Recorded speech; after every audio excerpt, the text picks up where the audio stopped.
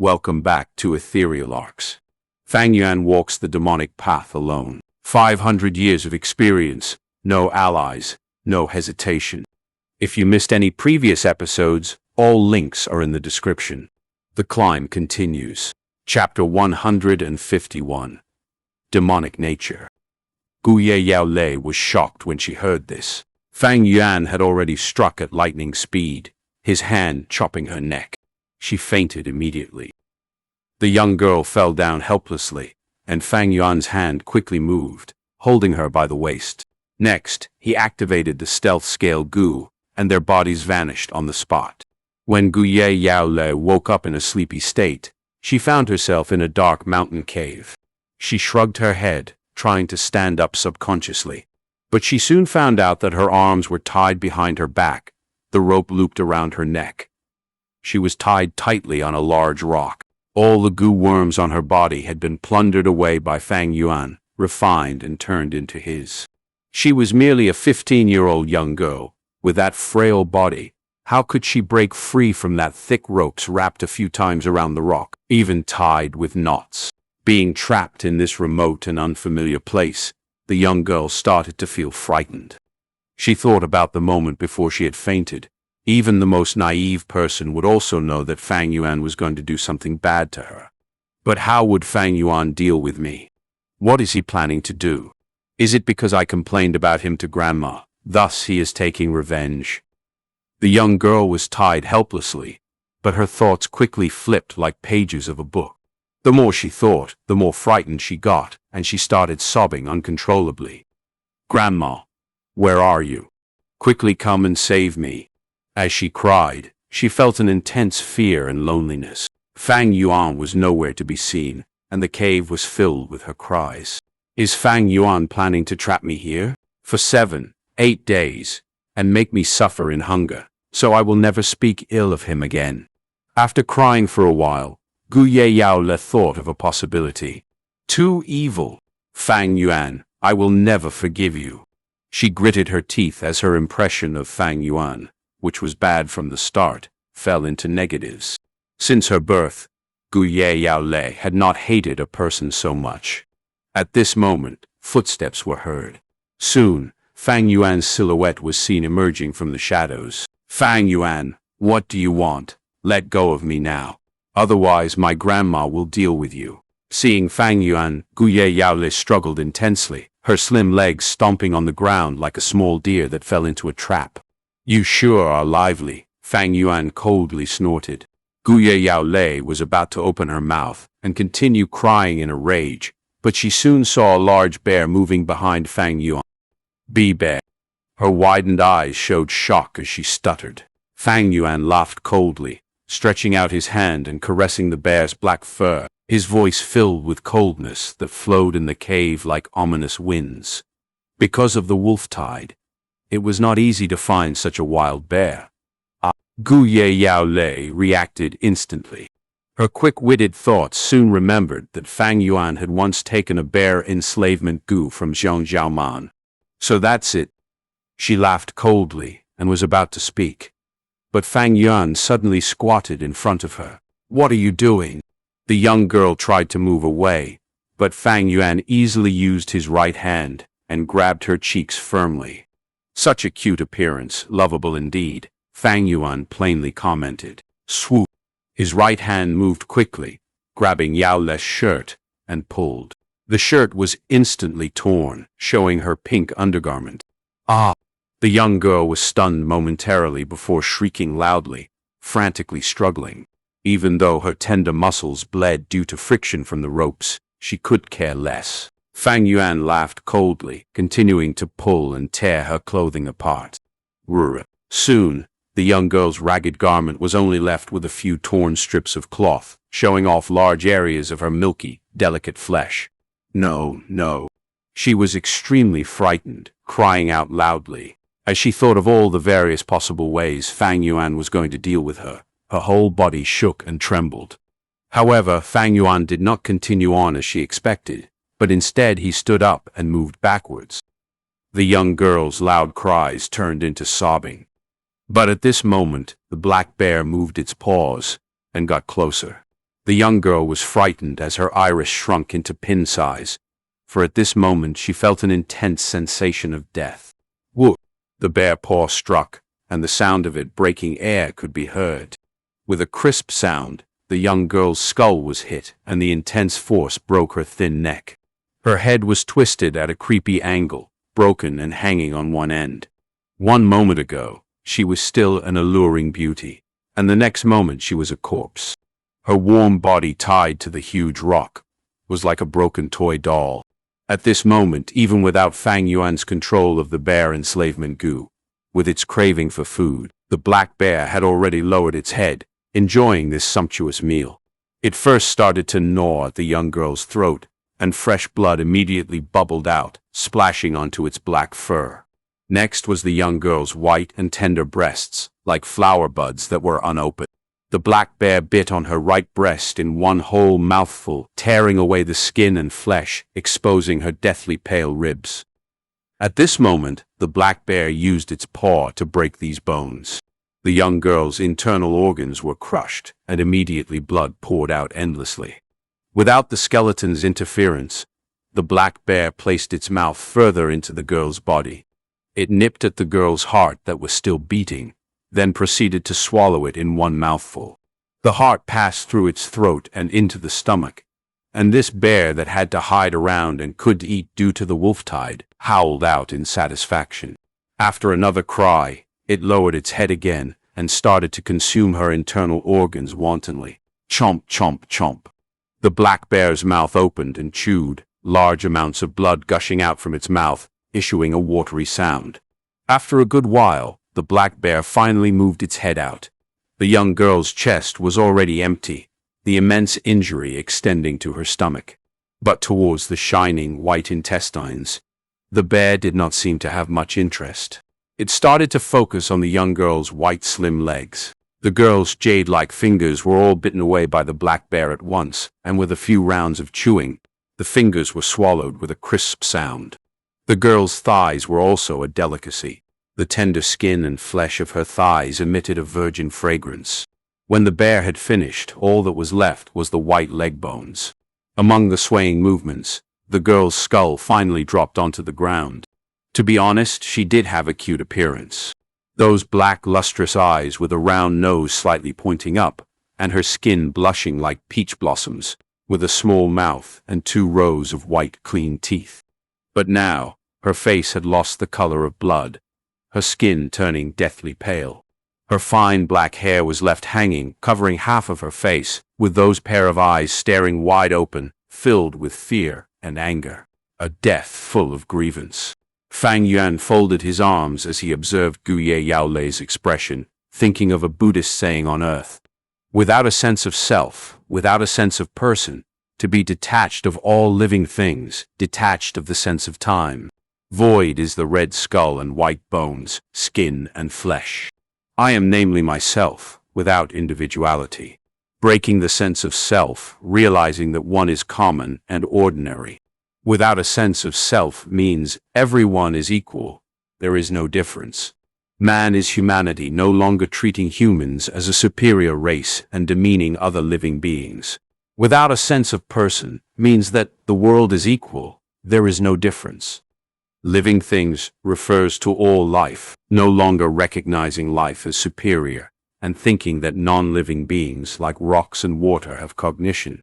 This is detached of all living things, which means all in the world is equal. There is no difference. Any object or creature has their respective lifespan, and detached of the sense of time, namely means regardless of whether it exists or not, they are all equal without difference. No matter how beautiful the guy or girl, they eventually turn into a skeleton. Bones, skin and flesh are one, but people favored skin and flesh while fearing bones. This is being fixated on appearance, not recognizing that all is equal. This Buddhist term is calling for humans to break through all forms, seeing the truth. Beauty is superficial, and people, me, the world, and time is all superficial. If one goes past the superficial aspect, they would see Buddha, recognizing and going beyond, treating all as equal. All is equal.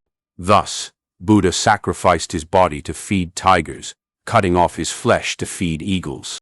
This was the benevolence in his heart, seeing all in this world as his own, loving everything, and his great love for everything. No matter if it's me, others, animals or plants, or even the lifeless rocks and water, even those that do not exist, we have to love them. If a mortal standing there watches the bear eat a person, some hot-blooded teenager would jump out and scream, "You beast, don't you dare eat a person." Or beauty, do not fear. Uncle is here to save you. This was the mortal's love and hatred, loving young girls and hating large bears. Not going beyond and still fixating on the superficial, not able to see her red human skeleton.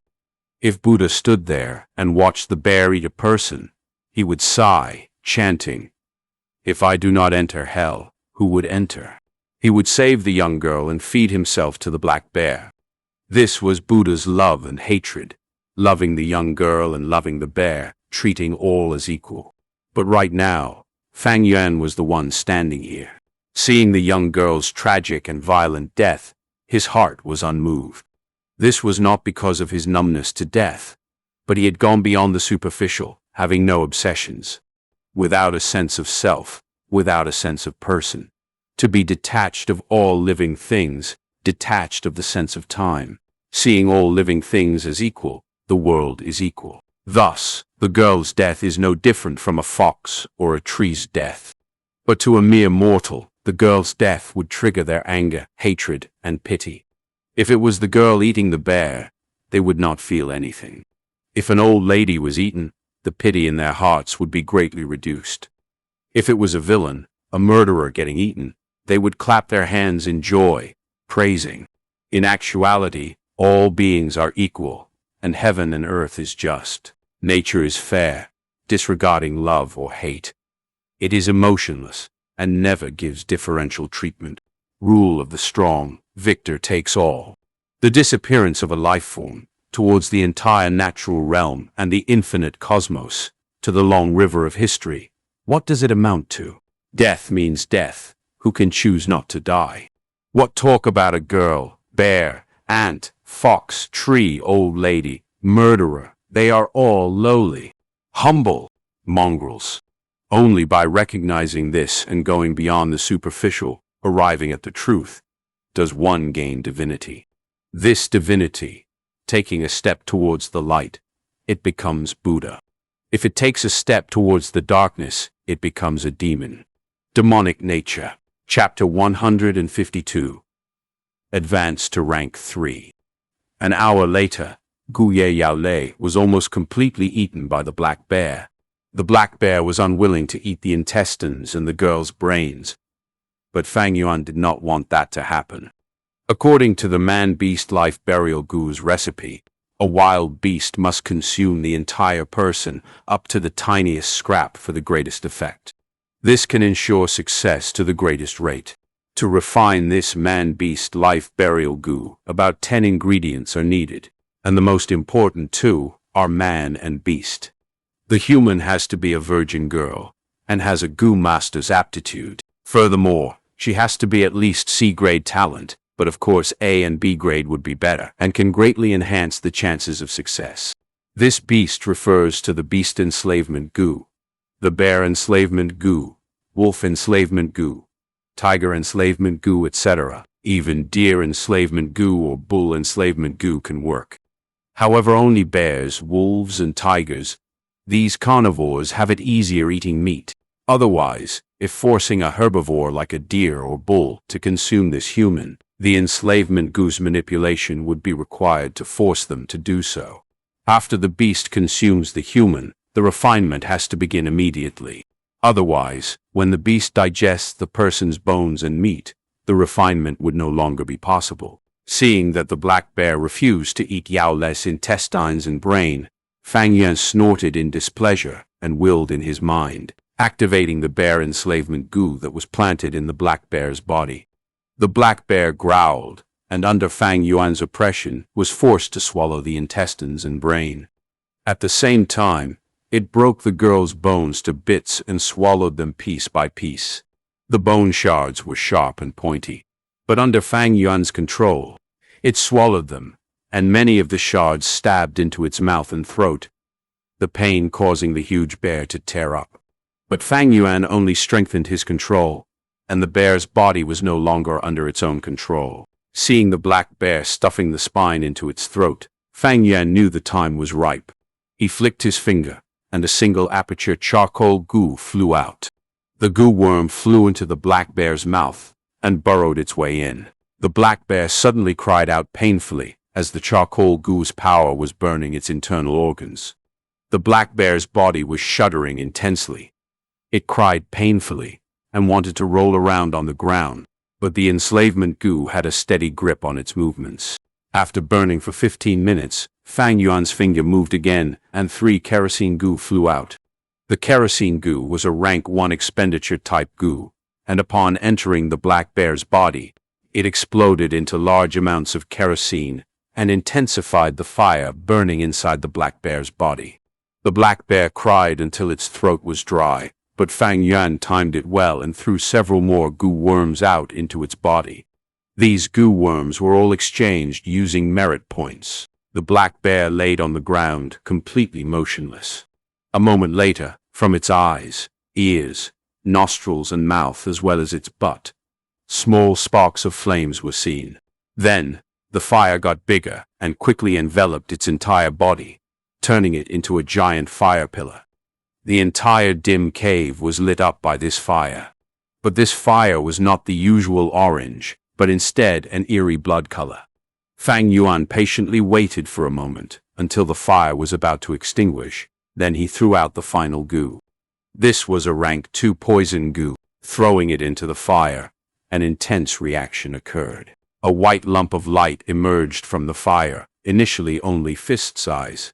Fang Yuan quickly took out primeval stones from his money bag and threw them into this light lump. The white lump digested the primeval stones and became bigger. After throwing up to 1,000 primeval stones, the light was around the size of a room door, and then suddenly shrunk. Huff! The fire on the bear's corpse extinguished at once, and the cave returned to darkness, while a goo worm wobbled its way to Fang Yuan. Man-beast life burial goo. Rank 3, expenditure type goo. It looked like a black spider with furry long legs, but it had the head of a bear, and on its back there was a blood-colored tattoo, drawing the outline of a young girl's beautiful face. This was Gu Ye Yao Le's face. It resembled a smile it looked like a crying face, and yet was not, but she seemed to be staring at Fang Yuan with a gaze filled with utter hatred. Fang Yuan laughed heartily, not minding it at all. Death is the end of all. Even in life she was merely so. What more can she do to Fang Yuan after death? He opened his mouth with no hesitation and swallowed this man-beast life burial goo. The man-beast life burial goo moved along his throat into his esophagus, turning into a black and red mix of water flow. The water flowed from above, like an inverted heavenly river, pouring into his aperture. Entering the aperture, this gush of black-red water entered the red steel primeval sea immediately.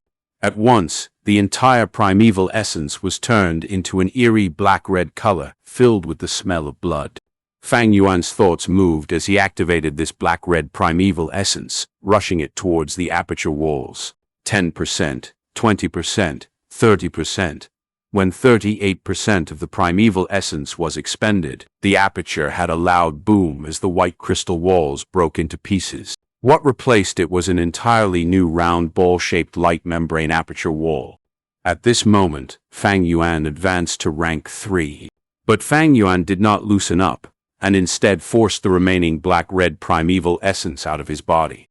This primeval essence was not usable, and if injected into goo worms, they would die.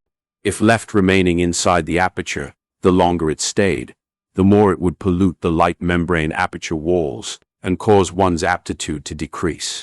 After expelling all of the black-red primeval essence out of his body, he grabbed a primeval stone and started to recover his primeval essence. First, a white-silver fog appeared. Then it condensed into water droplets, finally forming his white-silver-colored primeval sea. For a goo master, Rank 1 is green copper primeval essence, rank 2 is red steel, and rank 3 is white silver. But this white silver primeval sea was not pure, as there was a trace of black-red mixed in. This is the side effect of using the man-beast life burial goo.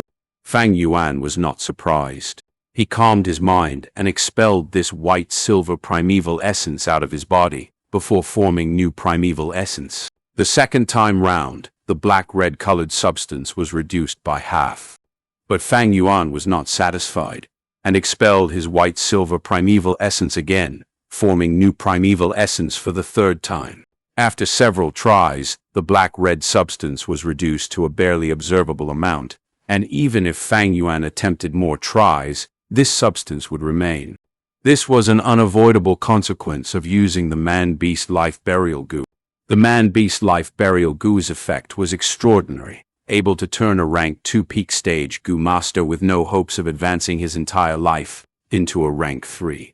This was literally changing fate, thus there had to be some imperfection. Getting rid of this black-red substance, there was a method. The most common would be to use the cleansing water goo. Cleansing water goo can completely wash away impurities in the aperture. It appeared once in the treehouse, but was bought by the Qi faction. In this short term, Fang Yuan could do nothing about the black-red substance. You bunch of useless idiots. What are you all doing? Not able to find such a large, lively person? In the medicine hall, Guye Yaoji flew into a furious rage, and her screaming caused even the window lattices and curtains to tremble. In her heart, she was worried, frightened, anxious, and enraged. It had been 3 days and 3 nights. The 4 frenzy lightning wolves were exterminated, and Guye village was relatively safe at the moment. But her granddaughter, Guye Yaolei, was nowhere to be seen. Even after she mobilized all her relationships and combed the battlefield, there even being large-scale search parties around the village, there was still no trace of her. The ones who saw Guye Yaolei for the last time were the battling Gu masters. What they saw was Guye Yaolei falling into the encirclement of the wolves and had to run away frantically in a worsening predicament. These showed that Guye Yaolei was not in an optimistic situation, most likely consumed by the wolf packs. But Guye Yaoji was indignant. She could not accept such a cruel truth. If it was any other girl, so what if they die? But this was her own blood-related granddaughter, someone she had nurtured since young to be the inheritor of her medicine faction. She was so well-behaved and intelligent, loved by everyone, so lively and cute, bringing others joy. These days, Guye Yaoji could not sleep at all, for in her mind, it was all images of her granddaughter. Guye Yaoji had originally maintained her looks well, but in these 3 days, she seemed to have aged over 10 years. It was like her heart was dug away, and she felt an endless pain of emptiness. In her screaming, tens of Gu masters lowered their heads, enduring the cruel insults of the old woman. Reporting to Medicine Hall Clan Elder, this subordinate has something to report. At this time, a rank 2 Gu master walked in. What? Is it news about Yao Le? Guye Yaoji's eyes shone, asking quickly. Someone advanced to rank 3. The clan leader is holding an elder meeting at the clan leader pavilion to confirm the situation. The Gu master quickly reported. Guye Yaoji's eyes dimmed, waving her hands. Not information about Yao Le, and still disturbing me. Wait. What did you say? Someone advanced to rank 3 and became a new clan elder. Halfway through, she reacted and lightly frowned. This was too sudden, with zero premonition. The appearance of a new clan elder would influence the entire Guye clan's political situation. This was a huge hit on the medicine faction who has lost its inheritor. In the medicine hall, the standing Gu masters started to discuss among themselves, guessing the identity of the new clan elder. Guye Yaoji frowned, asking immediately, who advanced to rank 3. Reporting to Lord Yaoji, it is Guye Fang Yuan, the Gu master answered. What? It's him. At once, Guye Yaoji's iris shrunk. This was the worst of news to her. In the hall, the Gu masters also started to discuss violently. They could have made a mistake, could they, to think it's Fang Yuan? Isn't he a C-grade talent? How can he become a rank 3 Gu master so quickly? Once he's rank 3, he will be a clan elder, a higher up in the clan. When we see him next time, we have to bow and greet him. How can this be? This is literally soaring through success. Earlier, did they say he's dead? He went missing for 3 days and 3 nights, and his corpse could not be found on the battlefield. We thought he was eaten by lightning wolves already. They were stunned, jealous, and confused. Missing for 3 days and 3 nights, without a corpse on the battlefield. Is this the same as Yao Lei's situation? Guye Yao Ji's ears twitched, and her woman instinct caused her to have intense suspicion towards Fang Yuan for no reason. She suddenly changed her mind. She is going to the clan leader's pavilion. Chapter 153. Really aged. He has truly advanced to rank 3. This rank 3 aura is genuine, and there is the white-silver primeval essence. There is no mistake. The atmosphere in the clan hall was solemn.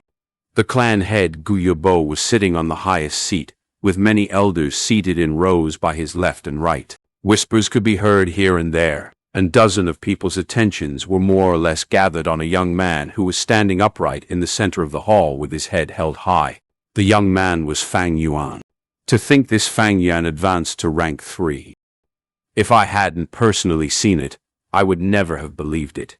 Doesn't he only have C-grade aptitude? How could he advance so suddenly? Actually, it can be said to be sudden. Did you forget that he obtained 2 red steel relic Gu? Right, it was 2 whole relic Gu. They can completely raise his cultivation steeply. Just thinking back when I cultivated, sigh. The group of elders were both amazed and puzzled. This matter had caught them completely unprepared. This Fang Yuan was able to advance to rank 3. He is merely of C-grade aptitude, but could actually have such accomplishments in this short time. This is really a surprise. Guye Mo Chen, who was seated on the frontmost seat in the left row, exclaimed inwardly. He thought of 2-3 years ago, when Fang Yuan was still in the academy, and killed a servant of his family. He had already forgotten the name. But the minced corpse Fang Yuan sent over had left a profound impression on him. From that day he saw Fang Yuan in new light, but did not expect much from him due to his aptitude. Now, this young man actually had such accomplishments. According to the clan system, all Gu masters who advanced to rank 3 were new elders. A new elder was bound to have a huge impact on the old political structure. If I had recruited him before, I would be able to use this impact and gain political dominance. Sigh. It really is a pity. Thinking of this, Guye Mo Chen couldn't help but glance in front of him. His old rival Guye Qi Lian was seated on the frontmost seat in the right row. Right now he had a gloomy expression and obscure light flashed in his eyes. This Fang Yuan definitely has secrets on him. Although he had the help from the 2 red steel relic Gu, he could have had advanced to rank 3 so fast. This is something even Qing Shu couldn't accomplish. Gu Yibo was also pondering. He unavoidably thought of his adopted son Qing Shu, and sighed. Were Guye Qing Shu alive, he might also have rank 3 cultivation by now. Unfortunately, reality is cruel. Medicine Hall Elder Lord Guye Yaoji has arrived. At this moment, the door guard suddenly announced loudly. Following his announcement, an old woman walked in through the door. Her face was pale and filled with wrinkles, but under her weary eyelids were extremely sharp eyes that locked onto Fang Yuan in an instant. Guye Yaoji spoke as she walked forward quickly. Fang Yuan, you advanced to rank 3? I don't believe it. I will personally verify it. Let me inspect your aperture. The aperture was a Gu master's most important secret and was also their personal affair. How could they let others inspect it so easily? Fang Yuan slightly turned his body and looked at Yao Ji, who was walking over. He replied with a sneer, Guye Yao Ji, on what basis are you demanding to inspect my aperture? Back then, when he had just begun cultivating, his aperture would be inspected at fixed intervals by the academy elder. But it was different now. He was already a rank 3 Gu master, someone who was on equal footing with other elders like the Academy Elder and the Medicine Hall Elder. Moreover, it was very simple to verify one's cultivation. White silver primeval essence could be fake easily, and similarly, his rank 3 aura was a fact. Outrageous. You, a junior, dares to call me by name? Yao Ji's eyes widened. Why can't I inspect you? With my identity as the Medicine Hall Elder, and also as your elder, I have the right to do so. Old hag, calling you by name is giving you respect. I still have yet to settle the scores between us. You harbored a grudge towards me when I did sell you my liquor worm, and actually wanted to plunder my 9-leaf vitality grass. I also wanted to exchange my merits for that 3-step fragrant grass goo, but you prevented it in the dark. Now, I am also a rank 3 Gu master, so you had better stop putting on airs. Fang Yuan's eyes were narrowed, and his words sharp as a blade.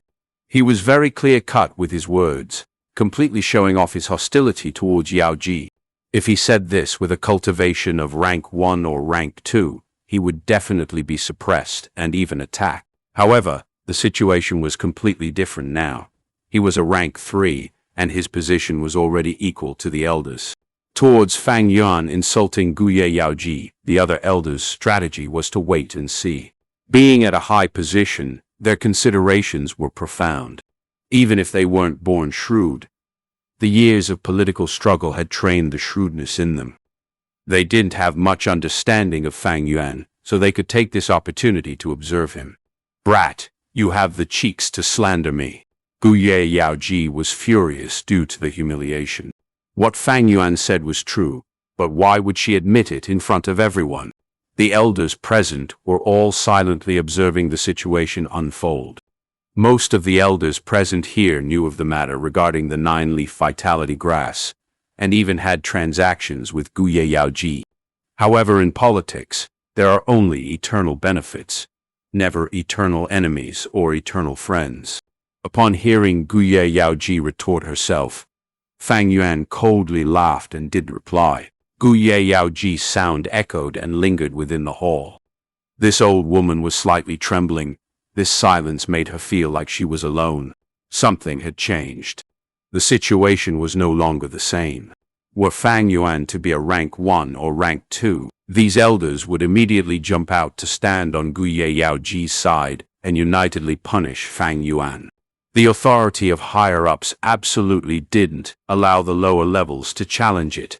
However, Fang Yuan was rank 3 now, and even if the clan head hadn't officially announced it, his position as an elder was already set in stone. Thus, his contradiction with Guye Yaoji was now the internal conflict between higher-ups.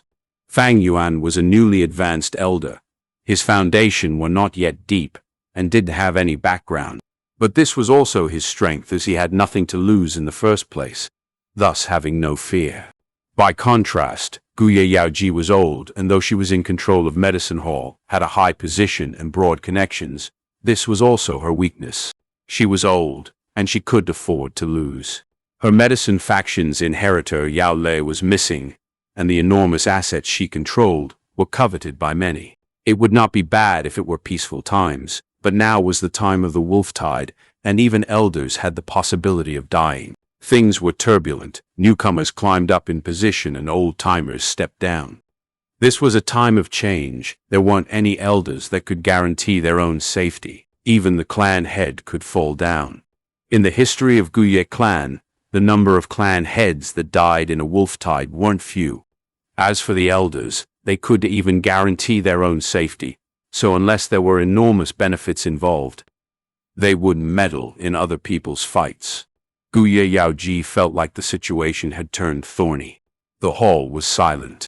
Due to the matter regarding her granddaughter, she hadn't slept for 3 days and 3 nights. Right now, as she stood there, she felt an invisible pressure shrouding her body and mind, and it caused cold sweat to form on her forehead. She felt like a crippled old wolf, standing alone in the wolf pack. The surrounding wolves were standing in the shadows, observing her through their deep, dark green eyes. Fang Yuan, who was in front of her, was like a stoic wolf who had revealed its brilliance in the battle. He was so young, energetic, and also ambitious. It really was the saying, old waves push the new waves forward, and a new generation replaces the old. At this moment, Guye Yaoji felt that she had really aged. Very much so. Her eyelids jumped even more severely as her imposing aura gradually lowered. However, Guye Yao's figure appeared in her mind. She forcefully opened her blurred eyes, her aura increasing suddenly. She opened her mouth. Fang Yuan, why did you disappear for these 3 days? If you hadn't shown up, your name would have been listed in the casualties announcement in the medicine hall, in the list of the Gu masters who died in battle. You disappeared for 3 days and 3 nights, and when you come back, you are already a rank 3 Gu master. What happened during these days? Hehe, I believe everyone here is interested in your explanation.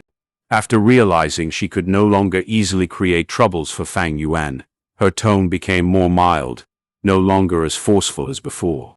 However, her words were still very strong, with treacherous intentions hidden within. After all, she had the highest seniority as a high-ranking politician. The elders' eyes brightened when they heard this, revealing clear interest. No one was a fool among those present here. Fang Yuan's sudden advancement to rank 3 was indeed strange. His C-grade aptitude was after all known by everyone. Guye Yaoji's words brought those elders to stand by her side again. However, since Fang Yuan dared to return so grandly, he naturally had made preparations. Under everyone's gazes, he raised his head and laughed. Old woman, what you want to know, am I obliged to tell you?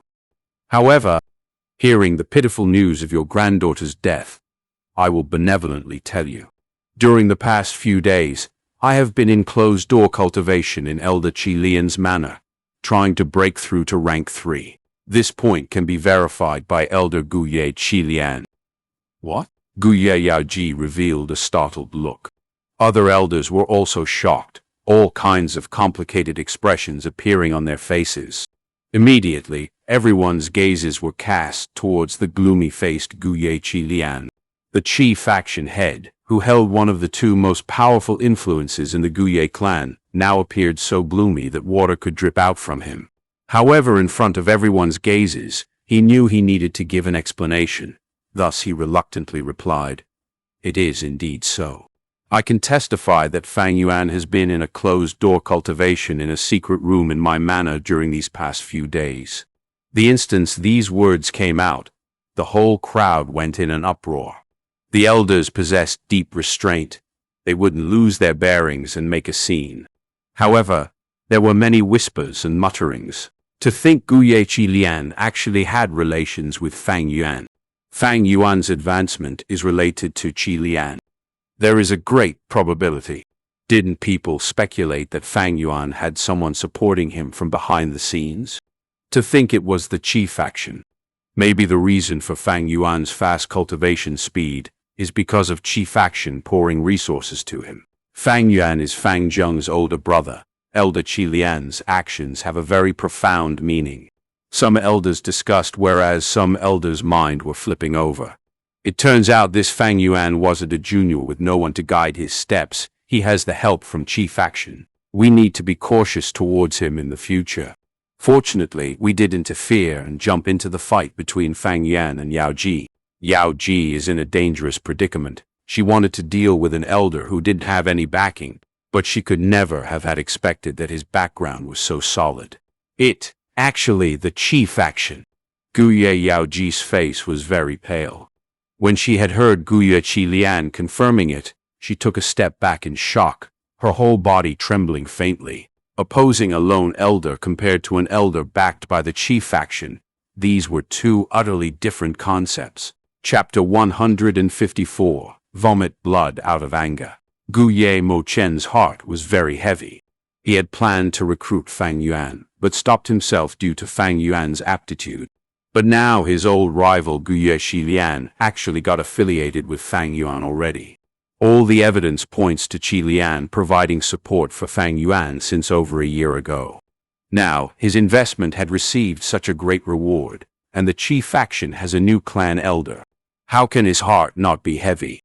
Except, other than solemnness, Mo Chen was also confused. He was Guye Qilian's old rival, having competed since they were young. He had such a good understanding of his rival that he even knew what color of underwear his rival liked to wear. Logically speaking, Guye Qilian would started gloating by now, throwing mocking and smug glances towards Mo Chen. But right now, his face was grim like he had suffered an injustice. This was too strange. Just what had transpired between him and Fang Yuan. What sort of agreement did they reach? Guye Mo Chen could not get an answer. This Fang Yuan, his guts are greater than the heavens, to think he would actually threaten me. Guye Qilian's heart was filled with anger and perplexity. Last night, Fang Yuan had secretly approached him and used the matter of Guye Qicheng's fake aptitude to threaten him. Heavens! How did this important secret that only he, Guye Qilian, and his grandson Qicheng knew about, come to the knowledge of this outsider Fang Yuan? Guye Qicheng was only a C-grade talent, but for the sake of the Qi faction's benefits, Qilian had to take a risk and show a facade of Qicheng being B-grade. If this matter was exposed, its impact towards the Qi faction would be unforeseen. The Qi faction family head's integrity would be questioned for his cheating personally, and this would ruin his reputation completely. More importantly, the Qi faction inheritor is only a C-grade. This means that the Qi faction would have no political outlook anymore. Who would be dumb enough to rely on this type of faction? Fang Yuan, knowing this secret, was equivalent to grasping the fatal weakness of the Qi faction. When Fang Yuan threatened him, Guye Qilian almost could control himself from attacking and eliminating this threat on the spot. But he forcefully stopped himself, as he did not know who else got a hold of this secret, and whether Fang Yuan told anyone or left behind any paper evidence at some secret location. Pacify him first, understand the situation, then eliminate him. I cannot leave this threat hanging. That was his thought at the time. But soon after that, Fang Yuan displayed his rank 3 cultivation. Qilian, while shell-shocked, could only change his plan to cooperation. Rank 3 is a clan elder, and if he murdered a clan elder, this matter would just be as serious as cheating. Furthermore, fighting against a rank 3 Gu master would take some time, and the commotion it creates is even harder to deal with. Falling out with Fang Yuan would not have any benefits for the Qi faction. In fact, the risk was even greater. Although Fang Yuan has a hold on me, a shared secret is also a form of collaboration. Finally, Qilian could only convince himself to comfort his heart. Fang Yuan's threat was so sudden, so he could not tell how many safety nets Fang Yuan had in place. Thus, he could only go along with it. But now, Fang Yuan fearlessly implicated him, letting him attract the attention in Fang Yuan's place. It was really throwing him under the bus. However, even if Guye Qilian knew this, what could he do? This time, Fang Yuan slowly spoke again. Guye Yaoji, I know your heart is in a mess now. Yes, that B-grade talent granddaughter of yours is dead, and without a proper corpse, your medicine faction is now without an inheritor. But a C-grade talent like myself advanced to rank 3 instead, so you feel anxious and indignant. Thus your fury is directed at me. I understand that. What did you say? Guye Yaoji stared widely, uncontrollable anger rising. You little wretch. I'm telling you, Yao Lei is not dead. Fang Yuan laughed loudly, shrugging nonchalantly. Her matter of life or death. What does it have to do with me? Yao Ji, you don't have to emphasize that. But, he suddenly twisted, Guye Yao Ji, in order to find your granddaughter, you assembled search parties and wasted much human and material resources. That concerns me, the clan elders here, and even the clan leader, Guye Yao Ji, letting you lead the medicine hall. That is because of our trust. But what have you done? You dispatched the medicine hall's healing Gu masters out to search for your granddaughter, leaving those injured and crippled Gu masters in distress. You are too selfish. Yao Lei's sacrifice. It is indeed the clan's loss. But you further worsened our loss. You are not fit to be our medicine hall clan elder at all. Fang Yuan's words hit the nail on the head, tearing at Yao Ji's weakness, her pain. But what he said was very true. Upon hearing Fang Yuan's words, many clan elders started frowning secretly. Whose faction did not have injuries? Guye Yao Ji's actions were indeed overboard, dispatching Gu masters on her own and not attending to the urgent business at hand, but instead searching for her granddaughter. You. Guye Yao Ji was so angry her body was trembling, her finger pointing to Fang Yuan, unable to say another word. Her eyes were like glowing fire, having a strong urge to strangle this bastard Fang Yuan on the spot. Fang Yuan's gaze was cold and indifferent, staring at her with no fear. He was returning the favor to her. Guye Yao Ji's earlier words were all righteous, and caused the many clan elders to get curious about Fang Yuan's secret to advancing, causing a huge commotion. Fang Yuan's words were the same, and with reason backing him, standing at the highest point of the clan rules, it caused the clan elders to subconsciously defend him. To the clan elders, protecting the clan's rules were akin to protecting their own interests. Guye Yao Ji's actions these days did infringe on their interests. This Fang Yuan, bastard, fucking bastard. Guye Yao Ji shuddered, not knowing that Guye Qilian was also angered to the point of fuming. Fang Yuan was offending Guye Yao Ji to the limit, and her hatred towards him will also spill to the Qi faction, since Fang Yuan was now a part of them.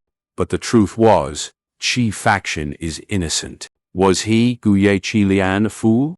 Why would he offend Guye Yao Ji, who is the most senior and has the greatest social network? Guye Qilian subconsciously shrunk his body, praying in his heart. May the other clan elders not direct the attention to himself. Fang Yuan doing this is his own idea. It has nothing to do with the Qi faction. But Fang Yuan's next sentence broke this illusion of his to smithereens. He turned around and reported to the clan leader Guye Bo, clan leader. I highly doubt Guye Yao Ji's ability to continue leading the medicine hall. I suggest we temporarily revoke her title of medicine hall clan elder and hold a thorough assessment of her. Each one of the clan's healing Gu masters are precious to us. We cannot let her waste them like this. Otherwise, the ones that suffer the most are the brave Gu masters that fight using their lives for our precious clan. Pausing momentarily, he continued. This suggestion of mine, Elder Qilian is also very supportive of. What? Guye Yao Ji's iris shrunk as her face changed colors. What? The clan elders were all taken aback. To hear of Guye Qilian's forthright attitude like this, does it mean that he was unhappy with Yao Ji from long ago, and has been lusting after the huge benefits in her possessions, wanting to get a piece of the pie? What? As the person in question, Guye Qilian nearly jumped from his seat. How could he not be angry? He was going to go crazy from Fang Yuan's antics. This Fang Yuan had not only offended Guye Yao Ji, he even dragged him into the boat. His original political intent towards the medicine faction was closeness and cooperation. But now, his efforts were all thwarted by a single sentence from Fang Yuan. Fang Yuan was framing and harming him. In front of the person himself, framing, harming, and spreading false rumors. But he, Guye Qilian, the Grand Qi faction family head, was held hostage by Fang Yuan and had no way to fight back. Oh, Elder Qilian, you support this? Guye Bo's gaze shone as he asked. Guye Qilian gritted his teeth, slowly getting up. He stiffened his neck, resisting the urge to look at Fang Yuan. He was afraid he could not control his rage. At this point, he can do nothing to Fang Yuan, and can only carry on the show. Revoking Yao Ji's title, this is Fang Yuan's sole idea. With the threat of the wolf tide, suddenly changing people is not appropriate. However, I do agree that Elder Yao Ji has deviated from the role of the healing Gu masters due to her personal feelings. If these efforts were placed into the right areas, it would reduce our clan's loss to a great extent. Saying so, his heart was bleeding. He would definitely not follow through with what Fang Yuan said, as he had his own interests in mind. These words, he had already exerted the greatest effort to find a balance between Fang Yuan and Yao Ji.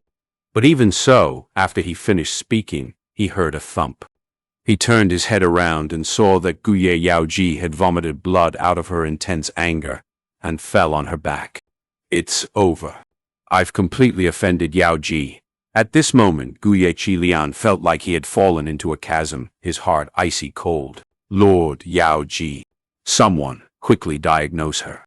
She just lost consciousness. It's not an emergency. Lord Yaoji had not rested at all for these 3 days and 3 nights. Her body and mind is exhausted and needs to rest. The hall was in a mess, but slowly quietened down. Guye Yaoji was carried away by a stretcher. She was already old and had worried for so many days. With a weakened heart, now that she was triggered by both Fang Yuan and Qi Lian adding on to her misery, it was no wonder that she fainted.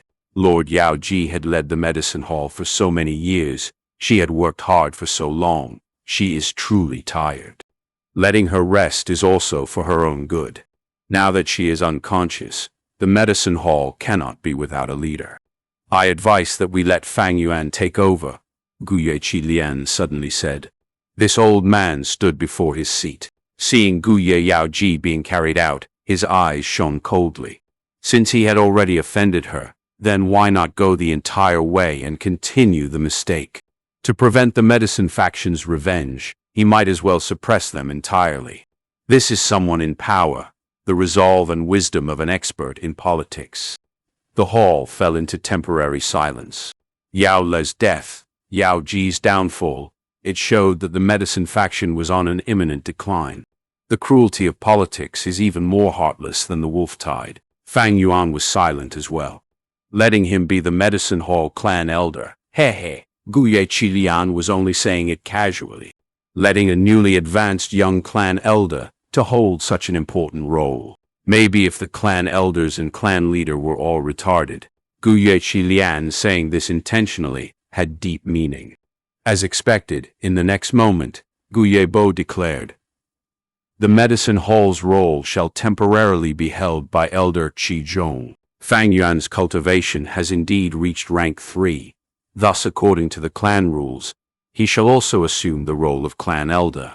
Send out the news, and let the entire village rejoice." Saying so, Guye Bo stood up and left. Congratulations, congratulations.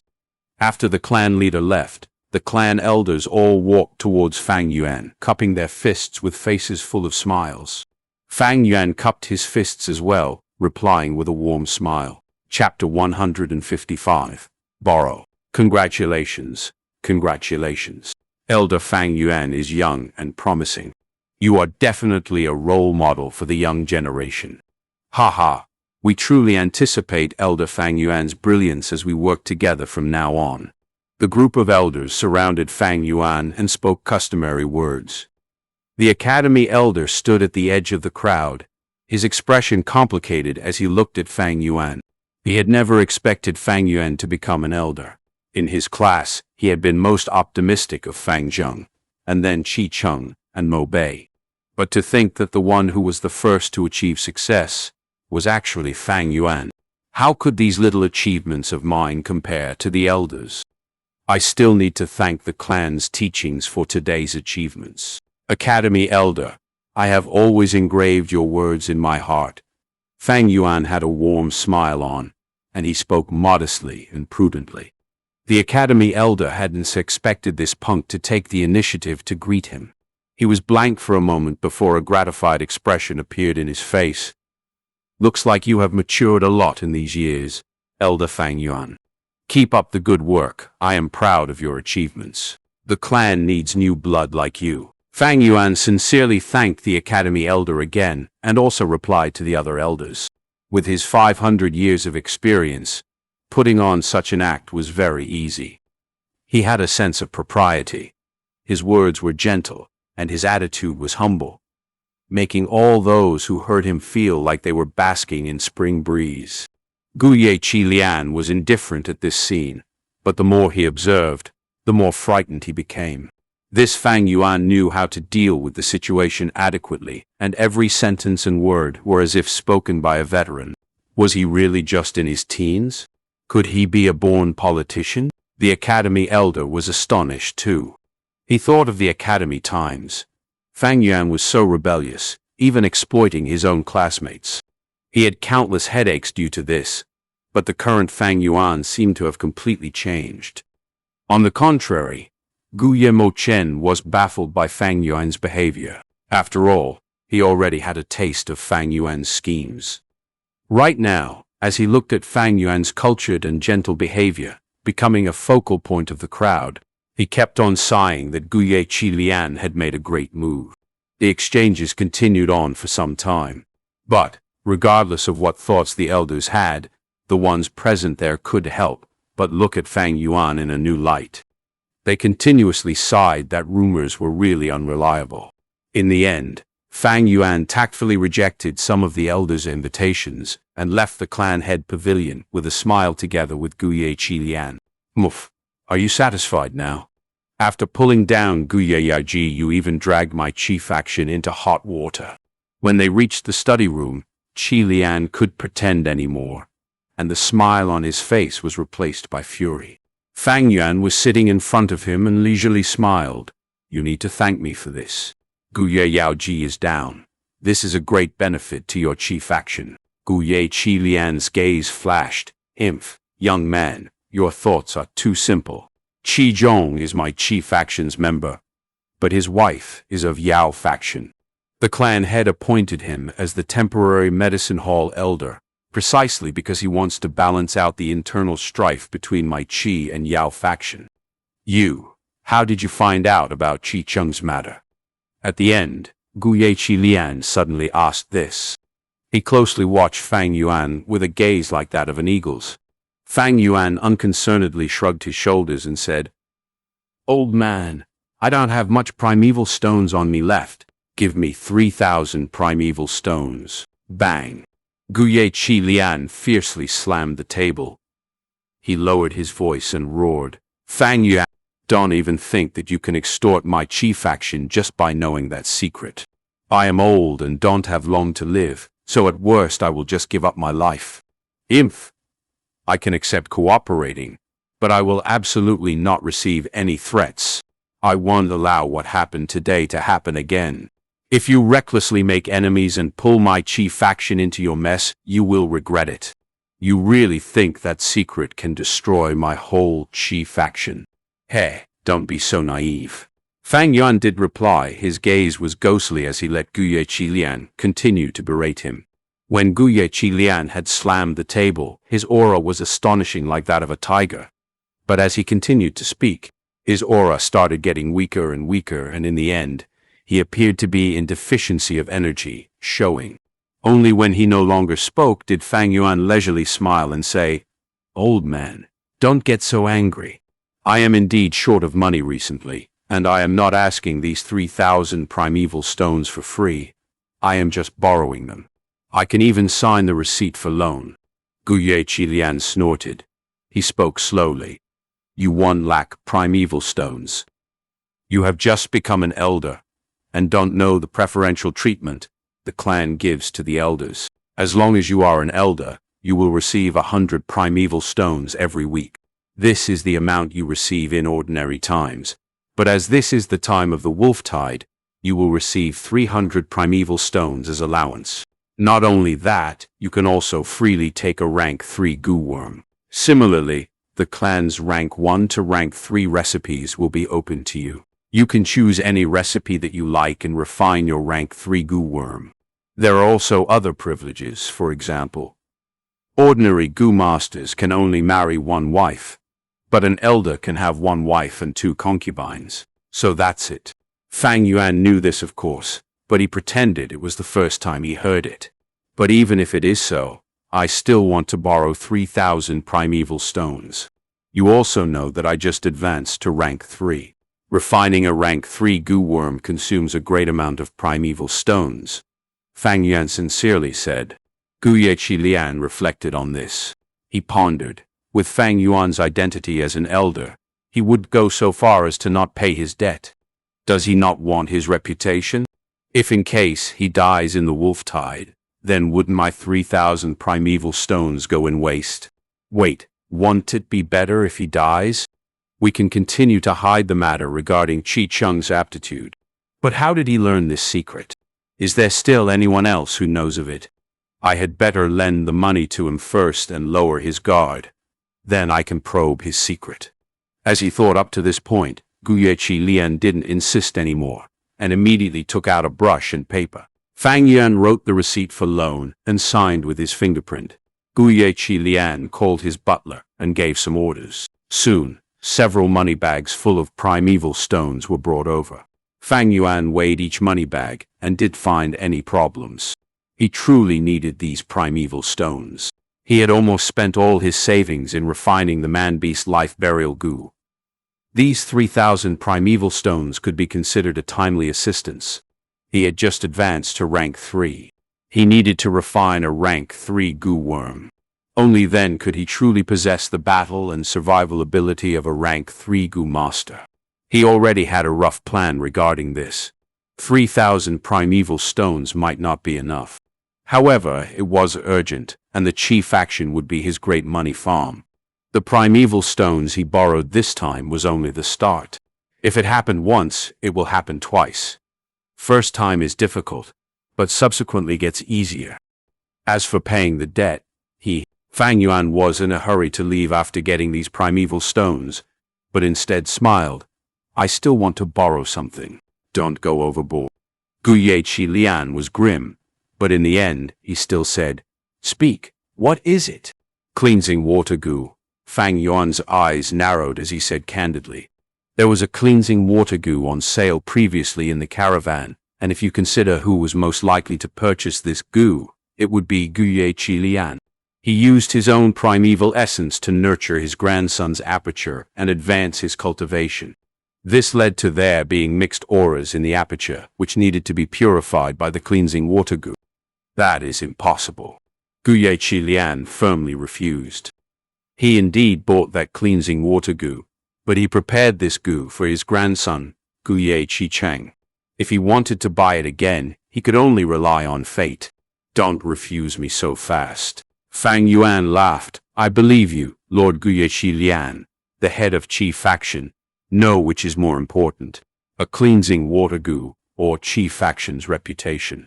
Guyechi Lian's face darkened completely, the aura around him turning cold as he fiercely looked at Fang Yuan, gnashing his teeth. Fang Yuan, know what you are trying to do. You are blackmailing me, blackmailing the head of the Grand Qi faction. No. No. This is not a blackmail, it is a discussion. I am only borrowing the cleansing water goo, and will return you a new one in the future. I can sign the receipt of loan for this too, Fang Yuan chuckled. However, his tone was firm, and it showed his determined will. Don't even imagine it. Shi Lian's attitude was also firm. After an hour, Fang Yuan walked out of the Qi family manor with 3,000 primeval stones and a cleansing water goo. And Guyechi Lian was sitting in the study room, looking at the 2 receipts, written by Fang Yuan, on the table. The indignance in his heart was like a surging river, overflowing endlessly. Fang Yuan had a hold on Qi faction which put Qi Lian in an extremely passive situation. Thus his victory was reasonable. 3 days later, Fang Yuan sat cross-legged on the bed, white light shining upon his face. A white ball of light was floating in mid-air. The fusion process had reached its end stage. Fang Yuan used his consciousness to maintain the ball of light while throwing primeval stones into it. The ball of light suddenly faded away and a whole new goo worm flew into Fang Yuan's palm. Its appearance was like a big ladybug. Its semicircular milky white carapace was decorated with dark spots. It was quite big, about the size of an adult's fist. Rank 3 Sky Canopy Goo. I finally succeeded. Fang Yuan satisfiedly nodded his head. This was his second time trying this fusion. The Sky Canopy Goo was refined from the fusion of rank 2 White Jade Goo and an Aqua Defense Goo. In the first try, Fang Yuan used the Water Shield Goo and White Jade Goo, but the fusion ended up a failure, resulting in the death of the Water Shield Goo. The Aqua Defense Goo he used this time had been exchanged with his battle merits. However, this Sky Canopy Goo was Fang Yuan's first rank 3 Goo worm.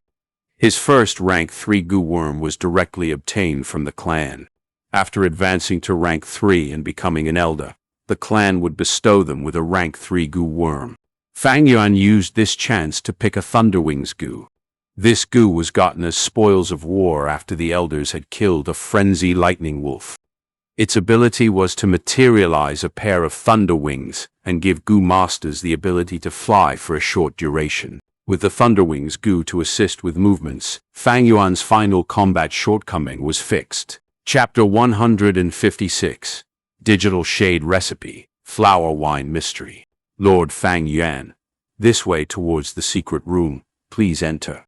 In the dark, eerie tunnel, a rank 2 old goo master walked in front, leading the way for Fang Yuan. The secret room that held all the goo worm combination recipes of the clan was not far ahead. Fang Yuan advanced to rank 3, thus his status had a 180-degree change. All the fusion recipes kept in the clan, as long as they were not rank 4 or 5 recipes, he had the authority to look through. If it was a rank 1 or 2 goo master, to look through the recipes, they would need to pay primeval stones or exchange using merit points. This secret room was in the basement of the village, at a very hidden location. Even if the village was eradicated, this secret room would still remain. Back then, the Guye clan's creator, the first-generation clan leader, found a primeval essence spring inside this underground cave, thus deciding to build his village here. Through the generations of development and growth by the clan leaders, Guye clan's underground cave had become the Guye clan's secret base. Normally, ordinary goo masters did not have the rights to appear at this location. Only clan elders, the clan leader, and the Dark Hall's goo masters in charge of protecting the place had such authority. Many goo masters had only been there once in their lives.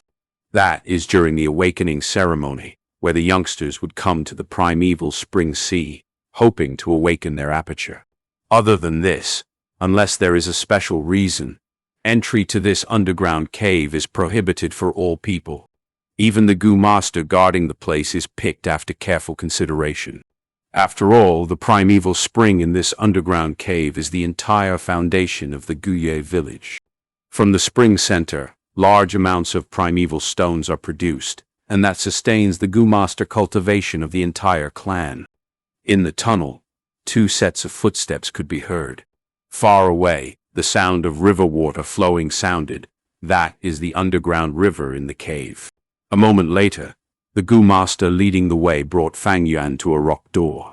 He patted his belly, and a goo worm flew out of his aperture. As sparks flied, it knocked onto the rock door. The rock door's surface rippled, like a rock thrown into the water. Soon after, the rock wall blinked and gradually faded away, showing the secret room behind. The secret room's size was rather small, being only 666 steps. Every few steps, there would be a rock table half the height of a person. Tens of rock tables had a white jade plate on them, and on the plate there was a goo worm silently resting. These goo worms had all sorts of colors, being around the size of a fist. They had very similar appearances, like silkworms. On its head, there were 2 compound eyes like bees or dragonflies. It was colorful and looked like shiny glass. However, the surface was not soft, but covered in a layer of insect shell, and the shell even had golden luster. Lord Fang Yuan, this is your first time to the secret room, so let me explain. These are rank 2 digital shade goo, all have recipes recorded in them. In the green digital shade goo worms, almost all the rank 1 recipes can be found in them. As for the red-black colored goo, there are rank 2 recipes. White contains the rank 3 recipes, and orange has the rank 4 recipes. As for rank 5, it is contained in the most central purple, digital shade goo worms. Beside him, the old goo master introduced appropriately. Digital shade goo was a recording type of goo worm. Just 1 step further in advancement, and it would be the rank 3 photo-audio goo. After the photo-audio goo is refined, it not only can store a recording, but can also record the voices as well. In the rock crack secret cave, the flower wine monk used a photo-audio goo to inform Fang Yuan of the inheritance details. But to record down recipes, voices are not necessary. Thus, the digital shade goo is enough. Fusion recipes, These were very precious. Using normal bamboo paper to record them if they were stolen, not only can they refine the Guyue clan's specialty goo worms, it is also a huge leak of the clan's information. Knowing the enemy leads to easier battles, and experienced goo masters can learn about the strengths and weaknesses of a goo worm from the refinement recipe. Once it is leaked towards a clan, the loss would be severe. In future, when they battle, the goo masters from that clan may also be disadvantaged in goo worms. Thus, recipes were strictly controlled, and as classified by ranks, stored appropriately. Digital shade goo was easier to refine and had a low cost. Thus, it was a common method to contain recipes. Lord Fang Yuan, these digital shade goo all belong to the Secret Hall clan elder, but it would not impede you from using primeval essence and browsing through. Just that with your current identity, you cannot browse the rank 4 and 5 recipes. There's also 2 more things. The secret room is the clan's red zone. Your every action here is observed fully in secret. Every day, you can only stay here for 15 minutes. Once the time is up, you must leave. The goo master continued speaking. I understand. Fang Yuan nodded. Lord Fang Yuan, this subordinate has no authority to enter. Thus I will wait at the door. Once the time is up, I will bring you out. The old man bowed. Fang Yuan walked into the secret room. Once he entered, the rock door turned from virtual to solid, trapping him in the room alone. Walking in the secret room, it was peaceful. The echoes of his footsteps could be heard bouncing off the walls as the surrounding walls had water-light goo in them. Their bodies emitted a light, wavering like water, interchanging between light and shadow, with layers after layers shining indefinitely. Fang Yuan took a red-black colored goo worm and injected his white-silver primeval essence inside. Immediately 2 beams of light shot out from the digital shade goo's compound eyes. He raised the goo up and pointed the eyes at the white jade plate on the table. 2 beams of light hit the white jade plate, and after some fluctuations, words started to appear. This was the recipe on how to refine the Moonscar goo. First, it listed the Moonscar goo's strengths, which was the increase in attack distance, twice of the Moonlight goo. The weakness was the subpar attack. Next was the refinement recipe. Moonscar goo is refined from fusing the Moonlight goo and Scar Rock goo. Next is the important points for refining this goo. The crux was, if during the refinement, some jade rock is added in, or done during a night when there is abundant moonlight and exposed to it, there would be a higher chance of it. Lastly, it is the experiences of the goo masters who had attempted to fuse this goo. This had the greatest content, almost up to 10,000 words. Fang Yuan took a look and memorized some things to heart. It was after all countless people's experiments and tries, and the experience gathered from numerous attempts. Some information even Fang Yuan did not know. After all, Moonlight goo is a unique goo to the Guyue clan. In his previous life, he had never become a clan elder or came here to browse the recipes. Time was limited, so Fang Yuan quickly took a look and placed the digital shade goo back to its spot, then picked up a white-colored goo to observe. In the white digital shade goo, there was the rank 3 fusion recipes. Most of the recipes did not suit Fang Yuan, as they needed goo worms like Moonwhirl or Moonscar goo as the base. Fang Yuan did not look through closely. To save time, he skimmed through. He first used the Moonlight goo to fuse with the Little Light goo to form Moonglow goo. On that basis, there was only 3 refinement recipes worth using. First was the rank 3 Golden Moon, with the same 10 steps of shooting distance, but the attack power is increased once again. Once shot out, the golden-colored crescent moon would nearly be half a man tall and had a strong, imposing aura. Second was the Frost Moon goo. The moonblade becomes eerie white and icy, having an element of ice to it. Whoever it hurts will be invaded by the coldness, moving slowly. The third is the Illusory Moon goo. This goo was more unique. It is not used to attack, but once activated, it can allow the goo master to create a shadow clone to attract attacks and confuse the enemy. Especially when this Illusory Moon goo, once refined, can be used as the basis for the rank 4 Moon Shadow Goo. Moon Shadow Goo can be implanted into a Goo Master's aperture and suppress them from using primeval essence. In the information on the illusory Moon Goo, there was only some vaguely explained information about the Moon Shadow Goo as reference. Moon Shadow Goo isn't that the goo worm used by the 4th generation clan leader to sneak an attack on the flower wine monk? Fang Yuan, seeing this, frowned deeply. In this world, there are countless goo worms, and even with his 500 years of experience, he only knew less than 0.1% of all the goo worms in this world.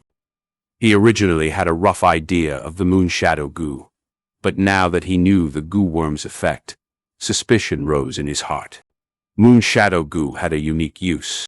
It was able to suppress 30% of the primeval essence in a rank 4 Goo Master's aperture, 15% of a rank 5, and 60% of a rank 3 Goo Master. That means, with a C-grade talent like Fang Yuan, only having 40–50%, if they were hit by this Moon Shadow Goo, they would be unable to deploy a single ounce of primeval essence, losing all their battle strength, and were as go. Of course, if it were Fang Yuan, if the Moon Shadow Goo was used on him, it would be throwing a meat bun at the dog. What's gone can never come back. That is because once the Moon Shadow Goo enters his aperture, the Spring Autumn Cicada will demonstrate its dominance, and under its aura, the Moon Shadow Goo would be instantly refined by him and become his. What puzzled Fang Yuan was not the Moon Shadow Goo's effect, but the flower wine monk. I remember that on the shadow wall, the flower wine monk was bathed in blood, full of injuries. Firstly, his battle with the 4th generation clan leader and elders only gave him mild injuries.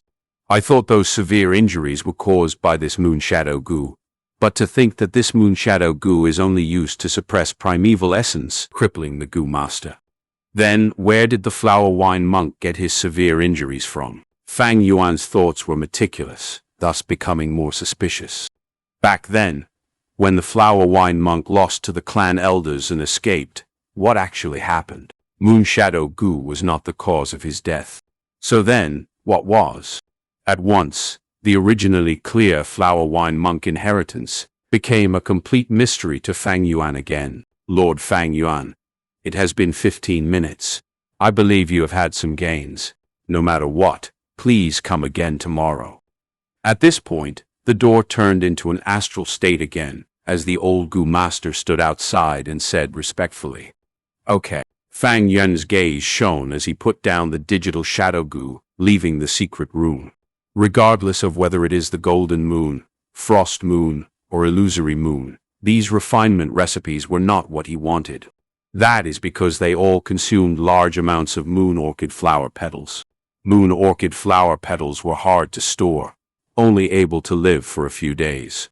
In Fang Yuan's plans, he wanted to leave the Guye clan and roam the world.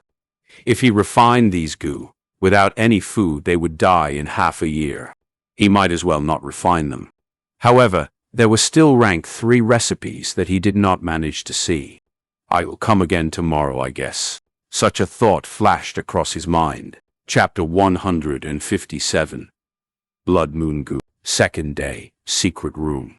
On the shiny white jade plate, there was a recipe, Blood Moon Goo, using rank 2 Moonglow Goo and Blood Essence Goo to combine and form the rank 3 Goo Worm.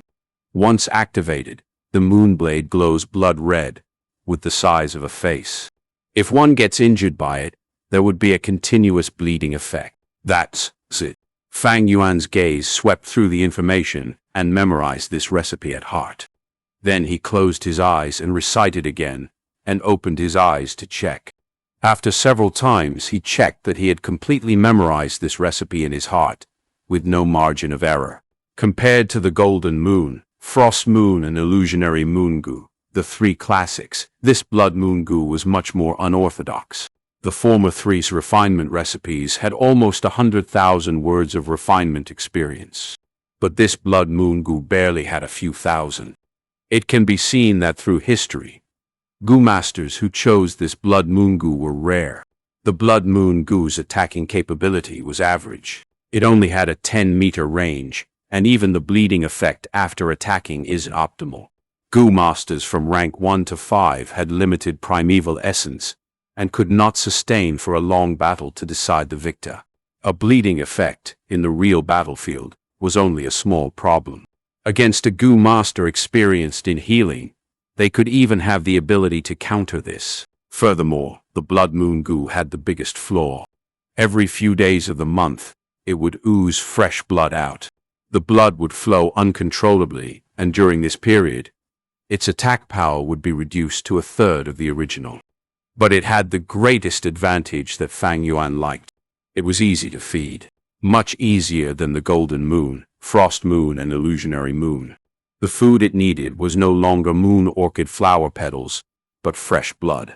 Although the blood required was a lot, it was not limited to one type. In the Western Desert, it might be a problem, but the southern border had all sorts of wild beasts in its forested and mountainous areas. Killing them would allow easy extraction of blood.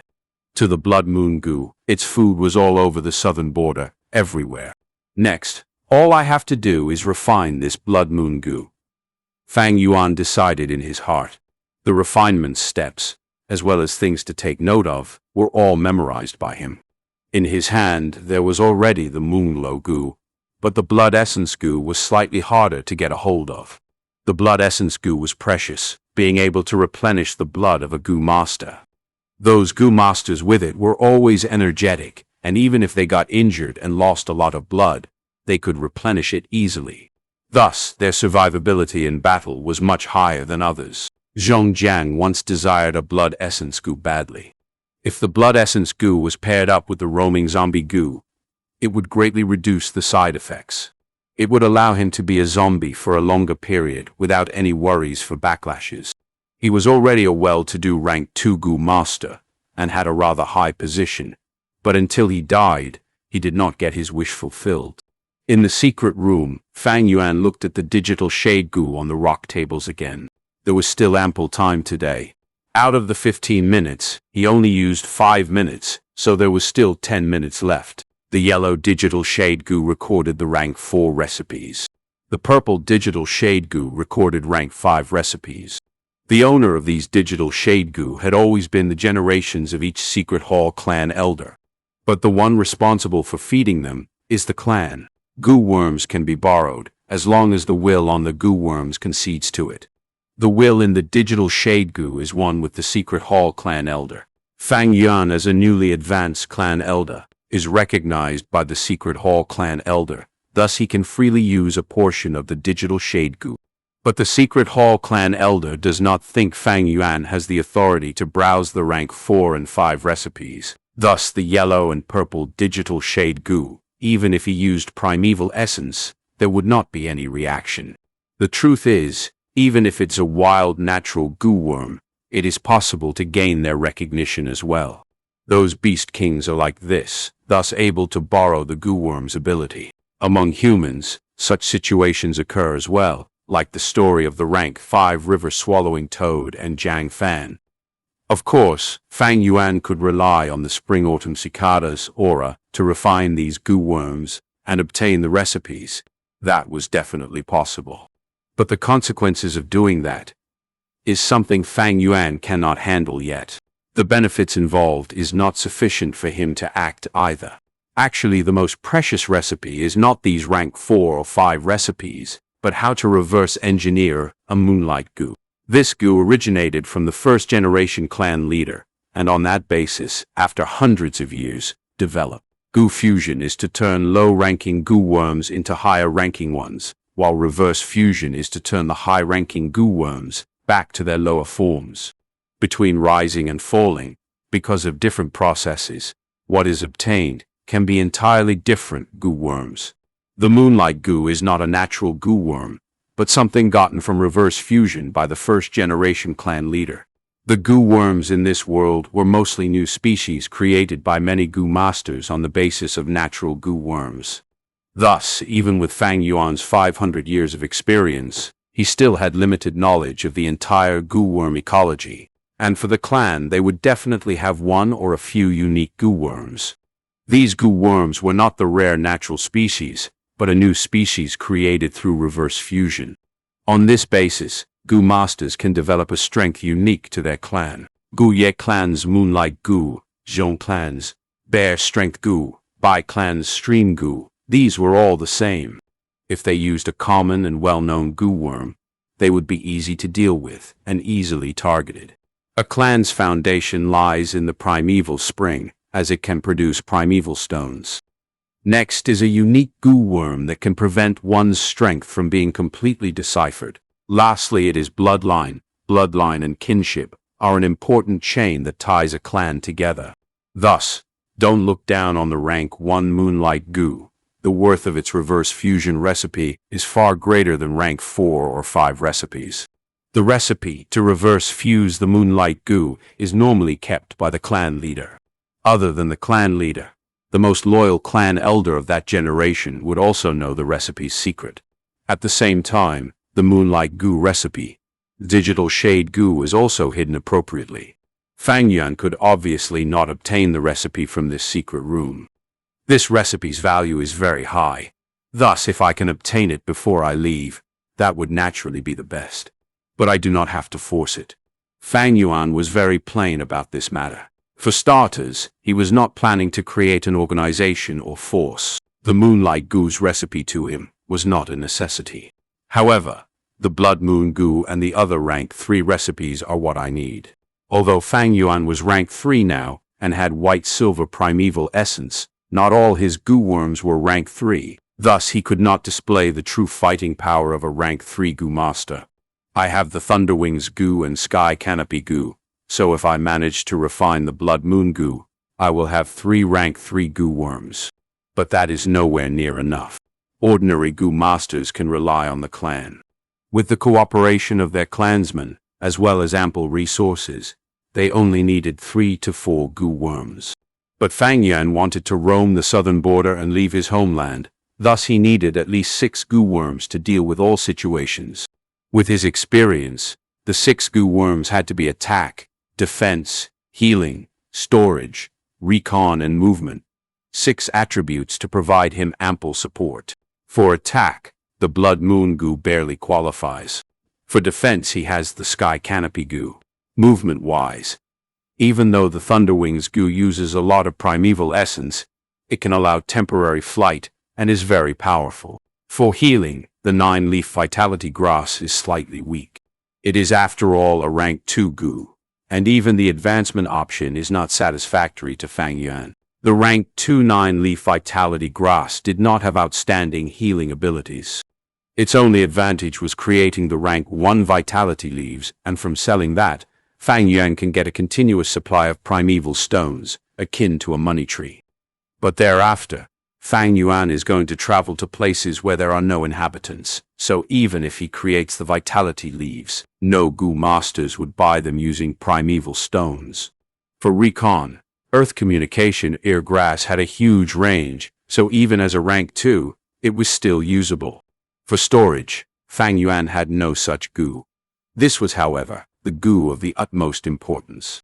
This is because after he starts traveling alone, the supplies are the most important. It can single-handedly become the basis of the other 5 categories. Storing food to feed the Gu worms, his own food, and storing primeval stones. Without primeval stones, Gu master lose the power to cultivate. On this matter, Fang Yuan had no progress. Before he obtains a satisfactory storage-type Gu worm, he will not leave the village. Gu worms for storage. The first condition is a wide utility, able to store food and primeval stones. Next, they have to be easy to feed, and lastly, it is best if they have the ability to prolong the expiry date of the items stored. But even in the resource board of the 3 clans, there is no Gu worm that I like. It seems I can only make use of the Qi faction and squeeze out the last of their savings. Once 15 minutes was up, Fang Yuan walked out of the tunnel as he continued to ponder. Lord Fang Yuan, hello. A middle-aged Gu master stood outside, specifically waiting for Fang Yuan. You are? The person smiled. I am Gu Ye Qizhong, the current acting Medicine Hall clan elder. So that's him, Fang Yuan realized, starting a close inspection of this person. Gu Ye Qizhong had a proper appearance with a squarish face, and he showed an aura of stability. Similar to Fang Yuan, he was also a clan elder, but his cultivation was rank 3 middle stage. After Fang Yuan caused Guye Yaoji to faint, Guye Qizhong had been ordered to temporarily lead the medicine hall, and his wife was an important member of the medicine faction. Thus, this was Guye Bo's political approach too. But no matter what, Guye Qizhong still managed to ascend to this role. This is 300 primeval stones, the payout to the clan elders for this week.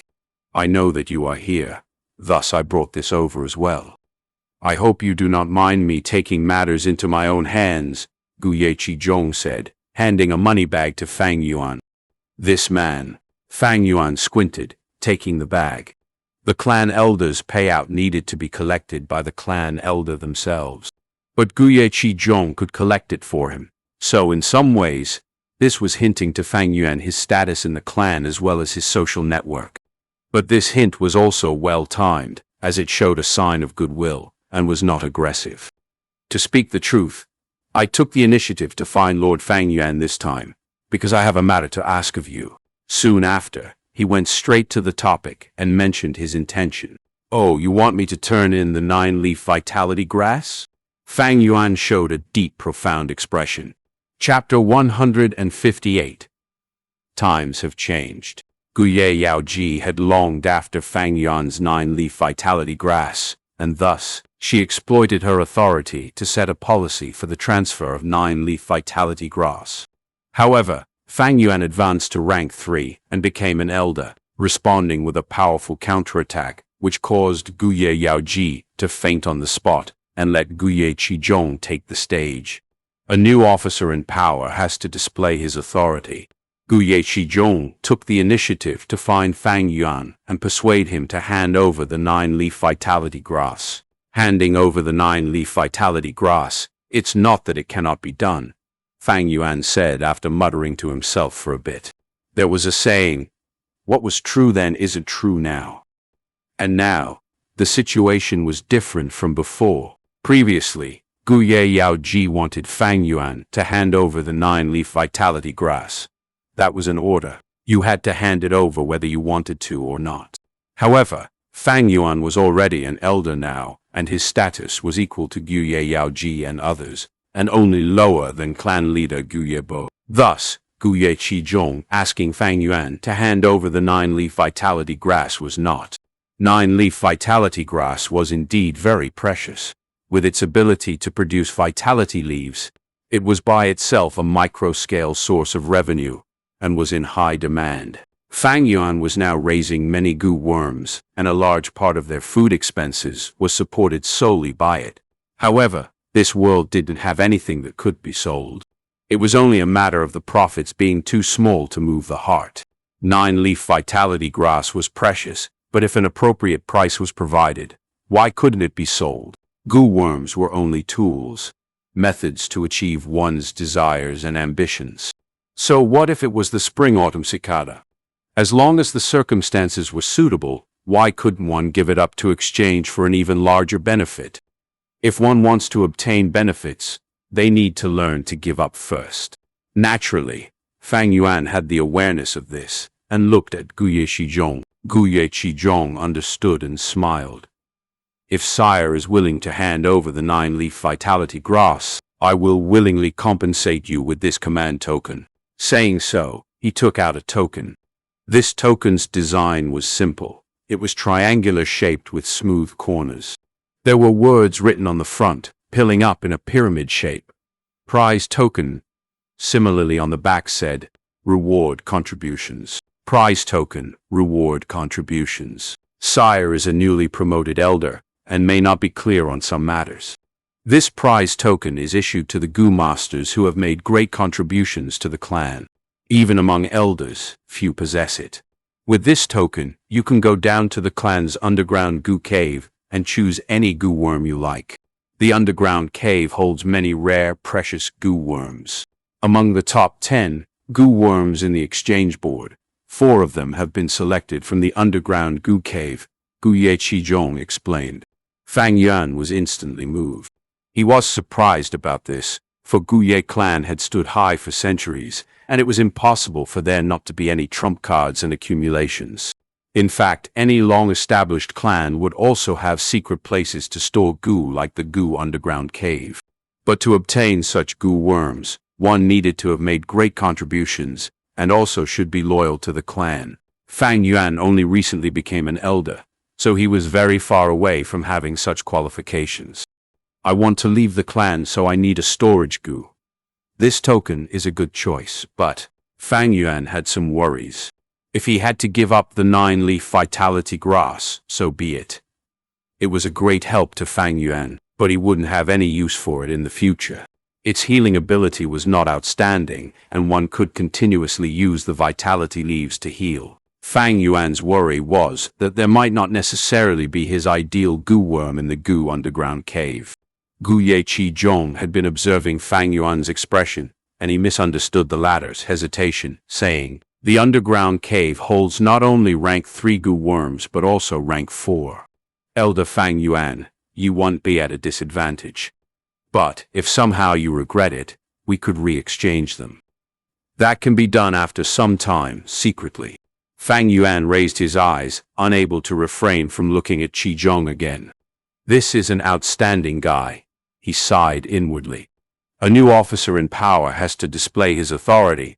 Qizhong clearly understood why he was promoted. He had to strike a balance with not only the clan leader but also Qi and medicine faction. And at the same time he needed to display his ability. Fang Yuan transferring the 9-leaf vitality grass over held a special significance to him, and he was willing to pay a high price for it. The world is vast, countless outstanding talents are everywhere. Under the wolf tide, the old-timers are being sacrificed and newcomers are advancing. From a certain point, this can also be said to be a reform, which allows the clan to preserve its vitality and stand high without falling, Fang Yuan thought inwardly.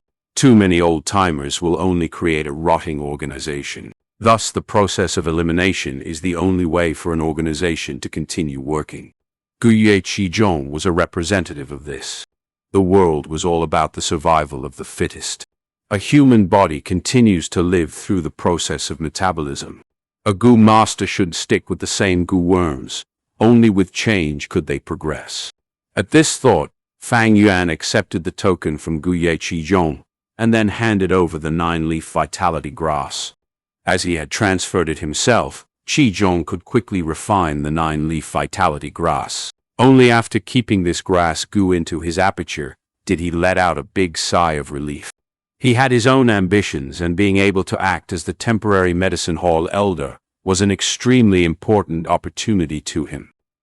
If he could grasp this, he might even assume the official post instead of temporary. However, he would have to make compromises with the 3 sides if he wanted to achieve this. After all, politics was an art of compromising. Yao Ji couldn't do anything to Fang Yuan while she was reigning.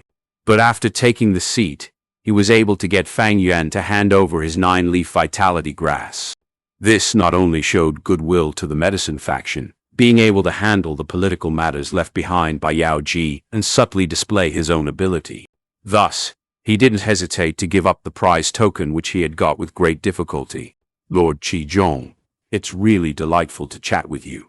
I wonder if you still have some time now?" Fang Yuan asked as he stored the token. Guye Qizhong's eyes flashed. He was puzzled.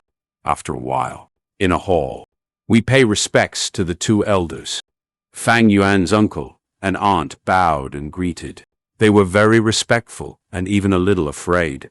After the news of Fang Yuan becoming an elder was announced, he became a model example for young goo masters, whereas it brought astonishment and panic to the uncle and aunt pair. He was clearly a C-grade talent. How could he advance to rank 3 and become an elder so fast? Even Guye Fangzheng, who was an A-grade talent, was only at rank 2 upper stage currently. After the astonishment was fear. They could help but be afraid.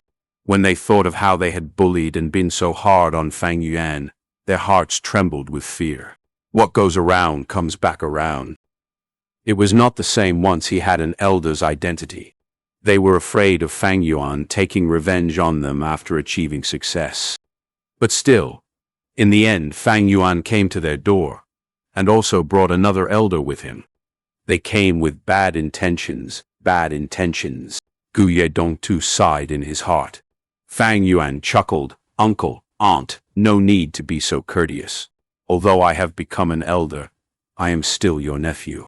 Come, let's all take a seat. Saying so, he sat down on the main seat. Guye Qizhong sat beside him. These two positions were usually where uncle and aunt sat, the seats of the family heads. Uncle and aunt, however, weren't the least bit discontent with the seatings. They were even full of hesitation and fearful when sitting in the lower seats. This was the power of the clan elders. Uncle and aunt glanced at each other. They were on tenterhooks as they sat stiffly, only sitting near the edge of the chairs. The servants came in with some tea.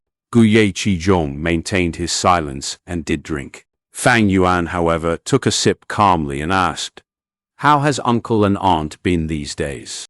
Fang Yuan was smiling as he asked, but in uncle and aunt's eyes it felt even more terrifying than him flying into a rage. It was especially so for aunt. When she thought of how she had insulted Fang Yuan, she started trembling with fear. Sigh. Life had been in upheaval due to the wolf tide. The tavern was forced to close down, and the rent of the bamboo houses has been decreasing. In fact, we are so poor that we were reaching the point of starvation, uncle said, and then tears fell down from his eyes unexpectedly.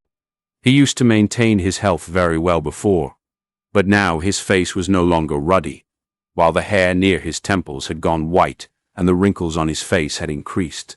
His predicament was even more obvious due to the forceful enlistment. However, Fang Yuan knew his uncle had managed the tavern for many years, so he definitely had some savings.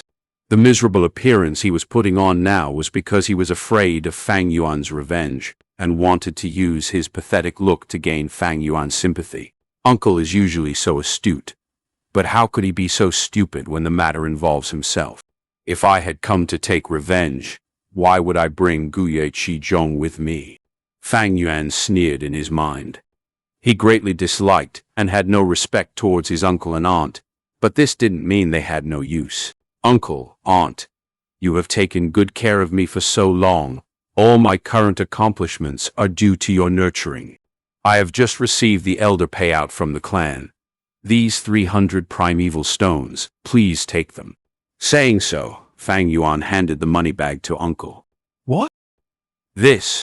Guye Dongtu's expression was really wonderful at this moment. His astonishment contained unease. The unease was close to fear, and under the fear was incredulousness. Aunt, who was at the side, was also dumbstruck as she blankly looked at the money bag in Fang Yuan's hand. What in the world was going on? There was none of the revenge they had imagined, but instead, they were being gifted 300 primeval stones? Fang Yuan's words were ear-piercing, no matter how they looked at it. The words "taken good care" and "nurturing" were full of sarcasm, which made them feel the whole situation was even more bizarre. What is he scheming? What the heck does he want to do?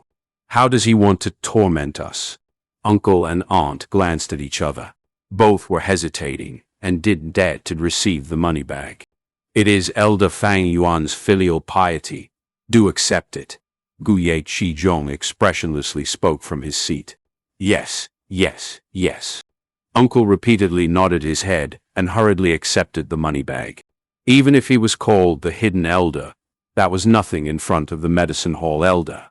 He used both hands to hold the bag full of 300 primeval stones.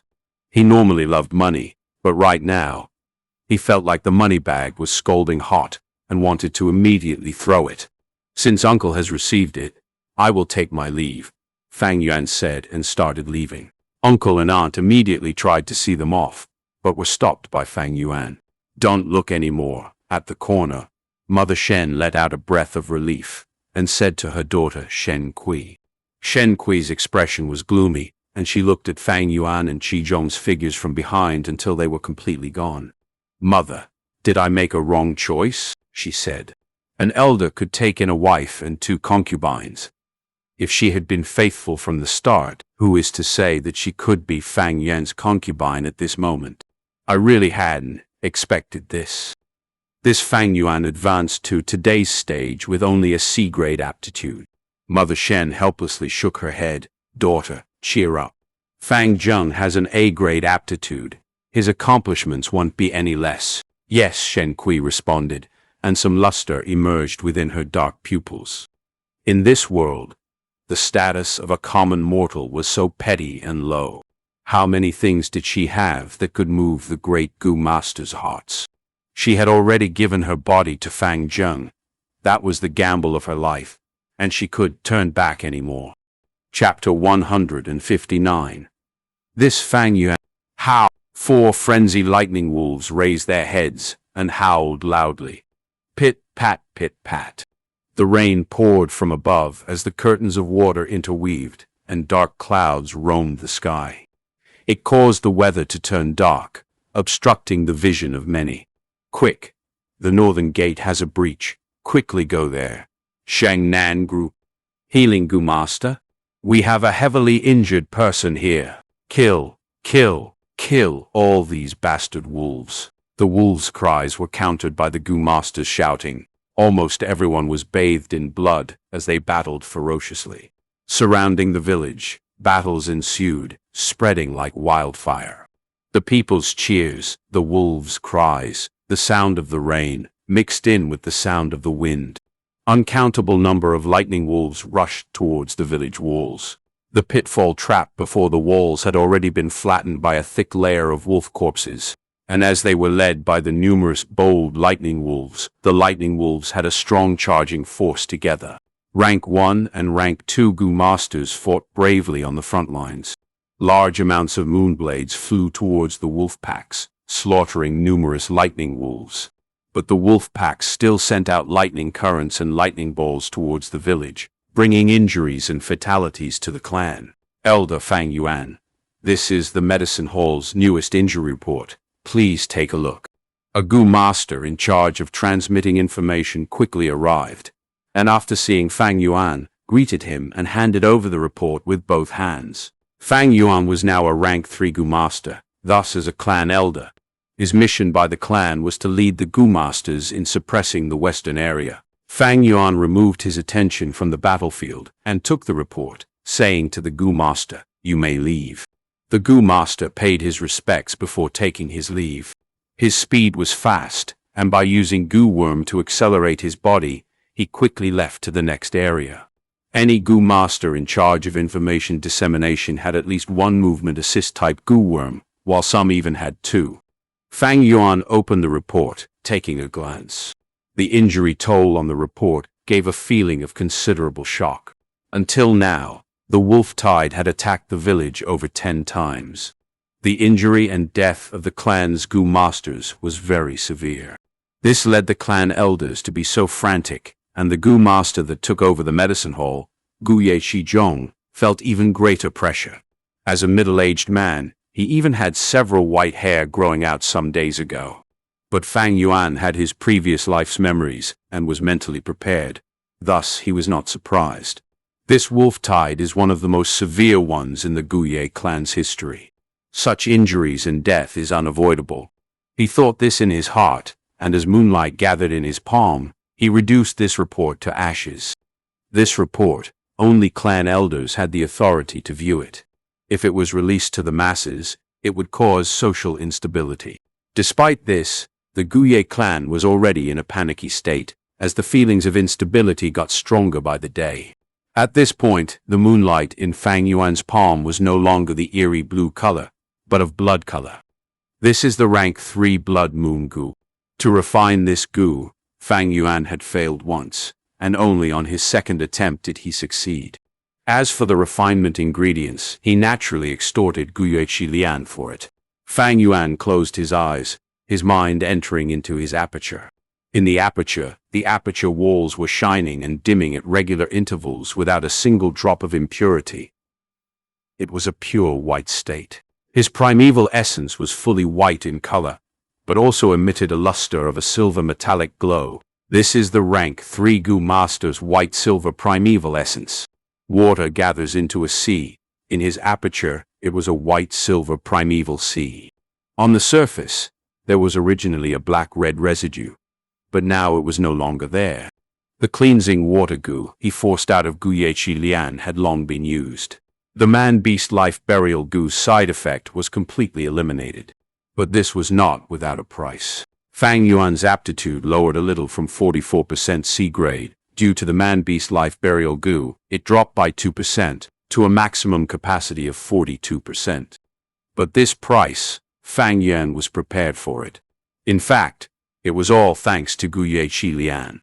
If not for the cleansing water goo, and letting that black-red residue corrupt the primeval essence any longer, Fang Yuan's aptitude would decrease even further.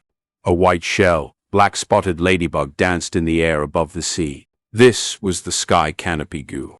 The stealth scales goo with a stonefish appearance was deep inside the primeval sea. 4 Flavors liquor worm was playing with the waves above the sea surface. As for the newly refined blood moon goo, its appearance was similar to the moonlight goo, residing in Fang Yuan's right palm, turning into a red crescent insignia. As for the rank 3 Thunderwings goo, it resided in Fang Yuan's back as 2 lightning bolt tattoos. To be worth mentioning is the Spring Autumn Cicada. Its condition was getting better and was recovering quicker. This situation caused Fang Yuan to rejoice and at the same time worry. Spring Autumn Cicada is rank 6, but he is still rank 3, and at this time his aperture is unable to hold a fully recovered Spring Autumn Cicada. The Spring Autumn Cicada's aura was getting stronger. Like using a paper tube to contain rocks, the aperture would not be able to handle the load. If I'm left with no choice, I can only raise it outside of my body. Fang Yuan sighed. That had great implications. Rank 6 goo worms are implicated with Dao, containing the law fragments of heaven and earth. If left outside for extended periods, it would create a resonance with the natural laws, unless the goo worm is slumbering. Otherwise, the commotion would be huge, as it would cause all sorts of natural phenomena, attracting the attention and greed of other experts. But this was a solution out of necessity. How? At this point, a loud, shrill wolf howl suddenly entered everyone's ears. Fang Yuan gathered his spirits. Lord Clan Elder, the frenzy lightning wolf has entered the battle. Guye Jiang and 2 others elders are at the eastern gate blocking them. They hope you can go and assist, a goo master frantically reported. Crack! The sound of lightning cracked as 2 wings sprouted from Fang Yuan's back. These 2 wings were formed by blue lightning, the form abstract and simple. But with a flap, it brought Fang Yuan high into the sky, and with a fast speed, he sped towards the eastern gate. Flying in a straight line in the air, Fang Yuan got to the battlefield in a few breaths' time. The frenzy lightning wolf was trying to break through the eastern gate, and a few clan elders were near the door aggressively engaging in battle. The frenzy lightning wolf jumped abruptly out of the battlefield, and with a swing of its tail, swept at a female rank 1 goo master at the corner. This goo master's face went pale. She could only hear the sound of the winds blowing as the wolf tail swept at her, and in her heart she screamed, "I'm doomed!" With her ability, she could neither dodge nor take the hit. But at this crucial moment, a shadow descended from the sky, hugging her. The young girl felt the world spinning before her. When she finally recovered, all she saw was that she was flying in midair, while the wolf tail swept right below her. A 2-story bamboo building took the hit and was shaking violently. Her expression got dimmer. If she was hit right on by this tail, she would turn into meat pulp. Soon after, she realized that she was saved. Who saved her? She stared at this person and was stunned. It's him, Guye Fang Yuan. At once, the young girl's heart was filled with complexity. It was impossible to describe with words. She and Fang Yuan were classmates. Fang Yuan had formerly extorted her primeval stones, thus she hated him greatly. But she had to be amazed at his achievements, especially after news of him advancing to clan elder spread, causing her to be in shock and admiration. Compared to Fang Yuan, she was also a C-grade talent, but was now only a rank 1. Now, she was saved by Fang Yuan once. He was a true lifesaver. She was filled with gratitude towards Fang Yuan, and under her shock and admiration, Her lingering hatred was also gone with this. The battlefield here is dangerous. Retreat far away. Fang Yuan's wings flapped, landing on the ground and placing her down gently. He had some impression towards this young girl. They were possibly classmates, but he could not remember her name. Saying so, he turned around and left, no longer flying. Instead, he sprinted, entering the battlefield. The Thunderwing's goose speed was fast, but its primeval expenditure was faster. Fang Yuan being only C-grade talent, among the rank 3 Gu masters in terms of purely primeval essence storage, he is the lowest tier possible. Thus he needed to conserve his primeval essence more than others. Blood Moon Gu. He threw a moonblade out. The moonblade was blood red in color, and upon hitting the frenzy lightning wolf's body, it caused an injury that bled continuously.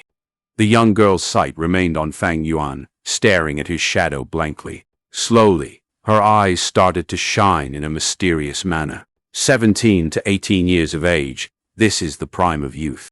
This Fang Yuan, what do you think of him? Far away, Gu Bo looked at this scene and asked a close aide. The aide replied, I heard that elder Fang Yuan had already answered the call of the medicine hall and handed in the 9-leaf vitality grass in his possession. After getting the first payout, he gave it all to his uncle and aunt as a filial gesture. These days, he had struck personally and participated in killing lightning wolves. His aggressive and ruthless attacks have gained him much battle merits. Not only that, after saving many clansmen this time, his reputation is improving. The clan already has rumors, him turning over a new leaf, the Fang faction's new clan elder, etc. This subordinate thinks that, although he is only a C-grade talent, with his impressive battle capabilities, he had gotten great opportunities. First, with his parents' inheritance, the 9-leaf vitality grass became a continuous source of income. Using 2 red steel relic Gu, he managed to cultivate to rank 3, but also had an element of luck. Saying so, this close aide showed an expression of slight jealousy. He was also a C-grade talent, but was only ranked 2. Getting to this stage, he spent half his life doing so. But that Fang Yuan was merely 17 years old, yet he was already a clan elder. Competing with others is really infuriating. Hearing his aide's words, Gu Bo nodded unnoticeably. His close aide's words represented the view of majority of the people in the clan, but was slightly shallow. Gu Bo had been the clan leader for many years, thus he had greater foresight. Fang Yuan handing in the 9-leaf vitality grass, he had obviously struck a deal with Gu Qizhong. Handing his payout to his aunt and uncle was not out of goodwill, but a political show. The person who spread news on this matter was Gu Qizhong. As for saving people, whether it's true and sincere, there remains doubt. But no matter what, Fang Yuan no longer isolated himself, and his actions were indeed worthy of praise. Him advancing to clan elder, and his actions thereafter, this was an initiative to get close to the clan and contribute to the clan. The clan's prosperity requires these contributions and relationships. Thinking so, Gu Bo instructed, those people in the hidden hall, these few days they also did not find anything from their investigations. Forget it. Withdraw the investigations on Fang Yuan for now. Yes, this subordinate shall inform them now. Saying so, he took his leave. Gu Bo stood on the ground, squinting. He thought in his heart, no matter what's the reason, his cultivation still rose too quickly. This Fang Yuan, he has a great secret on him. However, in this period, with the severity of the wolf tide, every bit of strength is needed, and wasting it on Fang Yuan is too wasteful. Investigation is still necessary, but this can only wait after the wolf tide. Chapter 160. Astounding applause. With a bam, the frenzy lightning wolf fell on the ground like a giant elephant. It opened its mouth wide, but its eyes lost focus as life slowly exited its body. On its body, there were injuries all over. As wolf blood poured out endlessly, the environment was dyed red. The rain continued to pour as it diluted the wolf blood and caused the blood to spread further into the ground. The ground was muddy, and some elders were standing beside the frenzy lightning wolf corpse. taking deep breaths as their bodies were drenched by the rain. They were also covered in wolf blood and mud, looking like beggars. Finally killed it. This frenzy lightning wolf actually had a defensive goo worm in its body, and was so difficult to take down. Luckily, we had Elder Fang Yuan's blood moon goo accumulating injuries on it, or else it would have been even more difficult trying to kill it. When the elders said this, they looked towards Fang Yuan. Initially, when they heard that Fang Yuan had refined the blood moon goo, they felt disapproving towards it. But it seems now that it was very effective in dealing with frenzy lightning wolves. I am flattered, fellow esteemed elders. If not for your assistance and protection, I would not have been able to attack so relentlessly. Fang Yuan wiped the rainwater off his face as he said politely, No, it is our duty. We are old people already. We didn't feel it before, but after fighting together with Elder Fang Yuan, we feel that we have truly aged. Indeed. The several elders laughed together. In this earlier battle, Fang Yuan had a strong grasp of when to attack and retreat. With his ruthless and savage attacks, many times his methods were even more effective than normal elders, causing the clan elders to see him in a different light. Especially with his polite and humble attitude and no sense of arrogance, he is definitely not what the rumors said, that aloof and unruly person. Thus the elders had a good impression of him. I still have many aspects that need to be learnt from all of you, Fang Yuan said respectfully, but his eyes shone with a dark light. The blood moon goo had pros and cons. After using it for so many times, he had some insights about it. The blood moon goo specialized in prolonged battles, causing unhealable injuries. As time passed, the enemy's injuries would get more and more severe. But this is established on the fact that there is no healing type goo worm. Nature is balanced. There is no strongest goo worm. Each goo was bound to have strengths and weaknesses. Blood moon goo's greatest drawback is the few days of the month where it oozes blood and faces a rapid drop in battle strength. It is my main attacking method, so this makes it too unstable. But after I get the chainsaw golden centipede in the flower wine inheritance ground, I can cover this weakness. These few days were a high alert period where the wolf tide continued to attack the village, so as a clan elder, Fang Yuan attracted even more attention than before and had no chance to go to that rock-cracked secret cave. Quick, save our clansmen. Sweep the battlefield. Don't miss a single goo worm. Seeing the frenzy lightning wolf fall, a group of healing goo masters immediately came forth. Esteemed elders, you all have exerted yourselves. Please accept special treatment from our medicine hall. The leading goo master bowed towards Fang Yuan and the elders. Oh, medicine factions. Li Chen. The few clan elders recognized this person, nodding and changing their expression. They were courteous to Fang Yuan, putting on a face full of smiles. But towards this person, they kept their emotions and displayed the authority of a higher-up. This is the difference in status. This Guye Li Chen is only a rank 2 goo master. I have no injuries. I do not require treatment. Elders, let's talk again when we are free. Fang Yuan nodded to the elders. Elder Fang Yuan is so outstanding. He's not even injured from such a battle. What a true young hero. Sigh, compared to Elder Fang Yuan, we are really old. Hey, take care of yourself, Elder Fang Yuan. The few elders started to laugh as they said, Elder Fang Yuan, please pardon my rudeness, but do allow our medicine hall healing goo master to do a checkup for you, Guye Li Shen insisted. He was a member of the medicine faction, and after Fang Yuan angered Guye Yaoji to the point of fainting, causing her downfall, he naturally had hatred towards Fang Yuan. But with his position and job, as the leader, he cannot ignore Fang Yuan. Thanks for your goodwill, but it's fine. I'll see everyone again. Fang Yuan patted Guye Li Chen's shoulder, leaving with a smile. The elders smiled or nodded to reply him. Only after he left did their expression change rapidly, turning solemn. This Fang Yuan, although only C-grade, had grown to this point.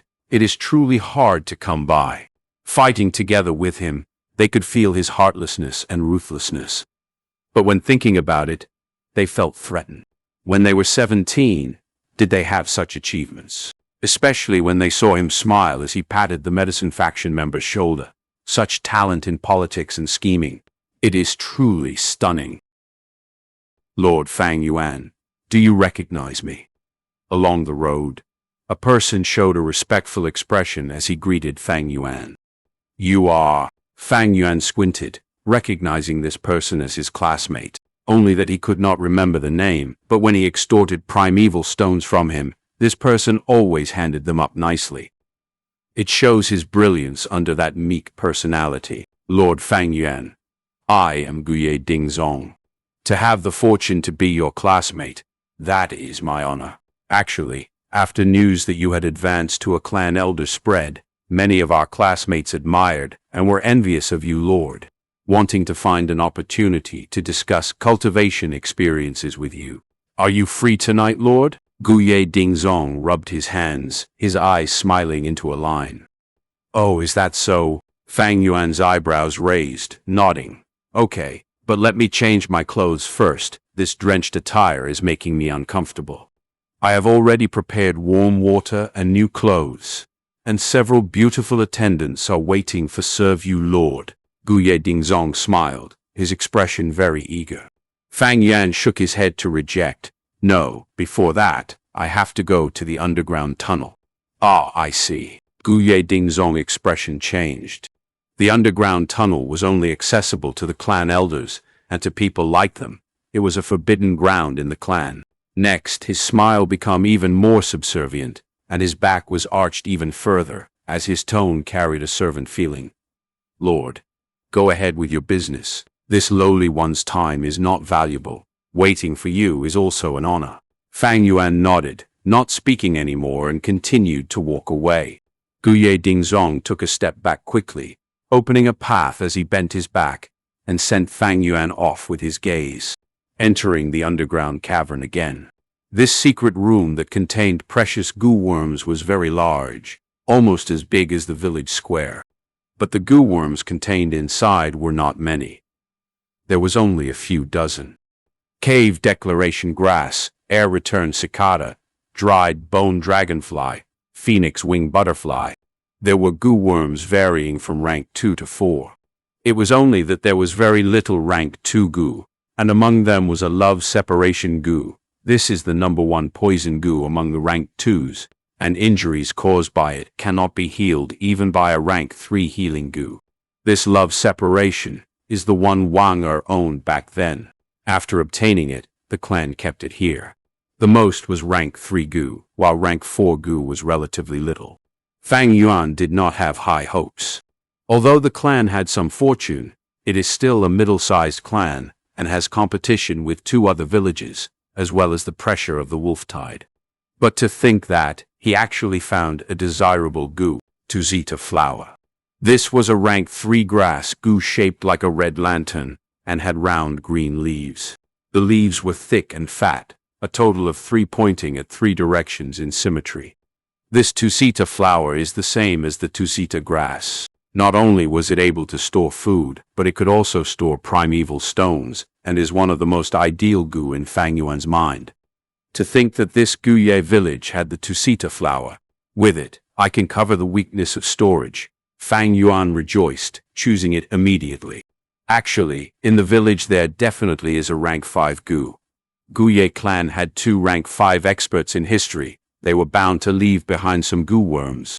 Except they cannot be placed here. These rank 5 goo are the trump cards of the village, fed by the village with all their resources. Though to say feed, it is actually more like offerings. Fang Yuan left the tunnel. The rain had stopped, but the weather was still gloomy. The air was also not fresh, as there was the smell of blood. Fang Yuan changed to a clean shirt and slowly moved towards the gathering point. Elder Fang Yuan, you are here. It is our greatest honor to have you with us. Guye Dingzong stood at the door, staring with wide eyes. From afar he could see Fang Yuan walking across the street, and he quickly smiled and received him. He brought Fang Yuan into the bamboo building. There was already a feast prepared as many people were sitting there. On seeing Fang Yuan, they quickly got up. Soon after, all sorts of praises and flattering rushed like water towards Fang Yuan. Greetings to Lord Fang Yuan. After so long, Elder Fang Yuan's glamour is greater than ever. This lowly one truly admires you. To be Lord Fang Yuan's classmate, it is my luck from 3 lifetimes. Even thinking about it now, it feels like the experience of a dream. Fang Yuan's gaze swept across the table, seeing all his classmates. They were familiar faces, all of them people who he had extorted. My pleasure. He lightly smiled, sitting at the highest position. Serve the dishes, serve the best wine, Guye Dingzong shouted, and the servants quickly got to work. All sorts of dishes were served, their flavors top-notch. This Guye Dingzong's family sure had some assets. To be able to serve such dishes during the wolf tide, it showed that he really paid a big price, showing his sincerity. Elder Fang Yuan, this lowly one toasts you. Elder Fang Yuan, take your time to drink, I'll down this first. Fang Yuan was really very casual. With a cup of wine, he only took a small sip every time, but the people had no complaints towards this. After toasting almost everyone, and having drunk a decent amount, he suddenly held his cup and stood up, laughing. The young are foolish. I was immature in the past and did some horrible things. I hope everyone can forgive me. And once he stood up, no one else dared to continue sitting, and all of them quickly got up. Everyone knew that the matter Fang Yuan was referring to was the primeval stone extortion. They quickly shouted, "Not at all, not at all. Elder Fang Yuan truly has character, a true hero. To have my primeval stones eyed by Elder Fang Yuan, that is our greatest honor." That's right, that's right. Elder Fang Yuan's glamour and heroism has always been engraved in my heart. Fang Yuan drank this cup of wine in one mouthful, as everyone cheered and clapped. Chapter 161. Willingly Exploited. Fang Yuan put down his cup, sitting down. Only then did everyone dare to sit down. Among them, not all the classmates were present. For example, Mo Bei, Qi Cheng, and the others with strong backgrounds were not among the ones present. It's about time, I have to go. This was a well-organized meetup. Fang Yuan showed his inclination to leave. Guye Dingzong, upon hearing the praise, was overjoyed and quickly stood up, taking out a money bag from his pocket. The bag was filled with primeval stones. He smiled and bowed. Upon hearing Lord's wisdom today, I felt a strong sense of enlightenment, reaping a great reward. This is a small gift, but I hope Lord can accept my token of gratitude. He talked a bunch of crap, and from the start of the banquet, he had been flattering Fang Yuan non-stop, so how could he have gotten any enlightenment? But everyone else acted as if this indeed really happened, shouting loudly and urging Fang Yuan to accept his gratitude. Fang Yuan did not reject, smiling lightly and naturally taking over this money bag. Next was the second, and the third, simultaneously coming up to offer their gifts, all primeval stones. All right. Fang Yuan smiled as he accepted them all. Tens of bags filled with primeval stones. How could Fang Yuan carry them all? Guye Dingzong, on seeing this, quickly summoned a few family servants to carry his load for him. In this short amount of time, Fang Yuan gained almost 10,000 primeval stones. Lastly, Fang Yuan slowly stood up, raising his cup once again. Our encounter is by fate. This classmate relationship, both you and I remember it at heart. This is truly worth drinking over. Yes. Well said, Lord Fang Yuan. Such perfect phrasing, taking the words right out of our hearts. This is talent, no doubt. Everyone stood up, praising as they raised their cups. They either had no background, or their background was not strong enough. Fang Yuan advanced to clan elder, and they were afraid of his revenge. But at the same time, they also wanted to enter Fang Yuan's social network. Fang Yuan smiled lightly, raising his hand and toasting with his wine cup. At this point, the dark clouds dissipated, showing the lustrous moonlight enveloping the garden outside. The cool air was mixed with the smell of blood, and reality was extremely cruel. But in this hall, it was exquisite with beautiful lights and decorations, overflowing with wine and fortune, and everyone smiled superficially as if they were in heaven on earth. This is the allure of the system. Fang Yuan's eyes glinted, As he stared at the wine in his cup, his mind thought about it. Back then, when he extorted his classmates, it was only several primeval stones, but he incurred public outcry.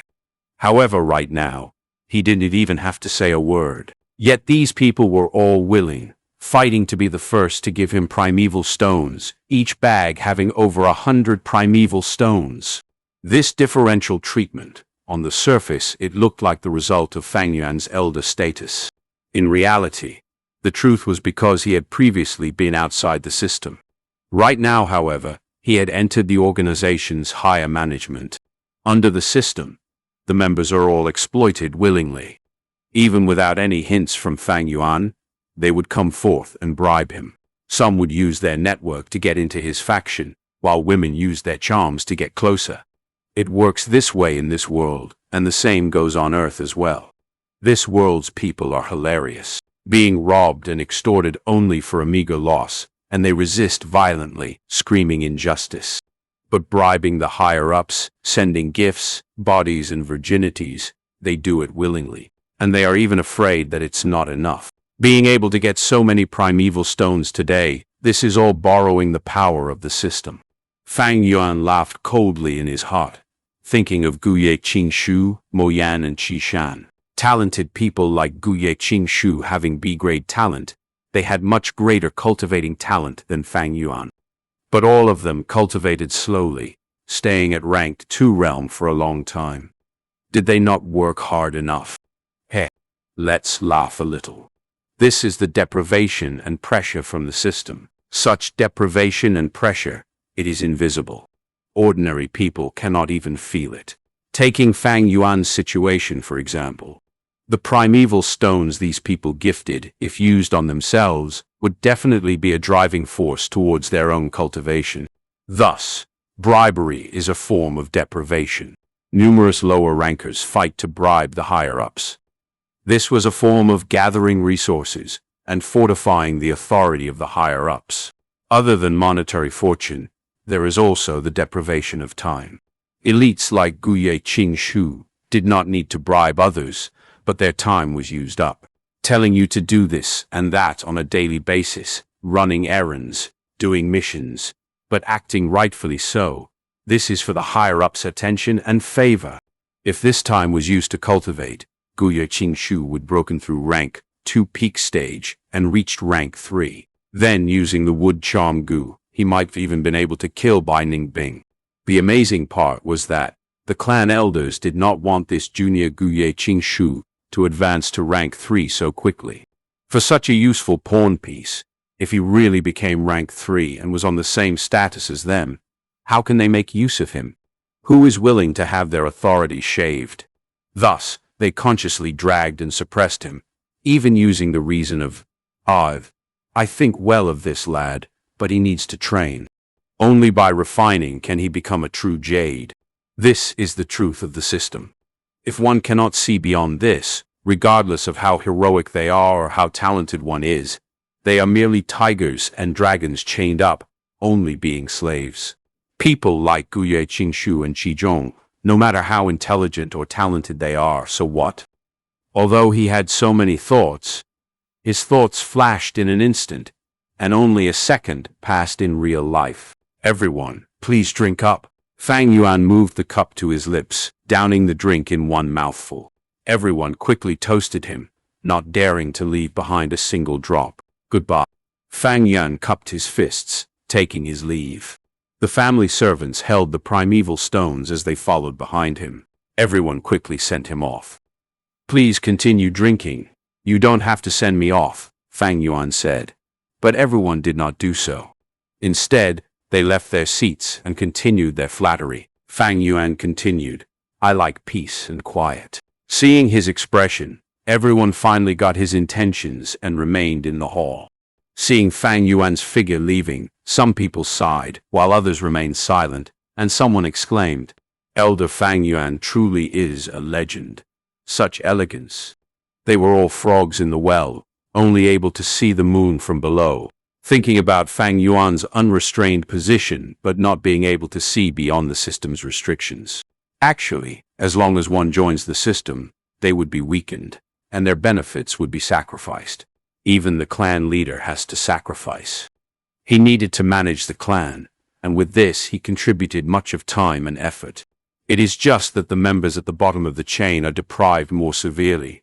The higher one's status is, the more benefits one will enjoy. Initially, when Fang Yuan extorted primeval stones, he worked against the system, acting alone, and not even sparing his own brother. That was to avoid this deprivation. Thus, he had ample time and energy to advance to rank 3 and become a clan elder, causing numerous people to scream in wonder. But now that he had undergone a huge transformation, becoming a clan elder, his temperament became mild and respectful with authority and status, enjoying the benefits of a clan elder, causing many to be filled with envy. This separation and joining, entering and leaving, is filled with deep wisdom and knowledge. But how many people can see clearly across this fact? Fang Yuan was not exploited, but he still enjoyed the benefits. In the eyes of mortals, this is unrestrained and elegance. "All right, put the things on the table, and you can go," Fang Yuan said. The family servants did not dare to have an opinion, quietly placing down the items and bowing to Fang Yuan before taking their leave. This is no longer the rented apartment Fang Yuan stayed in before. After advancing to elder, the clan allocated him a brand new bamboo building. There was a study room and a secret room for closed-door cultivation in the bamboo building, but there were no family servants. Fang Yuan needed to find them himself. "Xianxia flower, come out." Fang Yuan willed in his heart, and with the injection of his white-silver primeval essence, the Xianxia flower residing on his tongue as a tattoo came alive immediately. He opened his mouth and spit out, only to see red light appearing as the Xianxia flower rotated gradually, like a lantern in midair, floating and appearing in front of him. Fang Yuan activated the Xianxia flower. Instantly, red light flashed and caused the entire area to be lit in a red hue. When the red light shone upon the pieces of primeval stones, there was a formless attraction, and all the stones flew out of their bags and entered the Xianxia flower. A moment later, the red light dissipated, and Fang Yuan opened his mouth. The Xianxia flower entered his mouth once more, landing on his tongue and turning into a red flower lantern tattoo. This Xianxia flower is a rank 3 gu, able to store primeval stones and other things. Among the rank 3 storage gu, this is one of the better ones, being able to store a max of 30,000 primeval stones. But considering that I have to store other things as well, the most would probably be around 15,000 primeval stones. Although it was his first time using this gu worm, with his previous life's experience, he could quickly estimate the limit of the gu. Primeval stones are the most basic resource for a gu master's cultivation, undeniably. Without primeval stones, gu masters would lack a driving force severely. And primeval stones also help in quickly restoring primeval essence, so in battle it has a lot of help. Especially for gu masters who travel alone. Primeval stones are the most basic assurance for traveling. Normally, they would need at least 10,000 primeval stones to ensure that a gu master has the basic needs covered for a period of time. And every once in a while, they require replenishment. A saving of 15,000 primeval stones to Fang Yuan was still too little, but also at an acceptable range. First, I borrowed 3,000 primeval stones from Qi Lian, and with today's earnings, I do not have to fret over primeval stones for a while. In the 6 classifications, I have the Blood Moon Gu and Sky Canopy Gu for attack and defense, Thunderwings for movement, Xianxia flower for storage, and Earth Communication Ear Grass for recon. I only lack a healing Gu, Fang Yuan calculated. He previously had a 9-leaf vitality grass, but Fang Yuan handed it up already, thus being able to get the Xianxia flower. But for this rank 2 9-leaf vitality grass, even in Fang Yuan's possession, the healing ability was not satisfactory. Rank 3 healing gu worms, there are a few desirable ones. Endless vitality gu can sustain healing and expends little primeval essence. On this note, it is the best for gu masters like me with low aptitude. There's also the undying grass, a gu that can save me as long as I have a single breath left. This is the best life preservation type of goo. The most optimum is the self-reliance goo, relying on the goo master's own strength. The larger the goo master's strength, the more it can stimulate the metabolism of the goo master and thus recover injuries faster. But for these 3 goo worms, how can Fang Yuan obtain them? In the Guye clan, he even checked the underground cavern, but found no such goo. On the resource board, they would also not display such a precious goo. The only hope lies in the flower wine monk's inheritance. But the chances were slim. Fang Yuan barely held any hope. He could feel that the flower wine monk's inheritance was coming to an end. How could there be the exact goo that Fang Yuan needs right at the end? If that was the case, it would be too perfect, too idealistic. But Fang Yuan knew how cruel this world was. Placing your faith in such a thing, that's naivety. But even so, I have to finish exploring this inheritance ground. At least for that chainsaw golden centipede. I have to subdue it, Fang Yuan thought in his heart. Chapter 162. Heavenly Essence Treasure Lotus. Although he had planned to investigate the flower wine inheritance ground, Fang Yuan could find the time to do so. With his elder status, many were watching him, and with the busy schedule of the Wolftide, many battles had to be fought, and he did not have an opportunity to leave. By the time he returned to the rock crack's secret cave, it was over 10 days later, the end of summer, nighttime. The rain just stopped, bringing the atmosphere of autumn itself. In the sky, a golden moon was hanging, round like a plate, high up in the sky. Hearing vague wolf cries mixed with the remaining crickets, Fang Yuan stood on a slope, turning back and observing. Guye village was bright with numerous lamps lighted. The torn walls had been fixed over and over, losing the peace and tranquility it once had. It was almost like a huge beast that had undergone numerous battles, lying on the ground gasping for breath. After my rebirth, even the Wolftide's progress has changed much. In my memory, the Thunder-Crowned Wolf arrived 3 days ago, but now it is nowhere to be seen. Fang Yuan took a look before moving his sight. Tonight he had managed to squeeze out some time, and had to make good use of it. A moment later, he entered the rock crack's secret cave again. The cave entrance was purposely covered with gray ash. There had never been any footsteps on it, showing that this place was yet undiscovered. This small kind of detection method could not be called professional, but Fang Yuan's experience placed them to good use. Of course, he did not only have one method of precaution, and after several layers of checking, he finally confirmed that this secret cave was still safe for the time being. He breathed a sigh of relief. After all, since his rebirth, many things had been altered. Especially during the Wolftide, Goo Masters moved around more frequently, so someone might have discovered this place. He entered the tunnel and went into the second secret room. Pushing open the rock door, he entered the rock forest. In the rock forest, the path that he once excavated was filled with jade eye stone monkeys again. But the Fang Yuan now is already a rank 3 Goo Master. Although the Blood Moon Goo did not have the highest attacking power among the rank 3 Goo worms, it was definitely far superior than the Moonglow Goo. Fang Yuan spent 6 hours exterminating almost 10 groups of monkeys, reopening a path for himself. He came to the most central area and stepped down the rough rock stairs, entering the third secret room. A rock door blocked his path, and on the rock door there was a carving. Golden Centipede's cave is precarious. Earth communication is the way to avoid the disaster. Last time, he had been stuck at this step. But this time, he opened the rock door with no hesitation, striding into the darkness.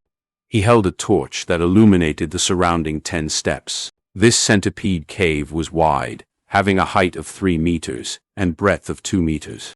There were also many narrow paths that extended all over the place. Wherever Fang Yuan walked, the fire would proceed to light up the place and dispel the darkness. Initially, the cave only had the sound of his footsteps, but soon all sorts of noises came from all over the place. The sound gathered into one collective body, continuously sounding. At the edge of the lighted area, he soon saw a large number of centipedes. They were ferocious. It was only due to the bright fire that they did not attack Fang Yuan. But Fang Yuan knew that as time passed, the centipedes would increase in number, and with the back pushing the ones in front, this stalemate would soon be broken. But he did not mind it. If he was still rank 2 with only the white jade goo's defense, he would definitely not cause such a commotion, attracting the movement of the centipede group. But now that he was rank 3, the sky canopy goo's defense was enough for him to withstand the bites of the insects, and his only concern was the insect king of the place, Chainsaw Golden Centipede. It had appeared. Fang Yuan purposely used a trace of his white-silver primeval essence from his aperture, releasing it into the air, exposing his rank 3 goo master aura. This aura caused the Chainsaw Golden Centipede to feel a strong threat. To it, Fang Yuan had stepped into his territory, and this wild beast needed to be eliminated immediately. Fang Yuan stood on guard against it. This Chainsaw Golden Centipede was around a meter long, its body as wide as 2 fists. It first landed at the fringe of the lighted area, coiling its body around it, like python ambushing its prey. But in the next moment, it moved slowly with numerous legs sustaining its weight as it gradually got closer towards Fang Yuan. Fang Yuan's rank 3 aura only made it alert and not afraid. If he was rank 4, it would not pressure Fang Yuan like this. If he was rank 5 and only revealed a bit of that aura, it would run for its life. Fang Yuan raised the torch high. As the fire burned, it illuminated the surroundings and the shadows' movements. Under the glow of the fire, the Chainsaw Golden Centipede's exoskeleton emitted an eerie light. At the side of its body, there were silver-colored sawteeth. As it got closer, the sawteeth moved as well, looking like a slowed chainsaw, emitting a buzzing sound. The other centipedes gathered towards Fang Yuan from the walls and the ground.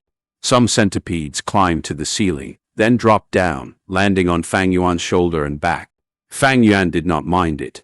He activated the sky canopy goo, and a thick white crystal light appeared on his body, the form of an armor subtly showing as it covered him fully. The centipede's poisonous limbs could not do anything against this white crystal armor. The twisting and turning centipedes climbed on his face or behind his ears. It was a little disgusting, but Fang Yuan's endurance level was way beyond this, thus ignoring them completely. In his previous life, he had eaten almost anything in the wilderness, and even non-poisonous centipedes were eaten raw. In fact, the taste was not that bad, almost a bit strange initially, but he got used to it after eating them for a while. He only placed his attention on the Chainsaw Golden Centipede. The Chainsaw Golden Centipede moved gradually, reducing the distance between Fang Yuan and itself. When there was a distance of 3 to 4 steps between them, Fang Yuan stopped the white-silver primeval essence from leaking, and this caused his aura to instantly weaken. The Chainsaw Golden Centipede acutely felt that, thus instantly increasing its speed, moving like a golden line. Pew! In the blink of an eye, it had shortened the distance and coiled around Fang Yuan's stomach. This speed was really fast. It first appeared motionless, then on the very moment it moved, it dashed through like a golden light. When Fang Yuan managed to react, this Chainsaw Golden Centipede had already coiled around his waist like a snake, opening its mouth and attacking towards Fang Yuan's face. Fang Yuan quickly stretched out both arms, grabbing the head of this golden centipede. The Chainsaw Golden Centipede struggled, and Fang Yuan, who had the strength of 2 boars, felt that his strength was insufficient, especially when the Chainsaw Golden Centipede's 2 bladed edges started to move rapidly. Clank, clank, clank. A strong pulling and slashing force grinded at the white light of the sky canopy goo. At once, Fang Yuan's white-silver primeval essence was rapidly used up as the white light grinded with the chainsaws, causing sparks to fly. Fang Yuan's primeval essence was only initial stage light-silver primeval essence, and with only 42% in storage, it could not support such an expenditure. However, Fang Yuan was unfazed. Even though he could not get free from the Chainsaw Golden Centipede, he had a trump card, Spring Autumn Cicada. He willed in his heart, and the Spring Autumn Cicada's shadow appeared from his aperture. The Spring Autumn Cicada was gradually recovering, Its two wings were tender and new like fresh leaves, and at the same time its body had a royal wooden luster. But overall, it still gave off a withered feeling of death. It had recovered around 20%. Thus its aura was much stronger. Once this aura was leaked, the chainsaw golden centipede that was struggling intensely immediately surrendered. It was only a rank 3 wild goo worm. Against the aura of the rank 6 Spring Autumn Cicada, it did not dare to move at all. Fang Yuan felt it most evidently. Previously, he was still gripping the chainsaw golden centipede like a poisonous python, using all ways to prevent it from biting. The next moment, it had become a soft and harmless rope. Fang Yuan smiled lightly, using his white-silver primeval essence onto the chainsaw golden centipede that had basically given up.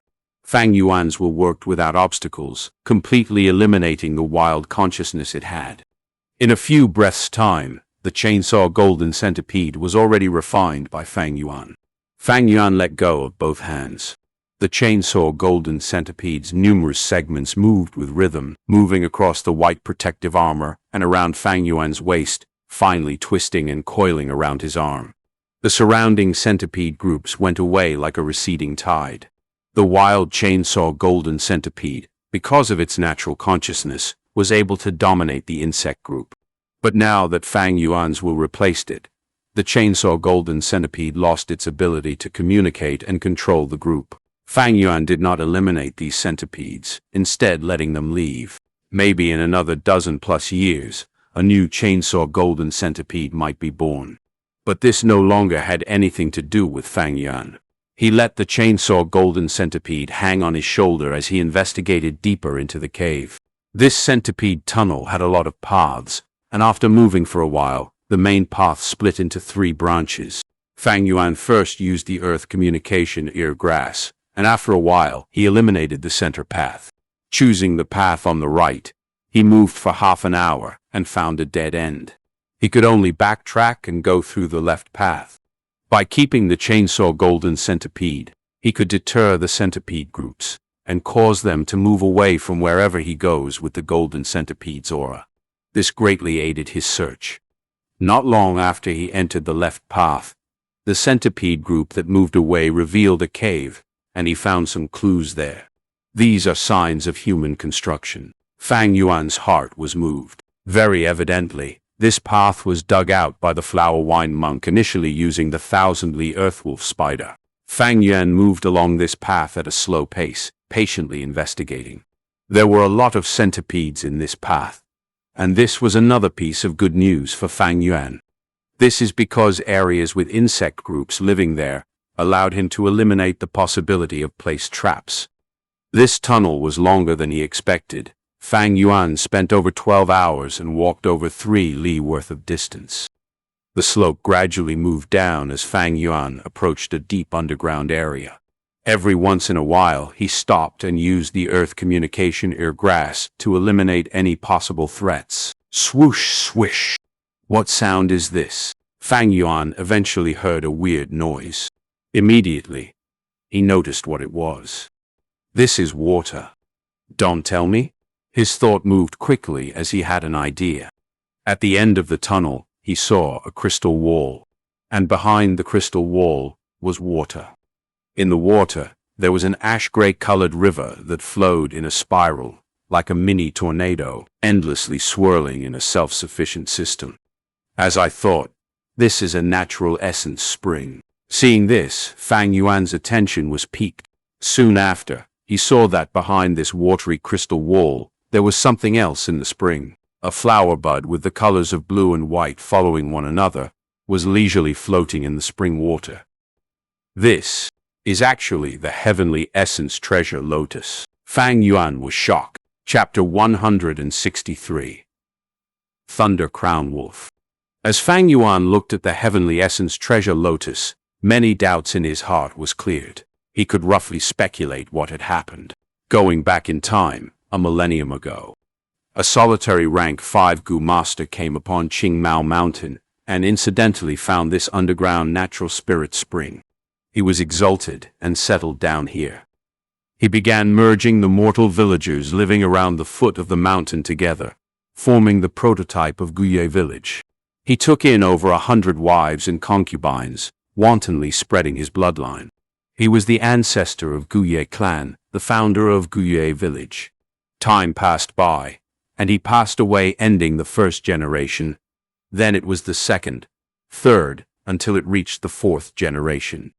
The fourth generation clan leader possessed an A-grade aptitude and cultivated to rank 5, creating another golden age for the clan. One day, a demonic path Gu master came to the village. He was bald and muscular, dressed in pink clothes, and moved alone. His favorite hobby was to defile innocent women. It was the famous devil of the demonic path, Flower Wine Monk.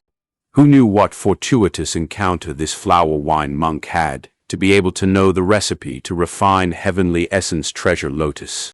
After many preparations, he only lacked a natural spirit spring to refine this flower goo.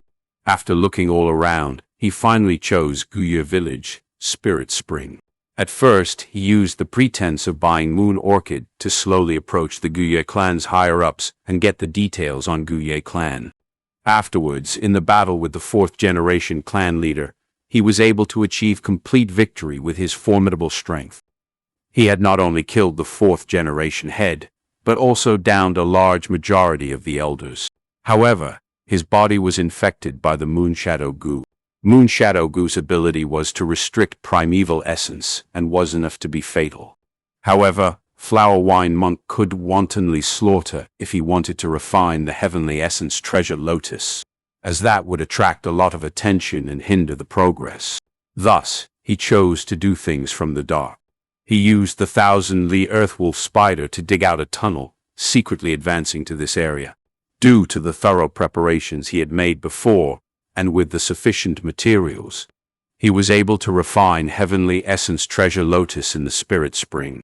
The heavenly essence treasure lotus has an extraordinary background. Its fusion recipe had been created many millenniums ago by a Gu master of the righteous faction, immortal venerable Genesis Lotus. Heavenly essence treasure lotus was only a rank 3 flower Gu, but it had its advancement route and could become the rank 6 heavenly essence treasure imperial lotus, which was ranked 6th among the list of top 10 great immortal. Its worth was about the same as the Spring Autumn Cicada. The heavenly essence treasure lotus had a reputation as a portable spirit spring because it could produce primeval stones. However, its fusion process had an extremely high price. To refine the heavenly essence treasure lotus, there must be a natural spirit spring. This spring should be full of primeval energy and cannot be a spirit spring that has been used for many years with its reserves drying out. After the fusion succeeds, this spirit spring will be thoroughly useless and will lose its ability to produce primeval stones, becoming just an ordinary spring. A natural spirit spring is extremely valuable. One only needs to look at how this spirit spring has sustained countless Gu masters of the Guye clan for close to a millennium to realize this point. Refining a heavenly essence treasure lotus would completely destroy this spirit spring. But that was just the beginning. If it was to be advanced to rank 4, it would need 7 spirit springs, 9 at rank 5, and 11 for rank 6. Apart from this, many extremely precious goo worms would be needed as auxiliary ingredients. If I take this heavenly essence treasure lotus, it would be like carrying a mini-scale spirit spring with me.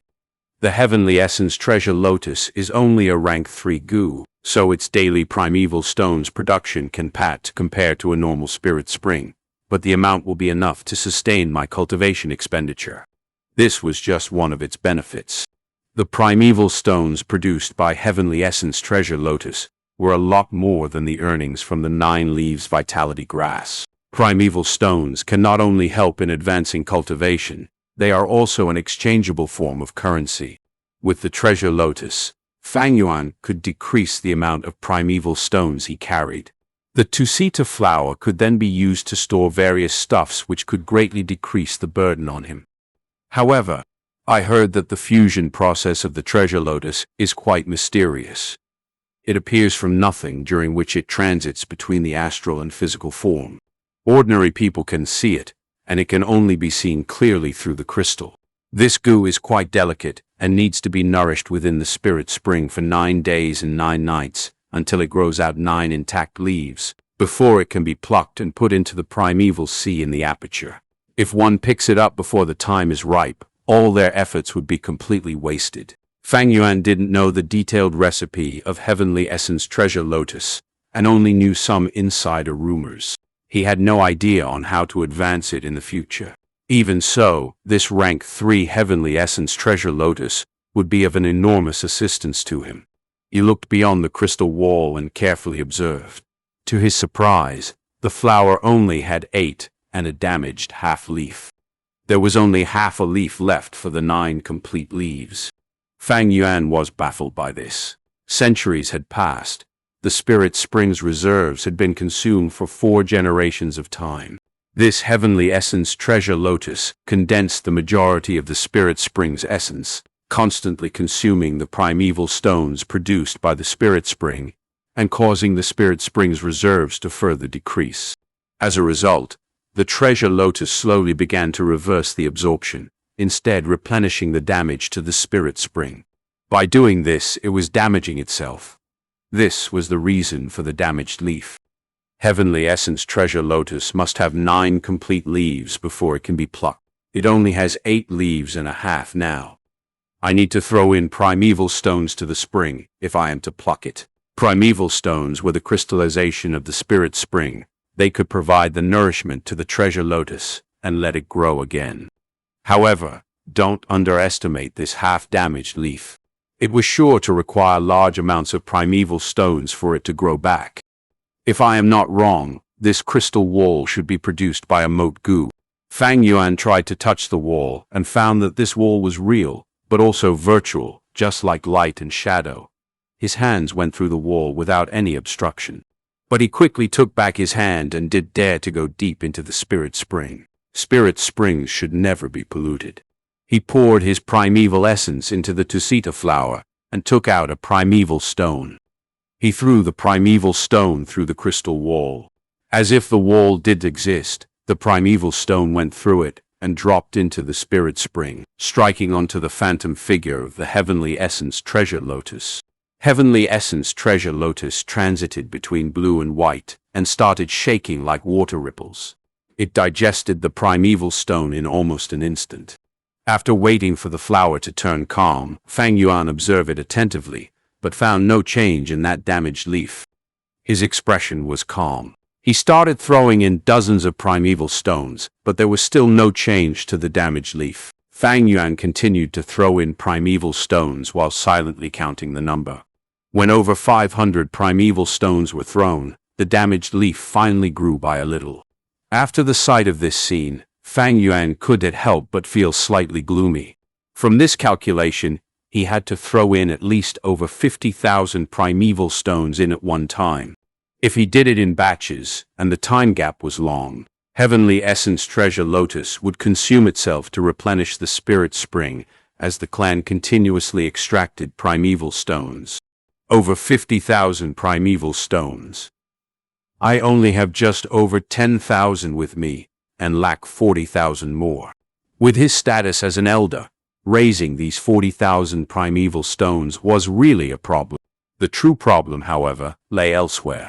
Once he took out this Heavenly Essence Treasure Lotus, the Spirit Spring would be completely useless, and this was bound to attract the whole clan's furious and frantic investigation.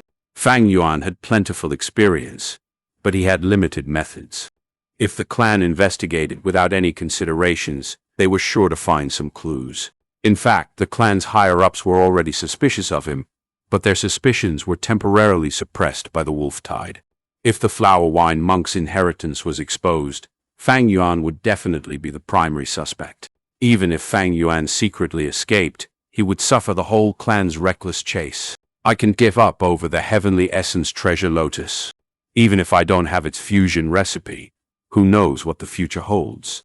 The problem is that once I take this goo, it is akin to stabbing a hornet's nest and bringing calamity upon myself. Fang Yuan secretly considered every situation and decided he had to wait for the best opportunity to appear, to take this Heavenly Essence Treasure Lotus. This heavenly essence treasure lotus should be the last inheritance of Flower Wine Monk. But there are many suspicious points to this. Flower Wine Monk would have come to this place to refine the heavenly essence treasure lotus. So what kind of accident did he encounter to be so seriously injured that he had to hurry? Fang Yuan already knew the reason for the Flower Wine Monk to set up the inheritance.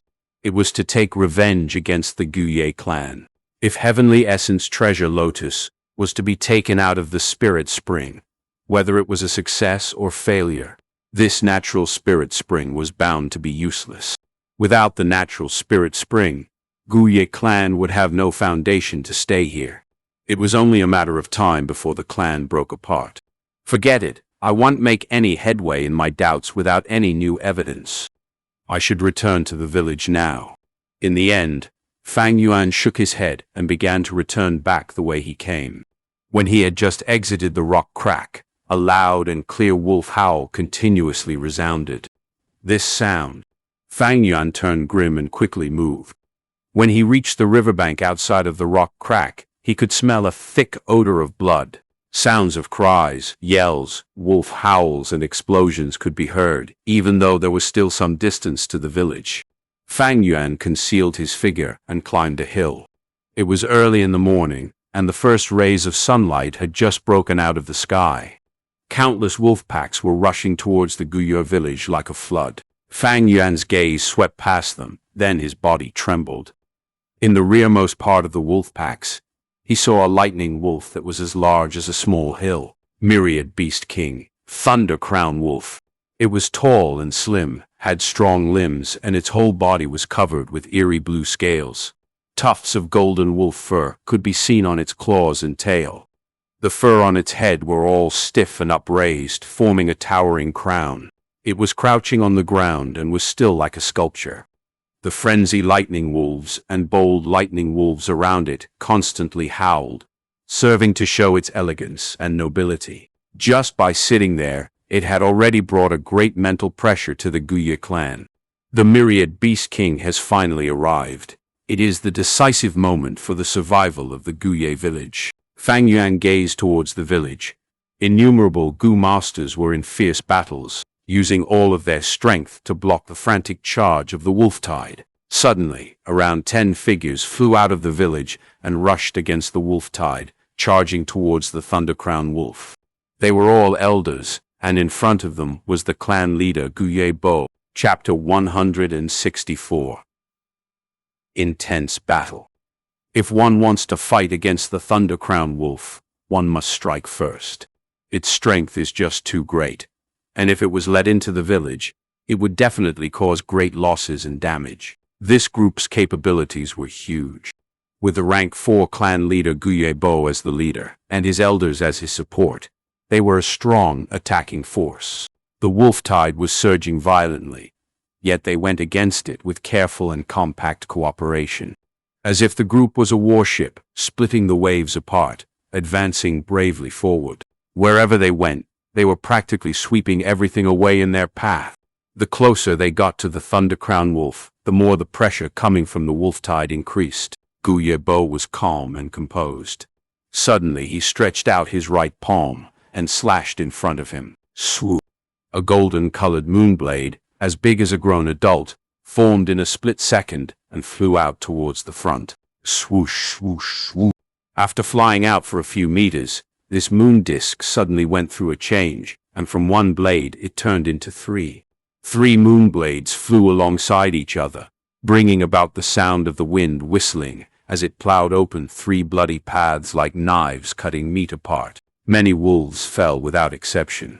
Broken limbs flew into the air, and blood-curdling cries sounded non-stop. A frenzied lightning wolf roared and started rushing over fiercely towards the Gu masters from the right side. Let me!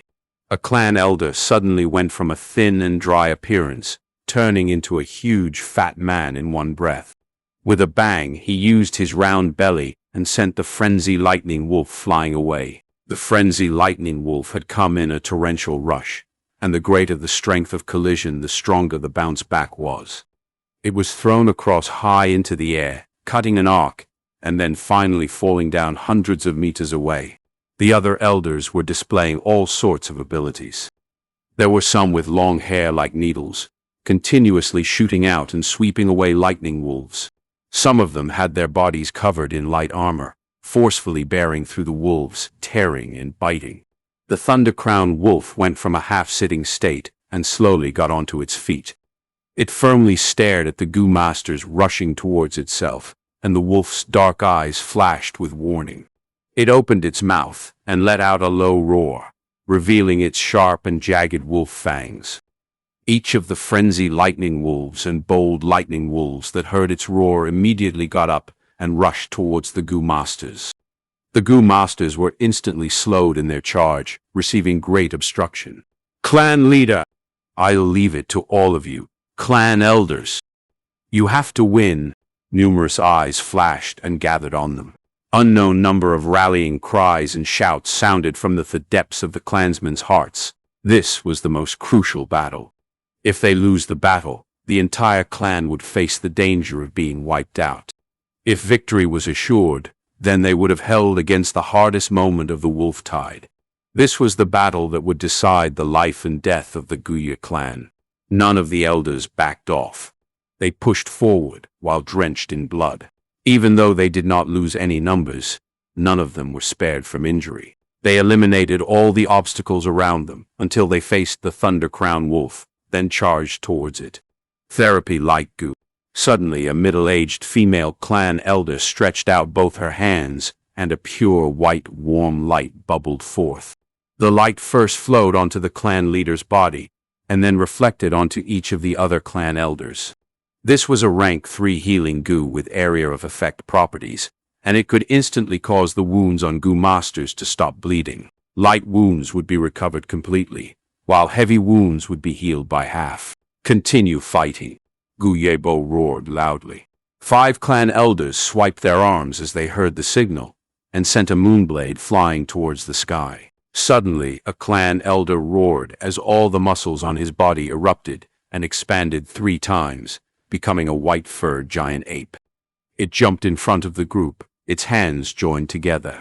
Gu Yebo stepped onto its 2 hands, and with a low roar, the ape kicked from the ground and stretched out its waist, using all the strength in its body to toss Gu Yebo into the sky. "Moon invite Gu." Gu Yebo spread out his left hand. It was giving out a hazy, whirlpool-like purple moonlight. The moonblades that the clan elders had shot towards the sky were all absorbed and annexed by this purple moonlight. Gu Yebo's eyes shone as he shouted in a thunderous volume, splitting the air with his palms from up to down.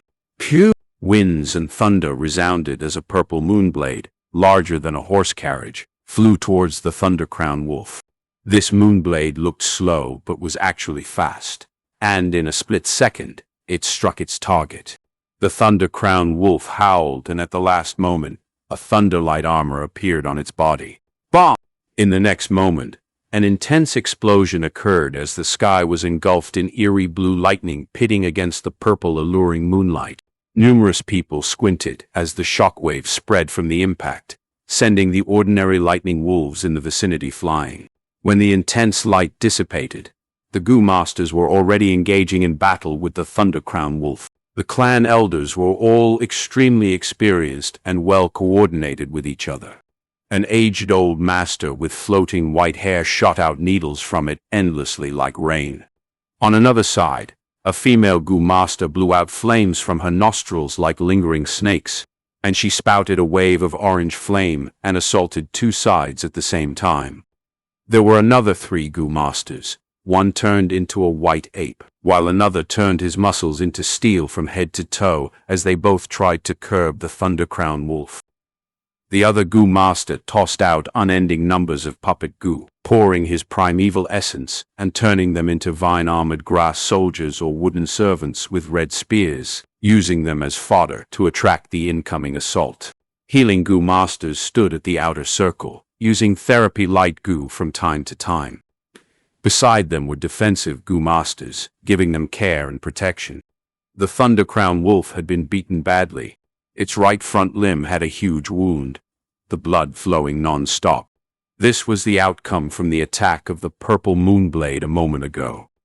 It roared continuously as it had fallen into the Goo Master's well-planned trap. Even if it had the spirits to fight back, there was not much it could do. The Goo Masters weaved and jumped around it like fleas on a cat or dog. They continued to move around and pulled space as they worked with completely chemistry. But the good situation did not last, for the Thunder Crown Wolf slowly began to adapt, while the wound on its body did not stop healing. It was clear that it had a healing goo on its body. This was very bad news. The healing goo's existence would mean that this is a war of attrition. Wild goo could just use the natural essence straight from the air, while Goo Masters could only use primeval essence from their own apertures. After the battle reached 15 minutes later, the Thunder Crown Wolf suddenly howled towards the sky, and a torrent of lightning flashes enveloped its whole body, while its speed sharply increased onefold. The elder who had turned into a white ape could not dodge in time. Unable to react to this change, he was bitten by the Thunder Crown Wolf, and his skull was torn into two by the wolf's tugging. The Thunder Crown Wolf had torn a line in the battlefront, and with continuous swipes of its tail, purplish-blue electric currents rushed forth. The Goo Masters could only back away non-stop. In this dangerous moment, the clan leader Gu Yebo stood out. He was a rank 4 expert with powerful attacks and superior defense, like the center pillar of the group, using all his strength to salvage the situation. Mountain rocks broke and shadows dissipated as group battles enlarged. The aftermath ravaged the battlefield, and not a single lightning wolf dared to enter battle. The situation of the battlefield only became more desperate. The Thunder Crown Wolf's injuries became heavier and worse, the bleeding unable to stop, and bones could be seen in the deeper wounds. At the same time, the Goo Masters also suffered heavy losses. So far they had already lost 6 clan elders. If not for the village clan elders' immediate and urgent dispatch coming in to aid the fight, the battle might have long collapsed. Everyone, stand strong. Holding is the key to victory. Gu Yebo killed until his eyes were red, and his voice was hoarse as he gave his all to arouse morale. But at this moment, the Thunder Crown Wolf suddenly went berserk, and its body was enshrouded in a layer of bright red light. Rank 4 Berserk Goo. The Thunder Crown Wolf's strength, speed, agility, and other attributes suddenly rose to twice the original base. Boom! There was a loud noise as it swiped its right claw, turning a clan elder into complete meat mush. With a flick of its tail, the sound of wind erupted and an electrical net flew out, trapping a field of grass and wooden puppets, then burning it all into charcoal. I can't keep up. My puppets are already used up. The elder cried out, frightened. With the situation rapidly changing for the worse, the terror of the myriad Beast King was fully unleashed, leaving everyone in despair. Gu Yebo's eyebrows were locked tight, and it seemed like he was about to break his teeth from gritting, when he suddenly yelled, "Trap it! Use the iron chain snake!" As the clan elders heard this, they were awed in their hearts. Early during the start of the Wolftide, they had already displayed countless of battle tactics. This was a method that must only be used when there was no other choice. "Wind snare Gu," an elder cried out, and from his nostrils came a green breeze, wrapping around the Thunder Crown Wolf's claws. "Swamp Gu." Another elder roared and crouched down, bringing his 2 hands down and slamming on the ground. Instantly, the earth below the Thunder Crown Wolf turned into mud. With these simultaneous attacks, the Thunder Crown Wolf's movements were slowed at that moment. Taking advantage of this opportunity, the other elders all stretched out their hands, and from their sleeves and pants, waves of black shadows shot out. The black shadow was about the size of a fist, and each length was around 2 meters long. On close inspection, one would see that each black shadow was a snake Gu. This snake was shaped like an iron chain, its whole body a gloomy black. Coils of metal rings were strung and connected together, and only the snake head looked normal. As it flew out, the snakes wriggled on the ground, quickly climbing onto the Thunder Crown Wolf's body. Their heads and tails then connected and mutually fit together, forming a metal net in the blink of an eye, taking root from the ground and trapping the Thunder Crown Wolf on the spot. But this situation was only temporary, for as the Thunder Crown Wolf struggled continuously, One by one, the iron chains would break off. In just 5 to 6 minutes, these metallic snakes would completely disintegrate away, no longer trapping the Thunder Crown Wolf. Qi Guang, Su Ping, stay here and stop the wolf pack from attacking the metal chains. The rest of you, fall back to the village with me, Gu Yebo shouted. He actually had chosen to retreat. However, the other clan elders did not show any surprised expressions. They had already known the clan leader's intention. They hurried back to the village, and immediately a clan elder came up towards them and said, "Lord Clan Leader, everything has been prepared." Gu Yebo nodded, commanding the group to go to the clan pavilion. In the plaza before the clan pavilion, there was already up to 100 Gu masters seated on the ground. These Gu masters were mainly those who were seriously hurt and could not enter battle in a short period of time. Each of their faces carried a calm expression of facing death without fear. Meanwhile, for those who still had the ability to battle, they were fighting away on the front lines. With the battle reaching this moment, the clan had already given its all.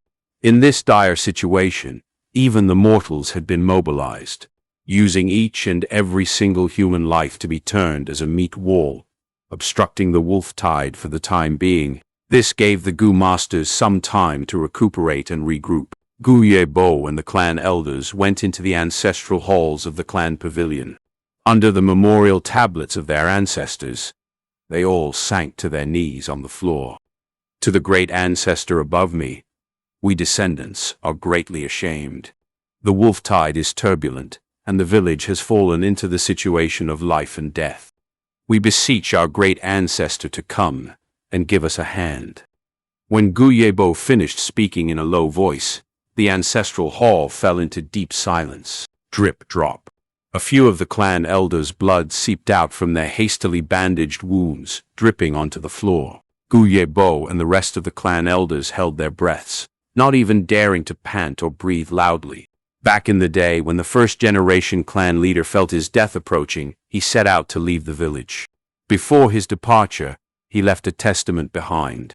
It spoke that if the clan would ever fall into the danger of perishing, they could pray before his memorial tablet. At that moment, Gu worms would descend from the sky and help the village through the difficult situation. Throughout history, the Guye clan had suffered through major crisis a few times, and they had dealt with the calamity this way. This was the Guye clan's last trump card. Chapter 165. Blood Guillotine. In the ancestral hall, it was deadly silent. The clan elder and clan leader lowered their heads like a big rock was weighing on their heart. After a Gu master dies, the Gu worms they leave behind will still have the person's will remaining. They cannot be considered wild Gu worms and have had lost their ability to use the natural essence in the air. These Gu worms can be considered an extension of life of that particular Gu master. Everyone's heart was uneasy. The first-generation clan head had passed on for at least 1,000 years, so were the methods that he had left behind still effective? No one knew. After all, since the last crisis, it had already been 200 years. Why did they retreat? On the slope, Fang Yuan saw this scene and grew suspicious. In his previous life, his cultivation was too low, thus he could not learn about the clan's secrets. But soon his body shook, discovering that a group of flying worms had descended from the sky. This is... Fang Yuan's eyes squinted as cold light shone. There were up to 100 Gu worms flying around in a cluster, forming a red cloud, descending and landing on the village square. Buzz, buzz, buzz. The noises emitted by the insect group entered the ancestral hall, and the clan elders raised their heads, showing a frantically overjoyed expression. Thank you, great ancestor, for the protection. Gu Yebo's heart felt at ease as he paid his respects before getting up. Go and see, the clan leader sighed.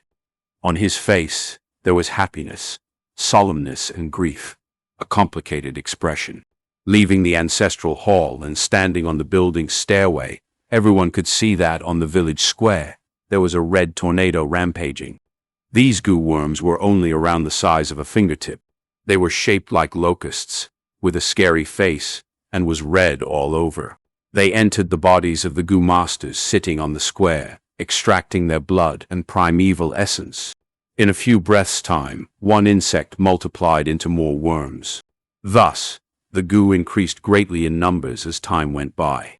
There were constantly new goo worms being produced, flying into the goo master's skin and flying out, and then digging in again. In the village square, miserable cries and cold groans sounded, but not one goo master fled. Before they came, they were already informed by the clan elders. For the clan, they willingly tributed their bodies to feed the goo, using their own sacrifices to bring about the survival of the clan. These are all good lads of our clan. Gu Yebo, seeing this, muttered in a low voice, as the hand holding onto the railing shivered slightly. The other elders showed a painful expression, but did not say anything. This situation was exactly as recorded in the clan memorials. The first-generation ancestor had left behind these goo worms, and they required goo masters' lives to feed. Only then are they satisfied and will help the clan to defend against external enemies. After these flying goo were full and satisfied, they flew up again with an even greater presence. In the blink of an eye, they had grown in number over tens of times. What was left on the square were piles of white bones as the goo flew out like a tornado, rampaging through the wolf packs outside the village. The blood guillotine indeed. Fang Yuan, who was standing on the slope, saw everything and thought in his heart. This blood guillotine is a rank 5 goo. Its usability and feeding are fused into one. It was a very strange goo. They specialized in consuming a goo master's life-bound origin blood, and after feasting, they would start to multiply, from 1 to 2, 2 to 4. If they were hungry and could find food, they would start to eat each other, reducing the size of their group to sustain the expenditure they needed in moving around. At its peak, the blood guillotine could engulf the skies and lands, destroying villages in their path, and were more fearsome than many rank 6 goo worms. When it was weak at only 1 or 2 in number, they would barely have any power, and is worse than a rank 3 goo, especially when this blood guillotine goo advances into the highly acclaimed rank 6 demonic goo, blood deity. Among the top 10 great demonic goo in the world, it ranks 7th. In his previous life, when Fang Yuan created the Bloodwing demonic sect, he first wanted to refine the blood deity instead of the Spring Autumn Cicada. However, because of circumstances and many other reasons, he could only reduce his expectations and refine the Spring Autumn Cicada. This group of blood guillotines numbered up to tens of thousands. Like a tornado sweeping the battlefield, everywhere they went, wolf packs howled and wailed. They flew left and right, entering the lightning wolves' bodies, and in a few breaths' time, the lightning wolves' blood would be completely absorbed. But this beast blood could not allow the blood guillotine to multiply. Only a goo master's origin blood that contains primeval essence could achieve this effect. One after another, lightning wolves were reduced to dry corpses, lying on the ground and losing their lives. Only the bold lightning wolves and frenzy lightning wolves' lightning currents could resist this blood guillotine. However, they could only electrocute a small number of flying insects before an overwhelming number of blood guillotines would rush up and suck them into dry corpses. How? The steel web broke completely as the Thundercrown wolf regained its freedom, howling in anger. The blood guillotine detected it, and it gathered quickly, forming a large red cloud and engulfing the Thundercrown wolf completely.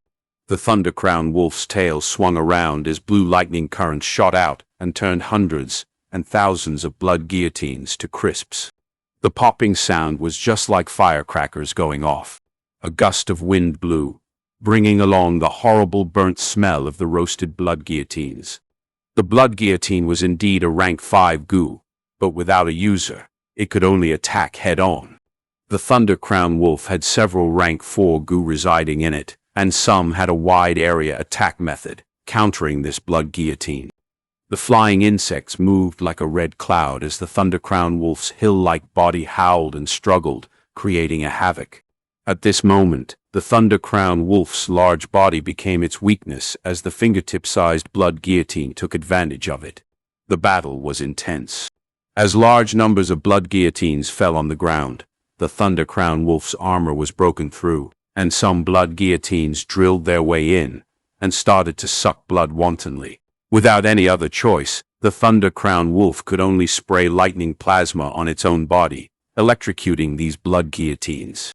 But this way, its surface muscles were all fried, emitting a fragrant cooked meat smell. The wolf tide's attack on the village had already stopped. Under the thunder-crowned wolf's command, numerous lightning wolves attacked the insect group instead. The goo masters could be said to have escaped death, and many held their breaths as they watched this intense and tragic battle nervously. The insect group was like a death plague. Numerous lightning wolves would rush in and drop dead soon after. However, the lightning wolves' sacrifice also caused the insect group to face high expenditure. The blood guillotine dropped in numbers. The original dense cloud had turned into a thin fog, and soon it was reduced to a small tornado still flying in the air. The thunder-crowned wolf struggled and escaped, its mouth howling as it ran with all its speed. The blood in its body was almost half gone. Now its body felt soft and tired, while its running speed was not even 10% of the usual speed, and the lightning currents flowing on its body also became extremely scattered. As the leader of the wolf packs, the escape of the thunder-crowned wolf caused the other lightning wolves' fighting spirit to diminish, and they also escaped all over the place. We finally did it. The goo masters, seeing this, became blank as some just collapsed on the ground, unwilling to get up. I'm actually still alive. Many goo masters' expression was complicated. Some were filled with happiness, while also in grief. Through the wolf tide, many clansmen were sacrificed. The scattered blood guillotine group flew high into the sky, flying one huge round around the Guye village before vanishing into the clouds. Seeing this, Fang Yuan's eyes shone with a complex thought. The defeat of the thunder-crowned wolf meant the village was now safe. In fact, most of the wolf packs were dead or injured, so they no longer had such a huge number. This wolf tide could be said to have been over. However, wolf packs bear grudges, and as long as this myriad beast king is not dead, during the next wolf tide it would attack once again. After many years of recuperating, it would become even shrewder and stronger. In the current situation, it was at its weakest. Killing it now and getting the goo worms on its body can help replenish some of the clan's losses. Yao Zhong, Ji Yan, you two stay behind and take care of the situation. Other clan elders, follow me and assault the thunder-crowned wolf. Gu Yebo hurriedly ordered, before leading the remaining 7 elders capable of fighting out of the village and towards the direction that the thunder-crowned wolf escaped in. Fang Yuan's gaze shone, weighing in his heart. Although the clan's power is greatly reduced, the current situation is not in a mess. Moreover, this blood guillotine has a suspicious origin. I better follow the clan leader and check out the situation. Saying so, he went into stealth mode and went down the slope. The stealth scales goo and the Thunderwings goo cannot be used concurrently. Thunderwings goo was a rank 3 goo, and once activated it forms a pair of lightning wings that cannot be hidden by the rank 2 stealth scales goo. Against the rank 3 clan elders, the stealth scales goo's hiding ability was not effective. Fang Yuan could only follow their tracks and keep a distance between them, not daring to get close. When the thunder-crowned wolf attacked, he was still in the rock-cracked secret cave and did not participate in the battle. If he appeared now, it would attract the rage of the clan head and clan elder, and if they questioned him, he would have not been able to explain himself. The injuries of the thunder-crowned wolf were very severe, so it could not move fast. After half an hour, Fang Yuan could hear that there was the sound of fighting and scolding ahead of him. He went there in stealth, getting onto a mountain rock, observing the goo masters fight. The thunder-crowned wolf lay on the ground with many new injuries on its body. Blood was flowing non-stop as it was gasping for breath. Its dim eyes showed that it was very near death. Old geezer Bai, you and your guys sure have the face, coming here to take advantage of the situation. Hey, Guye Bo, that's not the right thing to say. This thunder-crowned wolf was obviously stopped by us. Get a clue and fuck off.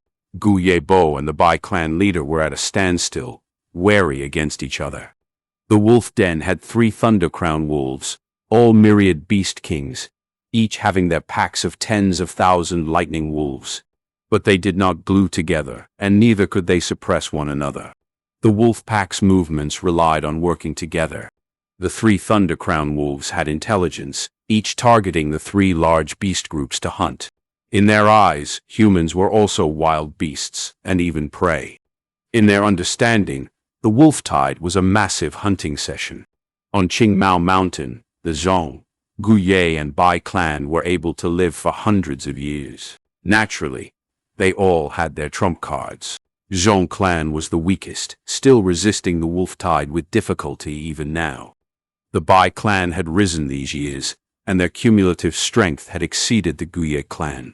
After killing a Thunder Crown wolf and pushing back the wolf tide, the Bai clan leader brought his clan elders to Guye village, trying to find some opportunities. To think that there really was such a chance. Thus they blocked the Thunder Crown wolf in this valley. The Thunder Crown wolf's body had many goo worms, and some were even rank 4. The Thunder Crown wolf's blood, bone, eye, and fur were all precious refinement material. The Guye clan naturally would not let go of them, and under intense anger, they attacked. Hey, Fang Yuan, you really came. I've waited for so long. On the mountain wall, a cold laughter was heard. Fang Yuan raised his head, only to see a white-clothed young man descending from the sky as an ice blade slashed towards his face with resolution. Chapter 166. Second Battle versus Bai Ningbing. His hair snowy white and his orbs blue, a one-armed figure in white. Who else could it be but Bai Ningbing? Before the ice blade touched his body, Fang Yuan could feel a cold, eerie feeling assaulting him from behind, like a comet striking the earth, full of cold, killing intent. Fang Yuan's irises were black in contrast, unmoving in danger, leaping backwards and injecting primeval essence into the sky canopy goo, creating a white armor to protect himself. Bah! The ice blade struck the ground heavily, and at that instant a bunch of white icicles grew from the ground, erupting upwards. Swoop! The sharp icicles stabbed upwards at the direction Fang Yuan was retreating towards, creating an icy path. Fang Yuan easily somersaulted and avoided them. The mountain path was narrow, so he slid down towards the valley along the edges. Hey, Fang Yuan, oh Fang Yuan, why is it that every time I see you, I feel that intense urge to kill you? Tell me. Bai Ningbing excitedly shivered as he laughed maniacally. His laughter attracted the gaze of the other Gu masters in the valley. Seeing Bai Ningbing and Fang Yuan, their expressions were different. Lord Bai Ningbing, let me assist you. A Bai clan Gu master, who originally stood at the side, shouted and struck towards Fang Yuan. Clan leader, it is our clan's Fang Yuan. Guyue clan's Gu masters shouted. I know. Clan leader Guye Bo's expression was uncertain, and he dodged the Bai clan leader's attack as he decided, shouting, get the materials into our possession first. Fang Yuan had mysteriously vanished before the wolf tide arrived, causing the Guye higher-ups to feel highly doubtful of him. In addition, the intense pressure from the Bai clan Gu masters resulted in no one going to reinforce Fang Yuan. Bai Ningbing saw help arrive and flew into a rage, shouting at the person, Scram, this is my battle. Don't interfere. Lord Bai Ningbing, you lost an arm and have reduced battle potential. You are the hope of our Bai clan. You cannot be lost. Let me sweep this obstacle for you. The Bai clan Gu master shouted as he leapt, charging towards Fang Yuan. He activated his Gu worm, both hands glowing with the orange-yellow light. Bah! He lightly patted the ground, and the light entered the earth. Instantly, a lump grew from the earth. The mud lump advanced towards Fang Yuan as it got bigger. Suddenly, the mud lump exploded, revealing a yellow mud arm. This arm was humongous, as tall as an adult as it grabbed towards Fang Yuan. Its power and presence caused others to feel suffocated. Fang Yuan snorted in disdain. Seeing this arm grab at him and about to succeed, a dark golden light suddenly shot out from his aperture, turning into a shiny ribbon of light, wrapping around Fang Yuan's body. The big arm reached his body, but was twisted by this dark golden light, breaking and collapsing. Oh, what goo worm is this? Bai Ningbing showed shock on his face. The dark golden light dispersed, revealing the true form of the goo. It was over a meter long, as wide as 2 fists. Its dark golden exoskeleton displayed dominance, as its sharp razor blades at the side of its body shone with cold light. Chainsaw golden centipede. Come, Fang Yuan shouted, extending his right arm, his fist clenched. The chainsaw golden centipede's numerous segments climbed up his body nimbly, its body twisting and turning like a snake, coiling around his right arm. Its mouth opened and swallowed Fang Yuan's right fist in one mouth, all the way until half his forearm was swallowed. Fang Yuan's arm swung, and the meter-long golden centipede moved its tail. In the air, it drew an arc, emitting a crisp sound. At this moment, the golden centipede shrunk its body to the max, its near 2-meter length shrinking to 1.5 meters. At the same time, its feet shrunk into the exoskeleton, leaving behind only 2 rows of razor blades. At one glance, Fang Yuan looked like he was holding a dark golden silver-bladed, giant hiltless sword. The reinforcement goo master was shocked. He had never thought that the chainsaw golden centipede could be used like this. The goo masters raising goo, refining goo, using goo, all 3 required deep research. Fang Yuan's method was innovative and unheard of, using his imagination to the limit. But actually, this method was not invented by Fang Yuan. 300 years later, a new demonic faction talent, the Chainsaw Mad Demon, would use the rank 4 Chainsaw Killer Centipede, one of the advancement paths of the rank 3 Chainsaw Golden Centipede. But in this life, Fang Yuan using it at this point is really unprecedented. I shall let you guys have a taste, Fang Yuan smirked, using the primeval essence in his aperture and injecting them into the Chainsaw Golden Centipede's body. Buzz, buzz, buzz. The Chainsaw Golden Centipedes, 2 rows of razor blades started to move violently, emitting a wild sound, causing others' heart to shiver upon hearing. Thunderwings goo. Fang Yuan's eyes shone with determination as a pair of eerie blue thunderwings formed on his back with a crisp sound. The thunderwings flapped, causing Fang Yuan to shoot out like lightning. Fast! Fast! Fast! The speed was so fast that the Bai Clan Goo Master's iris shrunk as he felt a chill. The smell of death was so close, and he shrieked as he used his strongest goo. A thick yellow light appeared on his body. The yellow light was like armor, except that before it fully materialized, Fang Yuan had already gotten close. His black hair danced in the wind, his eyes like lightning, looking like a demonic god that emerged from nightmares, killing his way into the mortal realm. His movements were violent, and he completely exerted his muscles. As they tightened up, he used the strength of 2 boars to their limit. The golden centipede-like sword waved like a golden shadow in the air. The razors rotated violently, slashing towards the Bai Clan Goo Master's waist. Crack! The yellow light armor broke under the slaughter of the chainsaw. It was never fully formed in the first place. At this moment, it scattered instantly. The razors entered the meat as if it was cutting butter, and as Fang Yuan flicked his wrist, the chopped-up meat flew all over the place along with the blood. The Goo Master's spine smashed, and his intestines were grinded to a pulp. The Bai Clan Goo Master's upper half of the body flew into the air, while his lower half remained on the spot. Plop! He stared with wide-opened eyes, staring in fright at his lower half, dying in extreme fear and shock. This commotion caused the fighting among the 2 clans to stop temporarily. They all looked towards Fang Yuan, sending shocked, angered gazes. This Bai Clan Goo Master was also a rank 3 elder, and was slightly famous. But under Fang Yuan's aggressive, dominant attack, he was instantly killed. Fang Yuan's body was still blood-bathed, with the Bai Clan Goo Master's flesh still sticking to his clothes.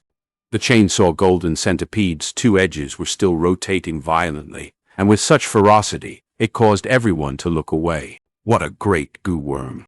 Bai Ningbing shouted, his eyes showing insanity and excitement. Fang Yuan, you did not let me down indeed. Come battle! He shouted, his passion blazing like flames, striking towards Fang Yuan. Noisy fucker. Fang Yuan's expression was cold as ice, turning around to counterattack. The chainsaw golden centipede and the ice blade collided. With a cracking sound, the razors cut into the ice blade and caused it to shatter into pieces. In the next moment, the chainsaw golden centipede broke through the ice blade and swept across Bai Ningbing's face. Bai Ningbing's expression changed as he resolutely let go of the ice blade and retreated backwards, almost 2 meters of distance away. The chainsaw golden centipede, when shrunk, was only 1.5 meters. Adding on Fang Yuan's right arm, there was still a little distance before it could reach Bai Ningbing. But Fang Yuan willed, and the chainsaw golden centipede suddenly extended itself. This? Bai Ningbing was dumbstruck and did not anticipate this turn of events. He was hit on the chest by the centipede's tail. Even with his ice muscles protecting his body, there was still a large cut on his body. At that instant, he felt a strong force assault him, and he was unavoidably sent flying, landing on a huge rock behind him. Blood splattered on the rock's surface, but his ice muscles soon stopped the bleeding. Bai Ningbing coughed intensely and was about to get up, but suddenly he heard a thunderous sound. The sound was right beside his ear, and an unprecedented sense of danger entered his heart. Bai Ningbing's iris shrunk as he did not even raise his head, but frantically rolled away. In the next moment, the chainsaw golden centipede descended from the sky. With its imposing aura, it struck the ground that he was at a moment ago. The razors rotated violently, and the huge rock broke into pieces. If this hit landed on my body, I'm afraid. Bai Ningbing's heart chilled, and a sense of anger stemming from his indignant nature rose. Ever since his battle with Guyue Qingshu, he had stopped suppressing his cultivation and let it rise naturally. Although he lost a limb, he had his complete cultivation, but was still suppressed by this rank 3 initial stage Fang Yuan. Indignant, humiliation, rage, kill, he growled, his wrist turning and injecting primeval essence into the ice blade goo, forming a brand new ice blade. Seeing Bai Ningbing come closer, Fang Yuan laughed coldly and attacked with all he had. He had obtained the black and white boar goo, thus his strength was greater than Bai Ningbing. At this point, when waving the chainsaw golden centipede, it was as light as a tree branch. Cut, slash, hack, twist, turn. The chainsaw golden centipede rotated violently, moving as agile as a bee in Fang Yuan's hand. At times it appeared heavy like an elephant, sometimes ferocious as a tiger, and sometimes flexible like a snake. The most crucial point was, the golden centipede followed Fang Yuan's will, extending and shrinking at times, sometimes longer and sometimes shorter, sometimes straight, sometimes curly. That made it hard for Bai Ningbing to adapt, and he could barely defend himself. He cried and screamed as he retreated gradually, his body filled with injuries. His white battle robe had turned into a beggar's attire. Fang Yuan moved like a black wind, his expression cool as he displayed an extremely profound sword technique, saber art, axe and rod skills. He fused all these skills into one, turning the chainsaw golden centipede into a lethal weapon. A goo depends on who the user is. Good on you, Fang Yuan! Bai Ningbing shouted after numerous ice blades broke. He finally realized that he could not go head-on against Fang Yuan. His body was bathed in blood, and the ice muscle's defense was almost broken. But this let out his immense battle passion. If close range won't do, then long range it is. Bluebird ice coffin goo. Bai Ningbing pulled some distance and spit out several times. Several flying birds flapped their wings and flew towards Fang Yuan. Fang Yuan did not fluster. With an unchanging expression, his left arm moved, and the blood-colored moonblade stopped these ice birds in their tracks, causing them to explode in mid-air. People were normally proficient in using moonblades on only one arm, but Fang Yuan had such a rich battle experience, and even his left arm could completely shoot out moonblades without any deviation. Bai Ningbing, seeing that did not work, used the icicle goo. Icicles flew and mixed in with the blue birds to form a barrage attack. Fang Yuan's long-range attack was solely moonblade, thus he only chose to block the most dangerous ice birds. Against the icicles, He dodged some while tanking the others with his sky canopy goo. Bai Ningbing finally had a bit of an upper hand and wanted to increase his advantage, but Fang Yuan suddenly laughed coldly and shrugged his right hand, causing the chainsaw golden centipede to detach and burrow its way into the... This hidden threat was too much. Bai Ningbing was dumbfounded at this, scolding loudly as he quickly took steps back. Chapter 167. A fourth one? You forced my hand. Bai Ningbing gritted his teeth, forming an ice blade. At the same time, he activated his swirl goo and fierce wind goo. The white ice blade storm appeared once again. At first it was just a small gust, but very quickly, the size expanded and the icy winds roared as the blizzard spread. The floor was slowly covered in hard ice, preventing the chainsaw golden centipede from emerging and attacking. This ice blade storm is a unique move of Bai Ningbing's. Evidently, it showed the battle talent of the northern dark ice soul physique. This was formed by the ice blade goo, swirl goo, and fierce wind goo. When used together, it created something that could attack and defend. Without two or more defense goo working together, one cannot resist it. The fierce winds roared, and the ice blades froze all in its path. The white storm assaulted like a huge beast awakening, opening its mouth and devouring Fang Yuan. These three goo together form a ferocious offensive technique that can freeze all life. Even with the sky canopy goo's defense, Fang Yuan would probably be unable to block it. The storm approached, but Fang Yuan showed a look of disdain. The thunder wings behind him instantly flapped, pulling a large distance away from this ice blade storm. Times were different now. If this was the past, his movement speed would be lower than this storm, but now the storm could no longer catch up to him. Fang Yuan's eyes shone with brilliance as he turned his direction in midair and flew towards the valley. The ice blade storm chased him relentlessly. Don't come here! Fuck off! Whether it was the Bai clan Gu masters or Gu Yue clan, both were scolding and shouting. Fang Yuan laughed coldly, continuing his charge. The ice blade storm had an imposing aura as it continued to chase Fang Yuan, while Bai Ningbing's laughter was heard from within. Don't think of getting any further. A Bai clan Gu master blocked Fang Yuan's path.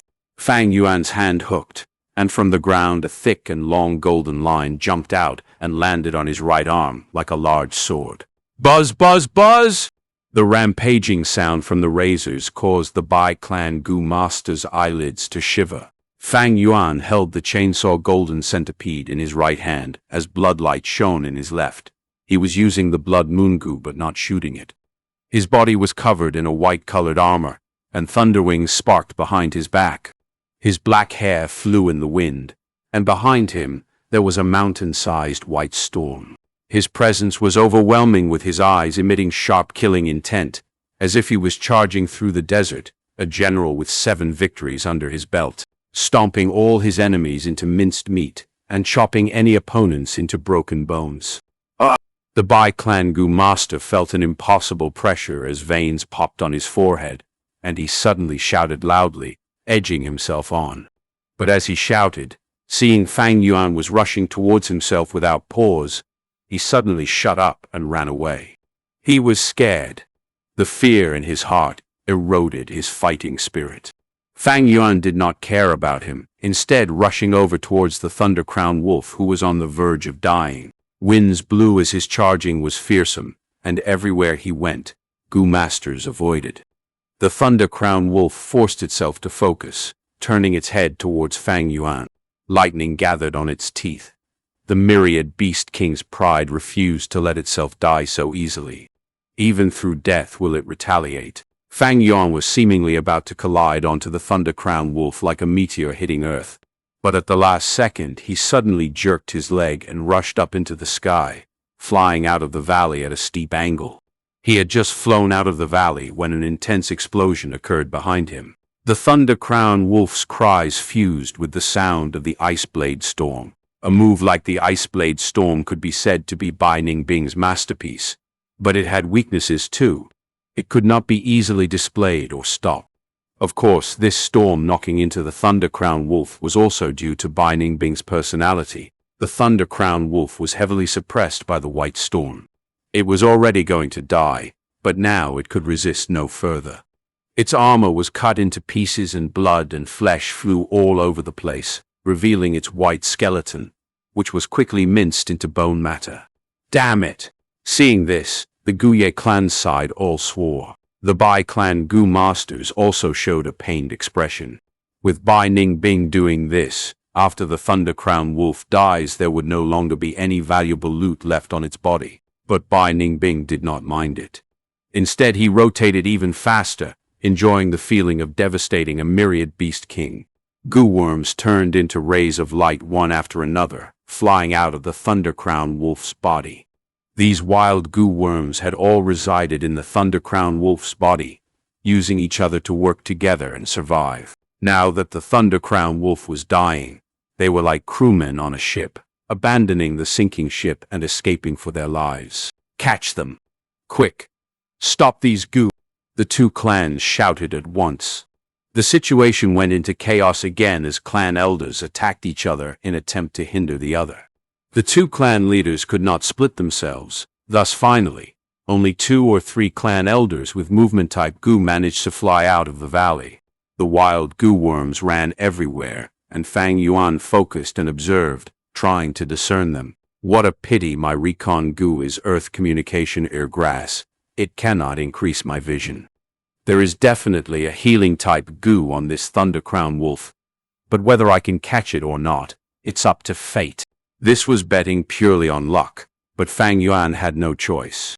Recon-type goo worm, there were all sorts of them, but right now he only had the earth communication grass. His thunderwings spread and he rushed towards the closest goo worm. This goo's body was covered in a blue light, trying to fly far away. Fang Yuan rushed up, opening his hand and grabbing it. Whoosh! Its body emitted an intense electric current and assaulted Fang Yuan. Thunderwings are formed by lightning. It has speed but is not flexible. Fang Yuan groaned as he used the sky canopy goo to endure this attack. He could forcefully grab this goo, but he wisely chose to give up. The ability of this goo was already exposed. It was able to use electric currents to attack enemies, so this was obviously an attack-type goo. But Fang Yuan wanted a healing goo instead. Fang Yuan gave up on it and approached another goo worm. When he got close, he saw this goo's appearance, a body that seemed to be made of light blue glass, flying in the air with a semicircle shell that had turtle shell markings. Thunder Shield Goo. This was a defensive goo, able to form a semicircle lightning shield. Fang Yuan gave up once again, looking around and finding his third target. But at this time, a white shadow came from the valley, holding an ice blade and shouting Fang Yuan's name. Fang Yuan sighed, knowing that Lady Luck was not on his side. He could only take the best alternative, reaching and grabbing towards the Thunder Shield Goo right next to him. Thunder Shield Goo created a lightning shield, its eerie blue lightning sparking as it tried to resist Fang Yuan's hand. Fang Yuan sneered, releasing the Spring Autumn Cicada's aura. Suddenly, the Thunder Shield Goo became tame like it died, dispersing its shield and falling towards the forest. Fang Yuan waved and grabbed it in his hand, releasing his primeval essence and instantly refining it. Stealth Scales Goo. Ripples formed all over his body as he vanished on the spot. Fang Yuan! Bai Ningbing shouted, as his eyes shone with lightning. This is the rank 3 Lightning Eye Goo, using the power of lightning to break through stealth. But it did not have see-through vision. Fang Yuan noticed this, and although he was stealthed, he could also use the forest to conceal himself. Bai Ningbing's gaze swept through the environment and angrily growled as he had no findings. Fang Yuan found a hidden spot, instantly sitting down and activating the Tusita flower, making it spit out primeval stones. Although he was rank 3, his aperture only had 42% primeval essence storage, and though he had the upper hand during the previous battle, it could not be sustained. Right now, his aperture only had a thin layer of primeval essence left, being around 3%. Goo Masters needed primeval essence to activate goo worms. Without primeval essence, Goo Masters' battle strength would drop drastically. In fact, in extreme situations, they were even worse than mortals. The primeval stones continued to shrink, the natural essence injecting into Fang Yuan's body. The primeval sea in his aperture started to rise gradually. Back then, when he was rank 1 or 2 and using the primeval stone to replenish his primeval essence, it was very noticeable. But now that he was rank 3, as the Gu Master's primeval essence quality is greatly improved, more primeval stones are required, and a longer time is needed to replenish it. Sounds of Gu Masters battling continued to be heard. After 8 or 9 minutes, Fang Yuan replenished the primeval essence in his aperture back to the limit. He came out of his hiding spot, discovering that 5 clan elders had died. Among them, 3 were from Guye clan, 2 from Bai clan. Each clan elder was the clan's asset. To think that so many were sacrificed this time. Guye Bo and the Bai clan leaders' battle was very intense. They were feeling heartache from their respective losses, thus getting more aggressive in their attacks. Other than this, there were 3 fighting groups surrounding the wild Gu worms.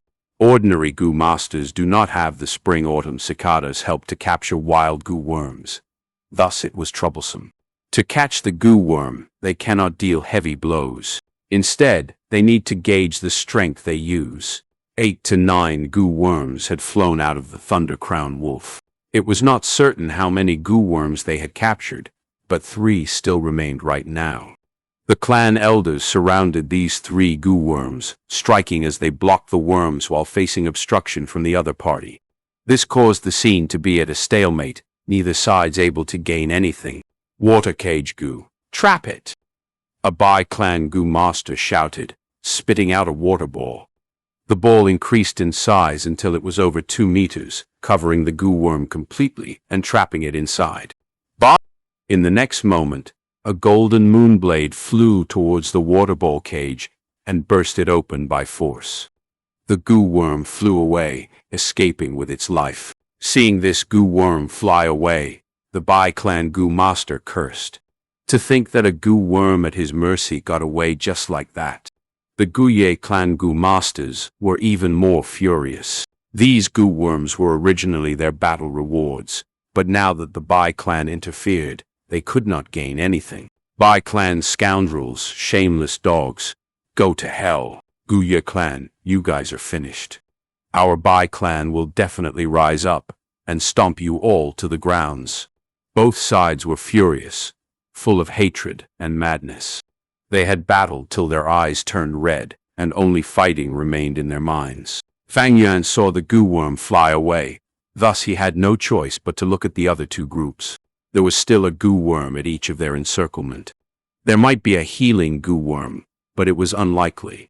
Fang Yuan knew that this world did not have things like a wish coming true, but even so he wanted to try.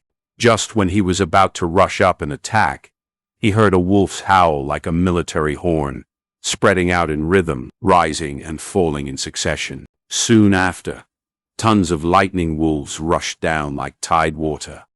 There was no lack to the sound of bold lightning wolves and frenzy lightning wolves, but the one that made everyone's expression change was the mountain-like giant wolf. Thunder Crown Wolf. There's a 4th Thunder Crown Wolf. The clan elders shouted as they could not keep their calm anymore. Chapter 168. Lightning Lycan. Wolf packs were on the move, rushing in like the tide. The situation turned for the worst, and the 2 clan leaders and their elders' expressions changed. Although both clans managed to resist the wolf tide, it was through a dangerous battle and were Pyrrhic victories. Now that there is a new strong wolf tide, they had no way left to resist it. At once, both clans subconsciously stopped battling. The report said there were 3 Thunder Crown wolves, right? A clan elder screamed in panic. No. This Thunder Crown Wolf has lots of injuries, and the size of the wolf pack isn't very large either. Guyabo forced himself to remain calm and analyzed. Don't tell me, this is the Thunder Crown Wolf that attacked the Zong village? A clan elder slapped his forehead as he shouted. This was very possible, and most likely the truth. The clan elders were feeling solemn as one said. The fact that they appeared here, doesn't that mean the Zhong clan already? That goddamn Xiong village, how can they be so useless? Not even able to resist a wave of wolf tide. Someone scolded. But some were optimistic, you see. This Thunder Crown Wolf's forelegs are injured. The muscles have all shriveled. They followed the voice and observed, regaining some lost morale. It was true. This Thunder Crown Wolf's hind legs were developed, but its forelegs were smaller, with shrunken muscles. This caused it to only use the back legs when running, jumping forward like a kangaroo. Wait, this does seem like a Thunder Crown Wolf. Bai clan leader suddenly thought of something, shivering. Lightning Lycan. Fang Yuan had an answer already. 5 tigers, 1 Lamassu, 3 hounds, 1 molossus, 10 wolves, 1 Lycan. The Lycan was also a type of wolf, but it was far smarter than a wolf by many times, and was usually the strategist of a wolf pack. The lightning Lycan before them seemed like a Thunder Crown Wolf in appearance. Thus, a Recon Gu master's confusion is very common. But it was a true blue myriad beast king, and had intelligence no less than men. This lightning Lycan, although inferior to an ordinary Thunder Crown Wolf in terms of physical strength, had human intelligence, and was far more dangerous than a Thunder Crown Wolf. With a huge army of lightning wolves to command, it was no wonder that the Zhen clan was exterminated by them. Go! Fang Yuan spread his wings and flew into the sky. These elders here had undergone long battles, and their battle strength was greatly eroded. They could not deal with the wolf packs, and more crucially, their misgivings towards each other made it hard for the two sides to work together. Fang Yuan turned around and left. The myriad beast king was no joke. Even though there was still 2 wild goo worms flying around, he couldn't care less. He had to leave immediately, for any later, and he might not have the chance. Knowing one's limits and being able to let go and give up, this is the #1 criteria to roam the world. Retreat. The wolf tide is huge. We cannot do anything to it. Get back to the village and plan our defenses. Even though the clan elders have not realized the lightning Lycan's identity, they all had retreating thoughts. But at this time, the lightning Lycan growled, opening its huge mouth. Its wolf fangs were sharp as a dagger, and in between, a black lump appeared out of nowhere, forming into a black ball in an instant. Pew! The black ball shot out, drawing a curved black trajectory in the air and smashing on the ground. It missed? This Thunder Crown Wolf is finished. Its aiming sucks. The clan elders shouted about. But Fang Yuan flew even faster. Bomb! The black ball of mist exploded, and under that intense impact, the black mist spread all over the place. The speed was faster than the eye could see. In a short moment, it covered over 100 li, 1 li 500 meters, of radius. This is the rank 4 wolf smoke goo. Fang Yuan's heart sank. He had made the most logical response at the first moment. But the black wolf smoke spread too fast, completely enveloping him. At once, he felt like he was standing in the middle of the night sky, seeing nothing but darkness. Everywhere was thick smoke, making breathing difficult, and was extremely uncomfortable. But thankfully he had the Thunderwings goo, so as long as he flew up, he could get out of the wolf smoke's range. Crack! In the next moment, a lightning bolt struck, splitting the thick black smoke apart like a thunder snake or a raging dragon, traveling over 100 li and assaulting Fang Yuan head-on. The lightning like an attack. The lightning was so fast a person could barely react to it. But at this crucial moment, Fang Yuan's battle instinct surpassed the speed of his thoughts, reacting in advance. Thunder Shield Goo. Sky Canopy Goo. A round lightning shield appeared in front of Fang Yuan, and on his body a white armor appeared as well. The raging lightning shone at an eye-piercing brightness, like a heavenly dragon roaring, ramming onto the lightning shield. The shield lasted less than a second before it broke under the intense force of the lightning. The lightning landed on Fang Yuan. At that moment, even though he already shut his eyes, he still felt the light piercing through his pupils. An intense force assaulted him, causing him to fall. He was about to faint as the electric currents moved, paralyzing his muscles, almost causing him to forget to breathe. Plop! He landed on the ground. He finally only managed to regain consciousness after intense pain surged through him like waves. He endured the intense pain and numbness, and tried to get up. The Thunder Shield Goo was already dead, while the Thunderwings Goo was hit, and barely held onto life. It was impossible to use anymore. The sky canopy goo was injured heavily too, looking rather dispirited. After all, it was hit by such a strong electric current. The lightning lichen's attack emitted a rank 4 goo worm's full power. The more a goo worm advances, the bigger the difference between realms. For the attack of a rank 4 goo worm, at least 2 rank 3 goo would be needed to defend against it. However, the lightning shield goo died because the previous battle had already caused it to sustain much injuries. To think that this lightning lichen thought so highly of me. Fang Yuan laughed bitterly, observing the surroundings. His surroundings were dark, full of thick smoke. Fang Yuan was unable to tell directions. Be careful, that Thundercrown wolf became smaller. It is now as small as a normal lightning wolf, and is hiding among the pack. A clan elder shouted at this time from the smoke. Fang Yuan heard it, and his iris shrunk. This lightning lichen was too crafty, and very sinister. It probably wanted to eliminate all these goo masters, and when it attacked Fang Yuan, it showed that it did not want to let a single one of them off. The surroundings quickly shone with countless wolf eyes. The sounds of their growls, and the sound of the wind from wolf packs running about, were all heard by Fang Yuan. Under such a dark environment, the goo master's vision is greatly obstructed. But the wolf packs were unaffected, because they had given up on smell and gained excellent vision. I have to get out of here quickly. Who knows if I will encounter that lightning lichen?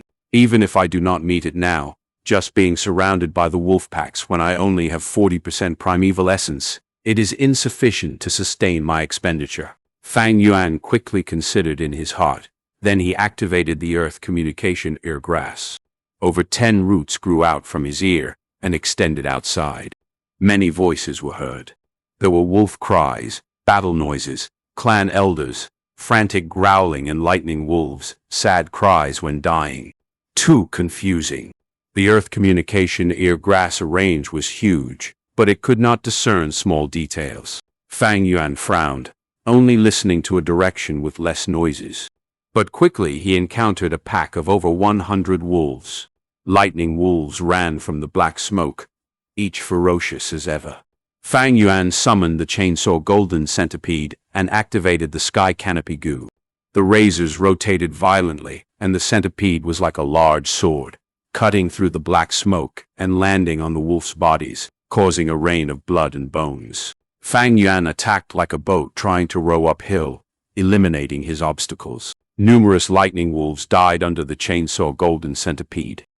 But then the second, third, they continued to assault him. This lightning lichen is too sinister and diabolic, actually making the lightning wolves surround us from the back. Fang Yuan had been moving in one direction, and after rushing for a while, he realized the truth at once after he kept encountering lightning wolves.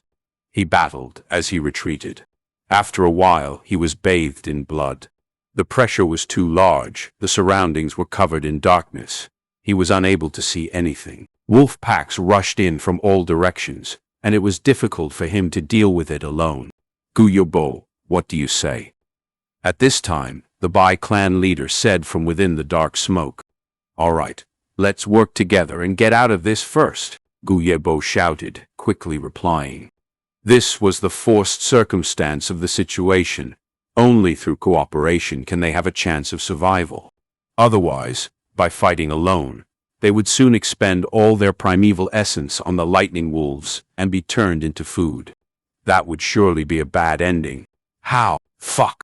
In the next moment, with a wolf's cry, an intense explosion was heard, and the two clan leaders shouted, no longer able to organize the clan elders. Evidently, the lightning lichen came out and did a sneak attack. It had a man's intelligence after all. Once it attacked, it was able to interfere with the two clan leaders' plan and ruined the flow of the clan elders' resistance. Without the two clan leaders to suppress the scene, how can the clan elders work sincerely together? This was a huge question. I'm unable to go on. My primeval essence expenditure is too high. I need to borrow strength from others. After killing for a while, Fang Yuan felt exhaustion. He had the strength of 2 boars, but now he felt extremely sore all over. His primeval essence was no longer enough. He had injuries all over him, but he was forced to stop using the sky canopy goo. The chainsaw golden centipede's body was dim, its razors already in bad shape.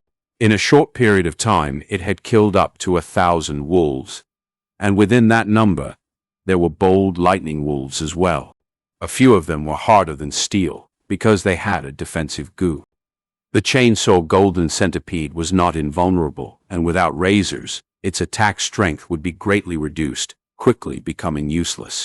Fang Yuan did not prolong any battles. He quickly moved as he fought. He relied on the earth communication eargrass to analyze the situation. Once he heard a frenzy lightning wolf's footsteps, he would change directions and try to avoid them. The frenzy lightning wolf was 1,000 beast king. He could not fight it alone. Once he was pulled into battle, he would fall into encirclement, and that would be a dead end. I'm not satisfied. From the thick smoke, a clan elder cried as his voice came to an end. From the black smoke, the wolf packs attacked, and many clan elders died by the wolf's mouths, growling in helplessness and indignance. I can't hold on much longer either. Fang Yuan felt the aura of death, but he was still calm. The more dangerous it is, the calmer his mind. His heart did not waver at all. In his previous life, he had been in worse situations. The situation right now was still not that bad. With the two clan leaders fighting the lightning lichen, Fang Yuan still had a chance. Oh? Fighting sounds ahead. Fang Yuan heard the noise and changed his direction.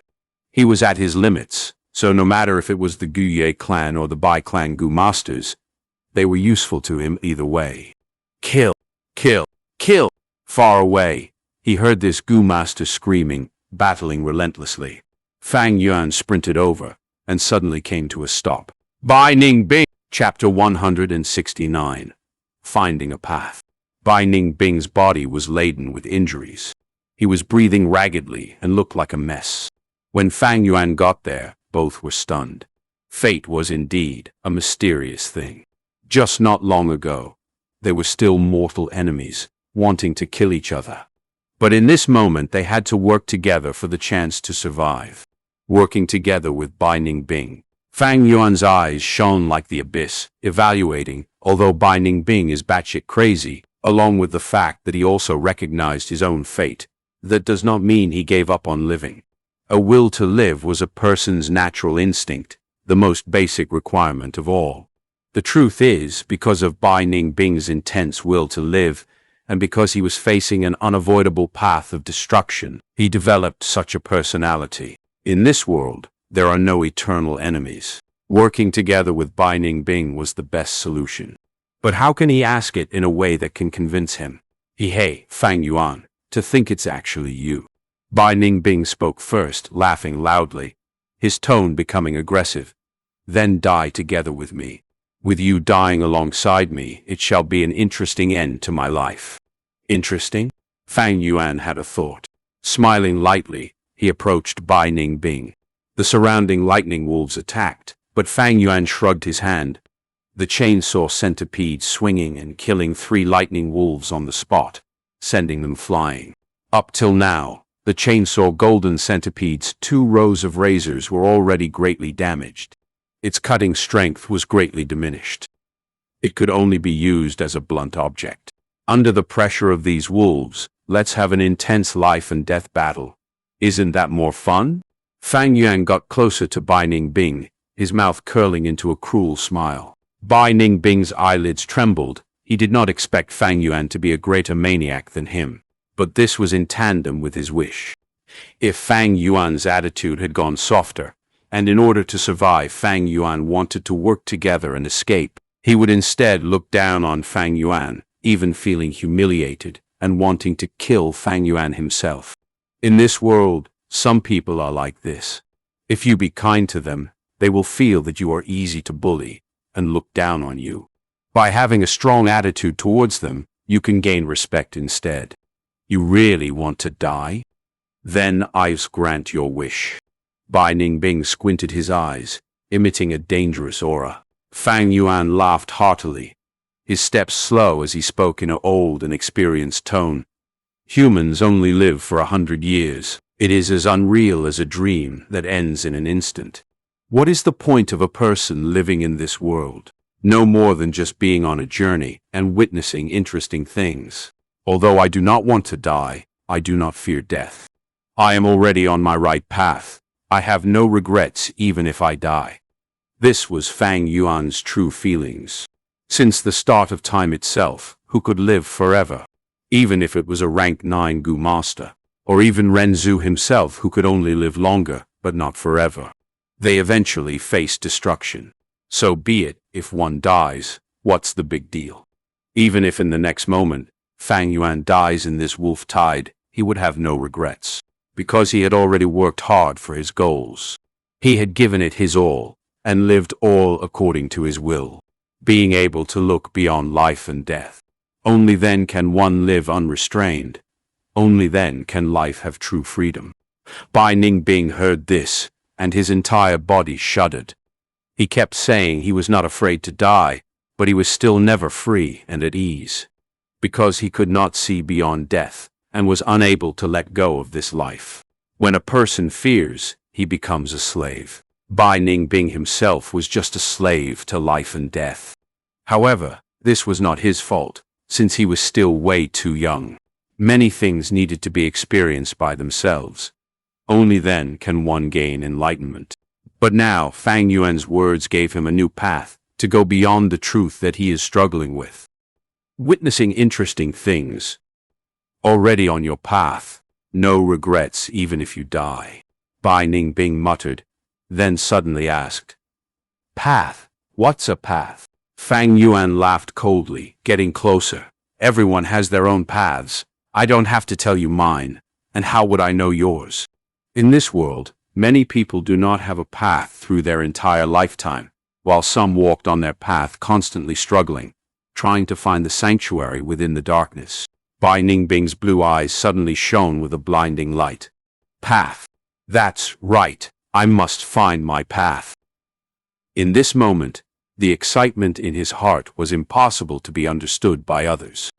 He was like a man, bitterly searching for a girl but to no avail, yet one day he finds the correct method. Or like a treasure hunter, blocked at the last puzzle for a long time, but one day he finds the method to solve the puzzle. Or like a difficult question, thinking for years without an answer, but suddenly finding the method to solve it. Bai Ningbing had no path and could find the meaning of his life. Thus he felt lost.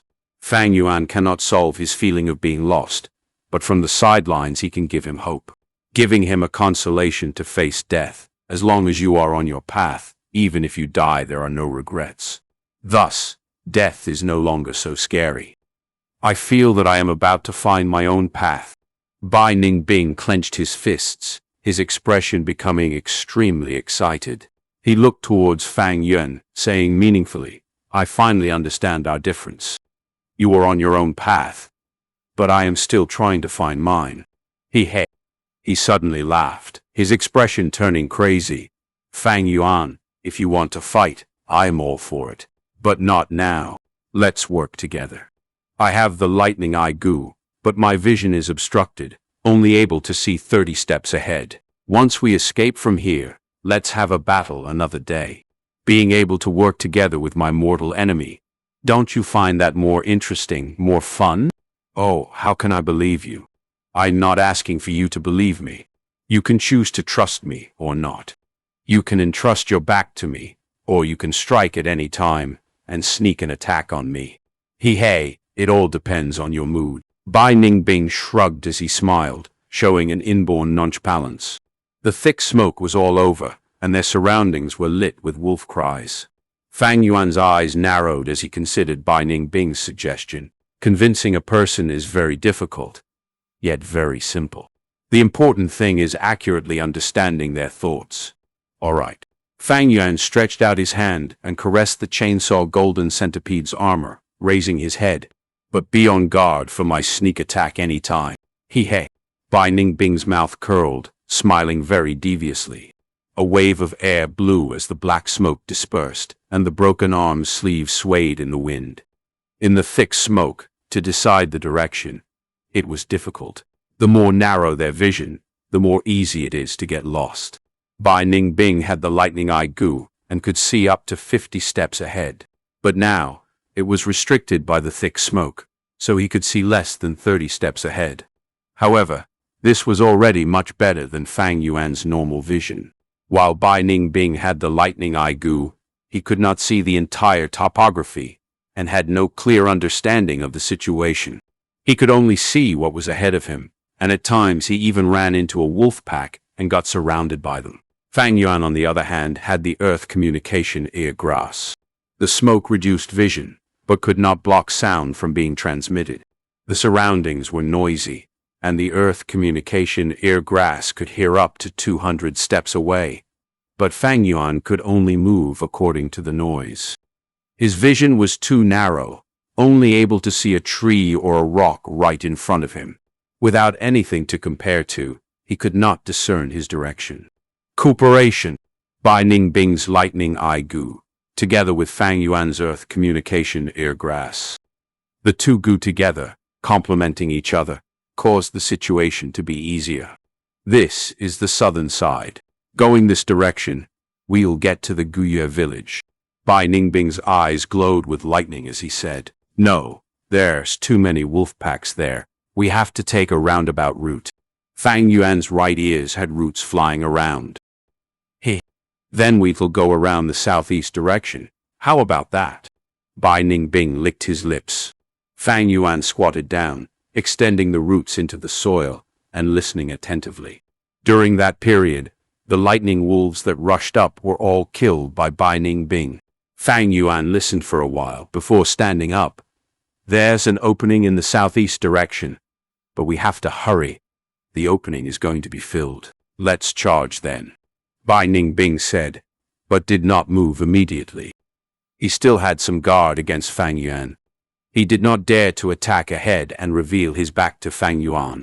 Fang Yuan laughed coldly. He was also full of qualms towards Bai Ningbing.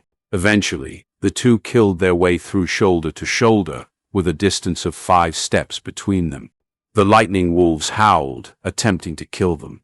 But relying on the lightning eye gu and earth communication ear grass, Fang Yuan and Bai Ningbing could avoid strong enemies and continue to roam, finding an opportunity to break through. The advantage of having information was unveiled here. Bai Ningbing and Fang Yuan, if alone, they would be trapped by numerous wolves. But now that they worked together, they could control the initiative and started to have an easy time. After charging for a while, the path ahead of them was suddenly clear, and the bright sunlight caused both of them to squint. Route! Bai Ningbing laughed loudly. Fang Yuan looked back, only to see a thick black veil behind him, as if a black pot had covered the entire mountain. The intense smoke continued to emit sounds of explosions and screams. Evidently, the two clan leaders were still fighting the lightning lichen. To think that working with you is actually quite pleasant. Bai Ningbing turned his body, smiling lightly. "I feel the same way too." Fang Yuan also smiled lightly. But in the very next moment, both of their eyes shone sharply. Ice blade gu, chainsaw golden centipede. The long ice blade cut through the air with a cold light. The thick golden centipede attacked head-on and carried the howling of the wind. Bomb! Both sides collided.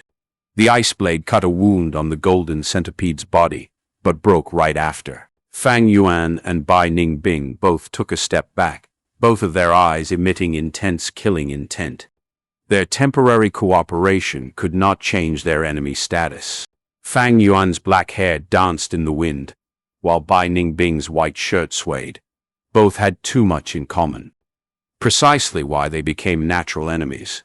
Black iris against blue orbs, almost creating sparks in the air. Both of their killing intent slowly dispersed. This is but a dying man. Even without me interfering, heaven will take his life. What's most important now isn't Bai Ningbing, but the heavenly essence treasure lotus. Once the lightning lichen attacks Guye village, it's most likely game over. I have to strike before that, while I have the chance. Fang Yuan analyzed, his eyes narrowing. Bai Ningbing's eyes became even brighter, muttering, "Path. No regrets." That's right, even Renzu has to die. Humans live and die. So as long as I can live an interesting life, what harm is there even if I die? Thinking so, his eyes glowed with an intense brilliance. Ha ha ha. I've finally found my path, and that is to witness this world's brilliance. Fang Yuan, we will battle another day. I hope that by then, your death can bring some light into my life. Saying so, he leapt backwards continuously. After pulling apart some distance, he turned around, leaving. Although he was in a mess, his body full of injuries and his face covered in soot, with only one arm left, but his back was straight like a sword. He was no longer lost. He had found his path. In other words, he had truly become himself. Chapter 170. Can the blood of incorruptible justice be cold? Fang Yuan watched Bai Ningbing's figure walk until he was far away. Witness this world's brilliance. His two black pupils flashed with an imposing light. The Bai Ningbing, who was no longer bewildered, was more dangerous than before. Life and death no longer bothered him, and the closer he was to death, the more he would display the incomparable grace of the northern dark ice soul physique. However, wanting to fight me later, Fang Yuan suddenly chuckled. You are bound to be disappointed. The instant he came out of that thick smoke, Fang Yuan had decided to leave Qingmao Mountain. It would be interesting to fight with Bai Ningbing, but it was of no benefits to him. Bai Ningbing had set the definition of brilliance on Fang Yuan, and that was because he was young and his view of the world was limited to Qingmao Mountain. Fang Yuan, however, was different. In his grand plan since his rebirth, Qingmao Mountain was only a starting point. As long as the heart possessed great ambitions, one was bound to be broad-minded, not being constrained by small details with others. It's time to leave. The lightning lichen is more cunning and more difficult to handle than the Thunder-Crown Wolf. Just with Bai clan or Guye clan's current strength, it will be difficult to withstand its attacks. Unless a rank 5 expert appears and turns the tide, or maybe if the two clans ally. Bai clan and Guye clan had deep grudges against each other. They would ally if the situation came to that point, but the alliance would be sincere. Fang Yuan was optimistic about this prospect. Qingmao Mountain's state will be determined by this battle. If the two clan leaders are both killed by the lightning lichen, Qingmao Mountain will become the lightning wolves' territory. If one clan leader survives, then with the alliance, the other clan will only become cannon fodder. If the lightning lichen is killed, the two clans will definitely have to rehabilitate due to the severe casualties. The clan will tidy up its internal affairs, and I will be investigated. Fang Yuan could clearly see the changes that could occur through this. This is the world of Gu, and in here, an individual's strength can rule over the group. Thus, the higher the cultivation of a Gu master, the more power he has to turn the tide. No matter the Bai clan or Guye clan or the Lightning Wolf packs, as long as another rank 4 expert appears among any of them, the outcome would be a foregone conclusion. However, no matter the situation, they were all disadvantageous to Fang Yuan. It is time to leave. Although I still lack the ideal healing Gu, how can one have everything he wishes for? After returning to the village, I will take the Heavenly Essence Lotus and then take out a healing Gu from the clan storage before leaving immediately. Fang Yuan gave one last look behind him. The sound of intense explosions was still coming from the black smoke. He turned around and left, rushing towards the Guye village. With his status as an elder, he could forcefully open the clan storage and take out primeval stones as well as Gu worms. There was unrest all around. People were frightened. It was the best time to take advantage of the situation. If this chance was let go, no matter what the battle outcome is, the general situation would be set, making it difficult to take advantage. Thunderwing's Gu could be used for the moment, so Fang Yuan could only run quickly through the forest. The wolf tide had ravaged everything in its path, making the once dangerous pathways peaceful and safe. Soon, Fang Yuan was able to see the Guye village in the horizon. "Who are you?" Fang Yuan swiftly stopped. Two strangers had appeared in front of him. These two were both wearing Gu master's clothing. One was an elderly man. He was tall, and his back was ramrod straight, giving a sense of being as steady as a mountain and as profound as a deep pool. The most eye-catching part was the copper mask that he was wearing on his face. The mask was of a plain design and gave an antique feeling. There were 3 openings on it, revealing the wearer's eyes and mouth. His eyes showed the vicissitudes of life and revealed a grand and righteous aura. His lips were pursed up, the contour in between as sharp as a blade, hinting at this man's firm willpower. The mask did cover his ears, exposing his graying temple hairs and revealing that this man should be of an older age. The one next to the man was a youth with eyebrows that were as upright as a sword, and eyes that were bright and shining, periodically sending out sharp glances that looked like an eagle or a tiger's. Looking at this appearance, the youth's age should be similar to Fang Yuan. However, this person's belt had a silver plate on it, carved with the character 3. So young and already a rank 3 Gu master, this showed amazing talent in cultivation. This was a young genius. However, Fang Yuan's gaze only paused a moment on this youth, before turning towards the senior.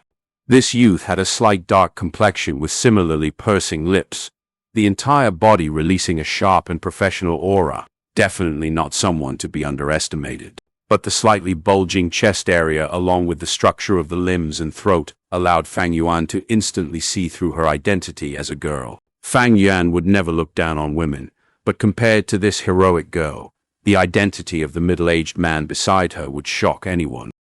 Tishu Leng. Fang Yuan's mind jolted. He inwardly recalled the identity of this middle-aged man. The man was wearing a copper mask, and the square amethyst plate on his belt was carved with the character 5. He was the rank 5 Gu master, enforcer of the law, a great detective, the #1 investigator of the southern border. Divine investigator, Tishu Leng. He was impartial and merciless in upholding justice. Many demonic path cultivators had been arrested by him and many vile characters beheaded. He was the model example of the righteous path, and had made a very high reputation for himself by solving countless cases as he traveled throughout the southern border. Little brother, please wait. Tishu Leng cupped his hands to Fang Yuan. He had already made a name for himself for a long time, and was also a rank 5 Gu master, but his attitude was polite and amiable. Seeing little brother's state of injuries and hurried appearance, "Did your esteemed clan leader and elders encounter trouble?" he asked. Fang Yuan automatically changed his expression to that of anxiety and astonishment, while mixed within them were doubts and fear. "Who are you guys? How do you know this?" "Right, we were chasing after a thunder-crown wolf, but we ran into trouble by encountering a lightning lichen. I am hurrying back to request reinforcements. I am Tishu Leng. I am an ally, not your enemy. I just came from Guye village." "Little brother, you don't need to return for reinforcements. The beast tide concerns all humans, and we need to join hands to face it. This Tai shall contribute all he can." Tishu Leng immediately took this task upon himself. "Damn it, to think that I, Guye Bo, will die here today. Even if we die, we can't let this lightning lichen get off so easily." Guye clan leader and Bai clan leader were full of injuries, and had almost exhausted their primeval essence. Right now, they could sense the grim aura of death. The thick smoke had already dispersed. All the elders had died, and only these 2 clan leaders were left. The lightning lichen also didn't fare well. Its body had some deep wounds from which one could see its bones. It bared its teeth and retreated to the back of the lightning wolf packs, its eyes flashing with a sly look as it retreated from fighting in the front lines. "Come, you coward!" the Bai clan leader furiously roared. However, the lightning lichen kept on retreating backwards, and then let out a howl, commanding the ordinary lightning wolves to charge towards these 2 rank 4 Gu masters. Cunning bastard! Guye Bo and Bai clan leader looked at each other, and sighed. They had prepared to make a strong counterattack before dying, but the lightning lichen had a wisdom that didn't lose out to humans and wasn't fooled. "My life is over. Damn this. We are going to die in these ordinary lightning wolves' mouths." Just when these 2 clan leaders were becoming extremely distraught, A voice suddenly arrived from a distance. "Two leaders, hang in there for a moment." The voice echoed through the mountain forests. The two clan leaders' bodies jolted, and they immediately turned to look, noticing a tall figure rushing towards them. The figure repeatedly flashed, freely moving through the wolf packs. After a few moments, the figure stood beside the two clan leaders. "You are?" the two clan leaders asked at the same time. "My name is Leng." Gasp. The Bai clan leader drew in a long breath in shock. He was surprised, joyous, and also puzzled. Why was Leng here? Gu Bo, on the other hand, was aware of the reason as he joyfully said, "So it is divine investigator Tai." Just as he said this, the wolf packs charged in, a bunch of foul creatures. Leng's tongue seemed to burst with thunder, and with a low shout he willed a gu in his aperture. A formless aura suddenly erupted, radiating and engulfing everything. This aura was like a mountain, indomitable and unshakable. It was like the heaven itself as it overlooked the world and saw through everything. Righteous gu! Only a gu master who had a righteous heart could use it. The righteous aura could weaken vile creatures. Within its range, the lower the willpower of his enemies, the more the weakening effect. Tai Leng had once used this gu to make a rank 4 gu master lose his fighting strength and surrender completely. This was the supreme art of subduing enemy without fighting. Howl, howl! The lightning wolves' momentum stopped.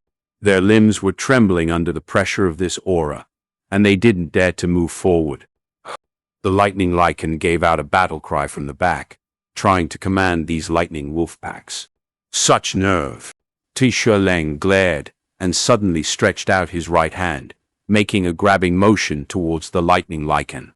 Rumble, ripples spread in the sky, and an enormous black iron hand tore the sky apart and grabbed towards the lightning lichen. Rank 5 Iron Fist Grappling Gu. The lightning lichen was cunning, but it lacked bravery. In addition to that, its body was riddled with wounds, so it didn't dare to resist this move head-on, and instead quickly dodged.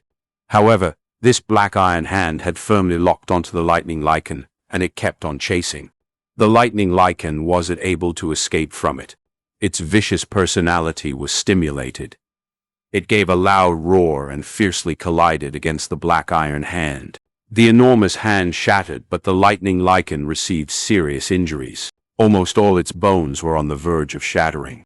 It let out miserable whimpers, but did dare to fight Leng again. Finally, it resentfully looked at Leng and the two clan leaders before it tucked its tails and ran away. It is about to escape. Quick! Stop it! The two clan leaders shouted, but Leng stood on the spot and didn't move. Divine Investigator, please finish it. Gu Bo cupped his hands and implored. Leng slightly shook his head. At this time, Fang Yuan and the young girl finally arrived. They had seen how the lightning lichen had been forced away by the iron hand. Dad! Why did you do that? You are injured. The young girl quickly approached Leng and stamped her feet in anger.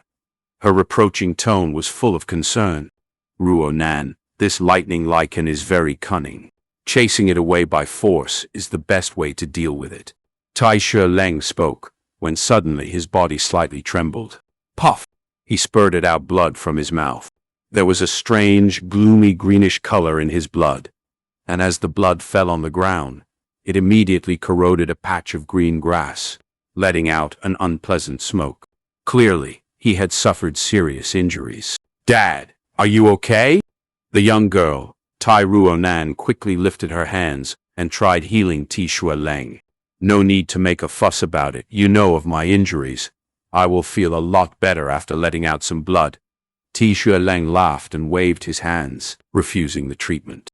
Seeing this scene, the two clan leaders who had been feeling resentment just before immediately felt embarrassed. Divine Investigator is selfless. You helped us even though you are suffering from serious injuries. We will deeply remember this favor. I have heard of Leng's great name, and today I can see that it is fully justified and worthy of admiration. We thank Divine Investigator for saving us. The two clan leaders cupped their hands one after another and expressed their thanks. Lord Divine Investigator, please honor my Bai village with your presence. This gratitude of saving my life, I will do my best to repay, the Bai clan leader said. How could Guyebo just watch as the Bai village tried to bring Tishueleng away? He knew why Tishueleng was here, and gave a proud smile. I know that Lord Divine Investigator is here due to Jia Fu's request, and has come to investigate that murder case. Our Guye clan will do our best to cooperate. Bai clan leader's expression changed when he heard this. Tishueleng said, "It is so. However, the one in charge of this investigation won't be me, but my daughter Tai Ruonan." Immediately, everyone present turned to look at the young girl. Chapter 171. Inbred Demonic Nature. What, father, you want me to solve the case? The girl pointed to herself, her face in utter shock. Why, are you unwilling? Tishueleng smiled gently. No, of course I'm willing. Tai Ruonan finally reacted, jumping in joy. Tishueleng nodded, sighing in a complex tone. You aspire to walk the same path as me.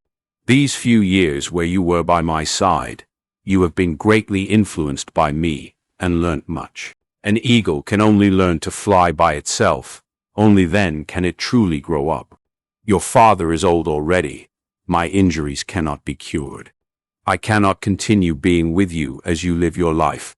And as the newer generations replace the old, what happens next is up to you.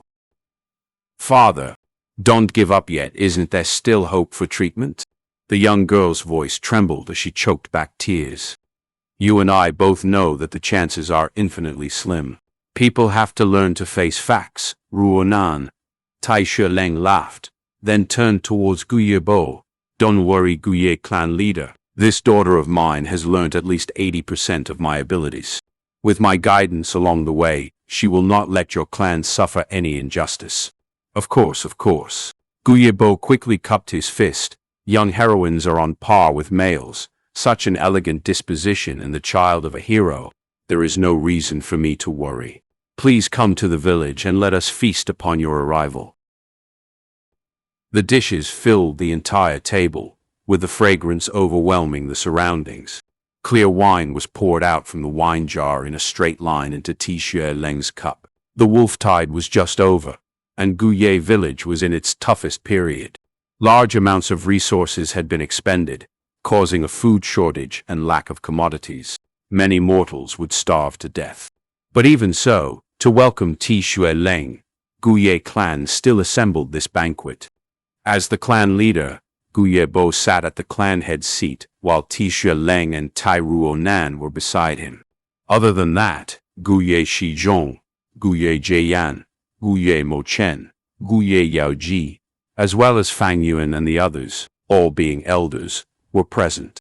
Before the wolf tide, Guye clan had over a dozen clan elders, but now only one table remained, and there were less than 10 elders. Moreover, the clan elders present were all injured to varying degrees. Especially in the case of Guye Mochen, 2 weeks ago, when he resisted the wolf tide, he was heavily injured and had been hiding in his private room to recuperate. He was resting in bed, but when he heard about the arrival of Tishueleng, he forced his body up and attended this banquet. But this also let him escape the crisis, while his old rival Guye Qilian had followed the clan leader in assaulting the Thunder Crown Wolf and was killed by the Lightning Lichen. If not for Brother Tai's help today, I might have become the Lightning Lichen's lunch already. For saving my life, I toast Brother Tai this cup. Guyebo stood up, holding the cup with both hands and bending his back, sincerely offering his gratitude. I was only doing what I could. Tishueleng raised his cup, drinking the wine in one go. He had a vigilant and strict lifestyle, refusing to gamble or find prostitutes, standing by his morals, and never went greedy on drinking. He had thus never been drunk. After drinking this cup, Guyebo looked at the people in the banquet, his eyes turning red, sighing and sitting down. Tishueleng had seen such situations many times, and he consoled, Guye clan leader, my condolences. As long as your clansmen still exist, the village will definitely thrive again one day. That lightning lycan was heavily injured as well, and the lightning wolves have greatly been damaged. They will not attack for the next few years. This wolf tide has been safely endured. The wolf tide's harshest period is indeed over. For the next few months, although lightning wolves will still appear, their quantity will continue to decrease, and no large groups will be formed. The wolf packs no longer have the ability to directly charge at the village. The lightning lycan will return to the wolf den and recuperate there, while slowly organizing the remaining wolves. Many wolves will be recalled, and many lightning wolves would die, causing the wolf pack's need for food to decrease drastically. The wolf packs would become self-sufficient, and in the next few years, they would gradually get stronger, during which new 100 beast kings, bold lightning wolves, 1,000 beast kings, frenzy lightning wolves, and myriad be. At its peak, it begins to weaken, and at its weakest, it begins to prosper. Regardless of humans or wolves, they follow such a law. But although Shui Leng's words were right, humans are not grass or trees, they have feelings. The Guye clan leader understood this fact much better than Shui Leng, but the misery and pain in his heart was unavoidable. The sacrifice was too big. Just the higher-up clan elders were already gone by at least half. As for the rank 2 and rank 1 Gu masters, they had an even larger amount of casualties. The entire Guye village strength had fallen to rock bottom, and could no longer endure any more disasters. Why is it that you guys do not counterattack and go wreck their den? On one side, Tai Ruonan could not understand and asked in confusion. That is because inside the wolf den, there are over dozens of groups of thundergas worms, amounting to over 1 million of them in total. There are also large numbers of wild goo mixed in. It is hard to cause any damage to them, unless all 3 clans work together, Guye Yaoji explained. Saying so, she suddenly snorted, staring at Fang Yuan. But this possibility is too small.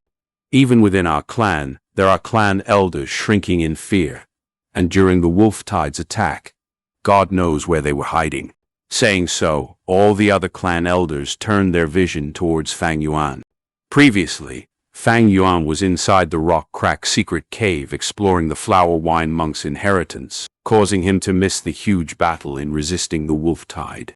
In everyone's eyes, this was being crafty and evasive, as well as being timid and fearing death. Thus, the clan elders' expression towards Fang Yuan were all full of unhappiness, disdain, and some hidden anger. Even Gu Yebo's expression was looking ugly. As the clan leader, he was most revolted by people like Fang Yuan, doing things according to their own will, mysterious and having their own little schemes. He could not feel safe with such a person around. The atmosphere at the banquet immediately transformed. The Tai father and daughter also felt this change, following everyone's gaze and looking towards Fang Yuan. Fang Yuan's young appearance had attracted the attention of Ti Ruonan, who was the same age as him. Fang Yuan drank his wine calmly. Even though everyone's gaze was on him, he acted as if he felt nothing. His expression was calm, as he already had anticipated such a situation of people finding problems with him. Things are getting troublesome, he sighed in his heart. Although worried, he was not frightened. Shui Leng's appearance had heavily destroyed his plans to leave. If he took the heavenly essence treasure lotus and destroyed the foundation of the Guye village, this would cause the Tai father and daughter to arrest him. The name of divine investigator is not just a myth. With his abilities and strength, as long as Shui Leng commences his chase, there is no possibility of failing. Even if he does not take the heavenly essence treasure lotus, his mysterious disappearance would cause the clan to investigate. As it involves Jia Jin Sheng's death, even the Tai father and daughter would get involved. If he left without notice, in their eyes it would be a thief trying to escape, running from his crimes. With no choice, Fang Yuan could only choose to stay and observe the situation. Although everyone reprimanded him, the situation now was still not at its worst. If he left right now, that would be a panicky move, and it would cause the entire situation to worsen. Is the wine nice? Guye Yaoji laughed sinisterly, staring at Fang Yuan. "Aren't you going to explain?" Fang Yuan slowly put down his cup, raising his head and looking at Guye Yaoji's broken arm. "The old are the most cunning. This is extremely true. To preserve her life, Guye Yaoji broke her own arm, and under the name of being injured, she avoided the clan mission of entering the battlefield. This happened in Fang Yuan's previous life as well, but to think she did the same thing once again. Her act of sacrificing one limb to save her life was indeed effective. It prevented her from getting killed by the Thunder Crown Wolf and not participating in the chase, thus keeping herself alive. However, right now she was finding problems with Fang Yuan. One aspect was due to old grudges, but mostly was because she wanted to bring the attention to Fang Yuan and reduce people's attention on herself. "What do you want me to explain?" "Explain how you broke your own limb just to preserve your miserable life," Fang Yuan sneered. "What?" Guye Yaoji was shocked and enraged, standing up from her seat. She stared with both eyes wide open, pointing at Fang Yuan's nose, shrilling, "You little rascal! How dare you accuse me like this? This is blatant defamation, slander. How can you be so shameless? How can our Guye clan have such a joke like you?" Guye Yaoji, Guye Bo's expression changed, shouting, "Sit down at once. We have an important guest here. How can you scream and shout freely like this?" Guye Yaoji wanted to continue scolding, but on seeing Guye Bo's dim expression, she could only swallow the words she was about to spit out. She stared angrily at Fang Yuan, sitting down reluctantly. Guye Bo settled Yaoji's problem, then turned to look at Fang Yuan. "Elder Fang Yuan, I need an explanation. During the attack of the wolf tide, where were you?" Fang Yuan. Fang Yuan. Xie Leng's eyes shone with surprise. In Jia Jin Sheng's mysterious disappearance, Fang Yuan had played an important role. Before coming here, Xie Leng had already gotten much intel from Jia Fu. But to think that this young elder was Fang Yuan himself. At once, Xie Leng's heart became interested. He had solved numerous cases, and could see the peculiarity from all the traces of evidence, to guess the actual fact. From everyone's expression, he could tell the truth behind Fang Yuan's sudden evasion from battle. But the truth that everyone knew was only scratching the surface. What is the utter reality? Regardless of what the truth is, Fang Yuan's answer would reveal a fragment of his inner thought. That would be very helpful in solving the case later. Sensing Xie Leng's attention on him, Fang Yuan's heart tightened, but his expression remained the same. He looked at everyone plainly, and a mocking smile appeared on his face. "There's not much to explain. Since Clan Elder asked, I just say it out. I was extremely frightened back then. The stress accumulated during this extensive period, as well as my fear of death that had reached its limits. I could not endure it. I was cowardly and weak. I hid in a corner, and no longer dared to enter the front lines." Once he said so, everyone was dumbfounded. They had expected Fang Yuan to use all sorts of excuses and reasons, and were prepared to expose his lies and criticize Fang Yuan.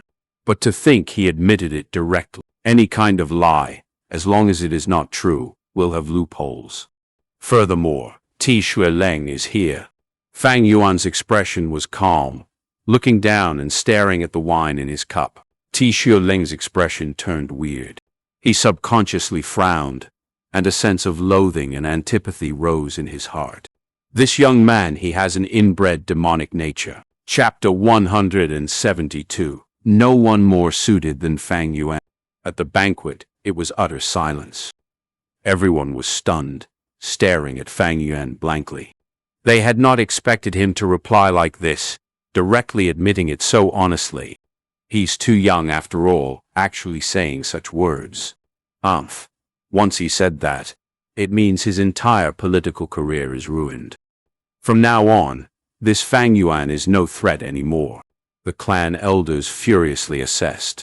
At this point into the wolf tide, the outcome had already been decided. In the next few months, there will only be small wolf packs moving about. As the lightning lichen continues to call them back, as well as the goo masters killing them, the lightning wolves would basically vanish completely by the end of the year. But conflicts never end. At places with people, there are interests. And where there are interests involved, there are conflicts. During the wolf tide, it is the struggle between man and wolf. But now that the toughest part of the wolf tide is over, the clan's internal struggles surface above the water, turning into internal strifes.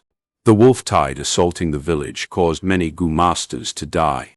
Some factions were destroyed, and the interest they once held naturally has to be distributed. Among the Guye clan higher-ups, there were originally many clan elders to divide the interest cake of the entire village. But now that only Fang Yuan and the other elders amounting to less than 10 remained, that cake was still whole and intact. To split this large cake among themselves, they would have to compete against one another. Political battles, although not as flashy or bloody as the wolf tide, was full of schemes, plotting and setting traps. It was difficult and harsh. At first, Fang Yuan, as the only newly advanced elder, had a strong momentum and attracted great attention. But now that he admitted his mistake, it completely ruined his political career. It was tantamount to giving up the chance to compete for this interest cake with the other clan elders. At once, Fang Yuan's threat level towards the other clan elders became much lower. Their gaze towards Fang Yuan showed that the pressure they felt towards him had reduced. At this time, clan leader Guye Bo sighed, since Fang Yuan himself admitted to it. As clan leader, I have to punish you for the act of running away from battle. According to the clan ancestors' rules, runaways will be stripped of their clan elder status, but the final result shall be decided by me and the other clan elders. We'll decide on your punishment after a discussion, but regardless of the result, I hope you can accept it. The others showed a weird expression. Fang Yuan nodded, not speaking, as if he had submitted to fate. Guya Yaoji broke her own arm to save her life. This was decisive and ruthless. Fang Yuan was the same, except he lost even more, giving up his clan elder status. His greatest problem now is the sudden appearance of the Tai family father and daughter. If he got involved in the political turmoil now, facing suppression from other elders, his situation would get even more dangerous. Letting go, willingness to let go, among taking and letting go. That is life. The identity of clan elder was to cultivate better. That is its only purpose to me. To pursue eternal life, I walked on the demonic path. I am willing to discard my own life. What else can I not discard? Clan elder status. Fang Yuan did not feel a shred of regret or annoyance. This was the wisest decision. Moreover, although there's a punishment, it would definitely be minimized. After all, there were little clan elders left, and as a rank 3 Gu master, his strength was greatly valued. The clan leader has to punish him on one end, but also needs to borrow his strength to stabilize the entire village circumstance. Thus, he also needed to give in to Fang Yuan. As for the other clan elders, Fang Yuan had stepped out of this political contest and no longer held any threat. They would not offend Fang Yuan anymore. After all, if they force Fang Yuan to retaliate, isn't it finding trouble for themselves? Although there is the clan system. But what is a system? Hey, a system is just a tool to maintain the interests of those in power. On one hand, it governs and divides the interest of the lower levels, but it is also the rules that contain the higher-ups as they compete against each other. Fang Yuan laughed coldly. These matters, he was clear as day. The truth was transparent to him. The most crucial point now is the Tai family father and daughter. They came much earlier than I had anticipated, even before the wolf tide is completely gone.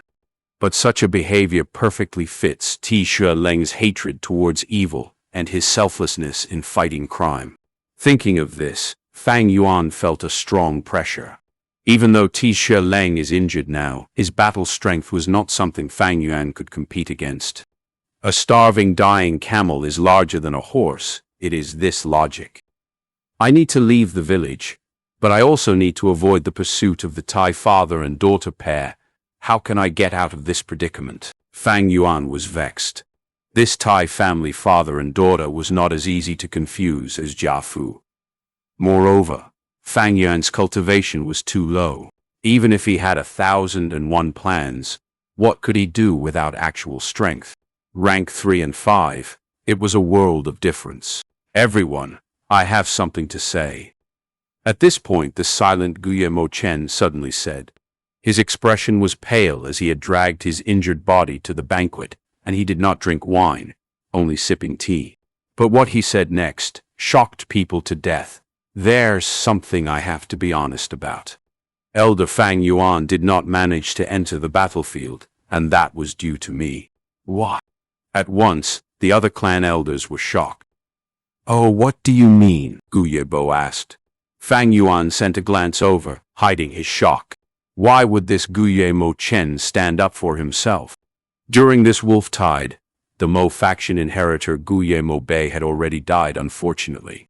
Even though the Mo faction had, to the greatest of their ability, protected Mo Bei. On the battlefield, surprises were aplenty. Moreover, during the wolf tide, everyone was in danger. Sometimes they can even take care of themselves. What more towards others? Guillermo Chen sighed. To speak the truth, my granddaughter Guillermo Yan had fallen deep in love with Elder Fang Yuan. Before this, she had come to beg me, kneeling on the ground and crying, not willing to see Fang Yuan die on the battlefield. I only have one granddaughter, thus out of selfishness, I kept Fang Yuan in my estate and knocked him out. It was only until we chased the lightning crown wolf that I let him out. Thus, everything was due to me. It is my fault. It has nothing to do with Fang Yuan. Oh, is that really it? The clan elders were suspicious. Guillermo Chen's words were quite a stretch. It was rather unbelievable. Love and relationship among youngsters is common. Guillermo nodded, staring at Fang Yuan with deep meaning, wanting to find out some clues from his expression. But Fang Yuan looked down with a calm expression. There was nothing to see. Clan leader was disappointed. The other clan elders exchanged glances, not understanding why Guillermo Chen was so defensive of Fang Yuan. Him saying this in order to aid Fang Yuan, it meant that he had sacrificed his own reputation and ruined his own political prospect. Guillermo Chen continued, in order to protect my reputation, Elder Fang Yuan willingly let himself suffer the injustice. But I have already erred once. How can I make a mistake once more? This is the truth. As for the punishment, I implore Lord Clan Leader to consider. I admit my mistake, and as with the rules, if my clan elder status is to be stripped, I have no objections. Clan Leader quickly waved his hand, saying, Elder Mo Chen has worked hard all these years. What you did was understandable. Humans are not grass or wood. How can we not have feelings? Now that our clan is greatly weakened, we need loyal and strong elders like you. But this is still your own selfishness, thus the punishment still needs to be decided. We have an important guest today. Let's not talk about this now. Come, Brother Tai, I and the clan elders shall offer you a toast. Saying so, Guillermo stood up. The other clan elders stood up as well, raising their cups. Everyone is too kind. I still have to trouble you all later. I hope I can seek your understanding. Ti Shuileng did not put on airs, standing up and drinking his wine. In the courtyard of the Mo faction, flora and fauna were abundant. The artificial mountain had a spring flowing with crystal clear water. In the night sky, the moon hung high in the sky like a plate. The banquet had long ended. Fang Yuan sat in the cooling pavilion as he listened to the sound of the flowing water, and he placed down his teacup with a plain expression. Sitting opposite him was Guillermo Chen. After the banquet was over, he had invited Fang Yuan over for a discussion. Come, have another cup of tea. This bamboo leaf clear water tea is good in eliminating hangovers. Guillermo Chen laughed, pouring personally into Fang Yuan's cup. Fang Yuan's expression was calm, and on seeing the cup being filled again, he said, Indeed, a good cure for hangovers. Saying so, he looked outside the pavilion, only to see that the pale white moon had radiated the grounds with its moonlight. Under the moon, the pavilion was quiet and graceful, but in the wind there were lurking shadows, showing how the Mo faction courtyard was turning from a prosperous state to a declining one. During the banquet, Fang Yuan had already understood Guillermo Chen's intention. Seeing this scene, he was even more sure of himself. The Mo faction had no inheritor left. Once Guye Mo Bei died, the entire Mo faction would lose its inheritor. Although Mo Bei still had his sister Mo Yan, the clan rules was that, since ancient times, it favored males over females, and the assets can only be inherited by a male and not female. Even if Guye Mo Yan gets to rank 3 next time and advances to clan elder, her assets do not represent the Mo faction, but only her own. If she married anyone, this asset will be transferred to under her husband's name. If they lost their inheritor, a clan's political influence would have no prospects, and no one would join them. The Mo faction had already fallen into difficult circumstances, on the verge of breaking down. But heaven always left a way, and the Mo faction was not truly at its wit's end. There was still a sliver of hope. This hope lies in Guye Mo Yan's hands. Although she is a female, she can marry someone. If the son-in-law marries into the Mo faction, he would have an acceptable status, and can inherit the Mo faction. Seeing that Fang Yuan had no inclination to mention it, Guye Mo Chen scolded this crafty lad internally, but had to speak. I wonder what Elder Fang Yuan thinks of my Mo faction. He had an unspeakable grief. Ever since his injury, his cultivation had fallen to rank 2, without any chance of ever regaining rank 3. He could only rely on his goo worm to conceal his true aura. But paper cannot cover fire. He would be exposed one day. His only inheritor had died, while he himself was rank 2, and would lose his clan elder identity. Guye Mo Chen needed someone who could hold the fort to sustain their faction.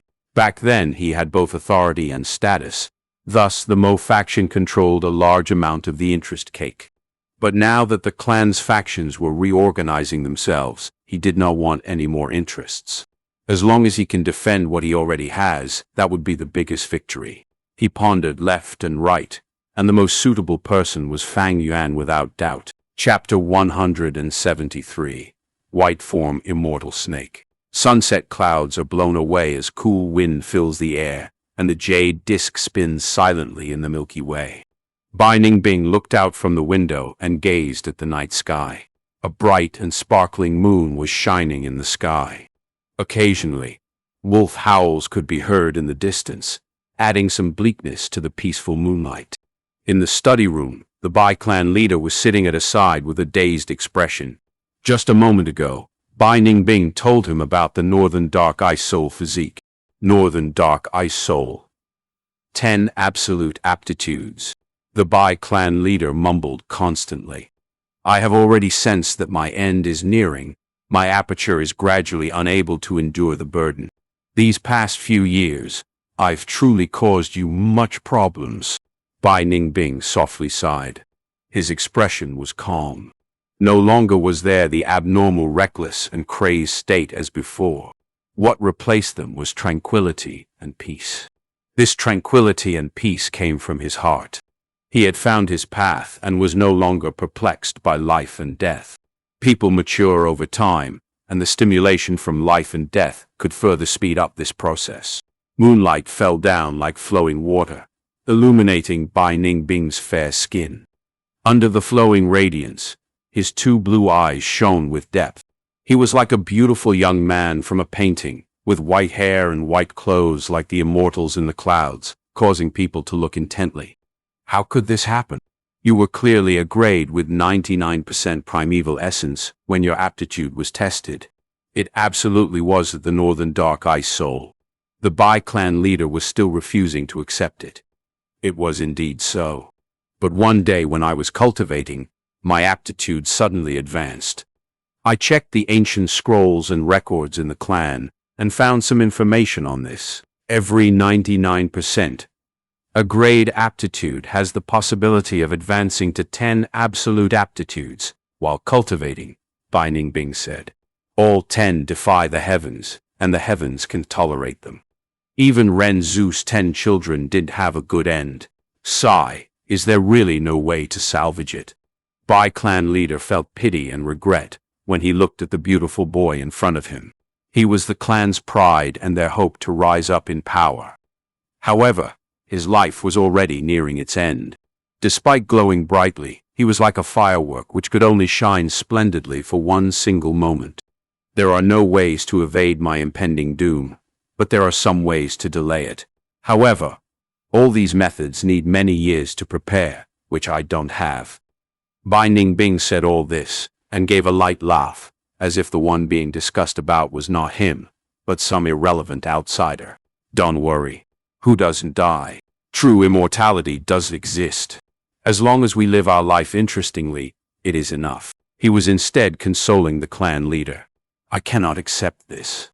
I absolutely cannot. Damn it. My Bai clan has been suppressed by the Guye clan for centuries. We finally found hope, but it ends up like this. No, there is still hope. Bai clan leader's voice got louder and louder till suddenly, his expression turned firm as if he had decided on something. Follow me. I will bring you to a place. He stood up and said. After a while, the bright moonlight shone upon a deep pool. This is the spirit spring, Bai Ningbing asked. He had been led by the Bai clan leader as they went through a long secret pathway and finally arrived here.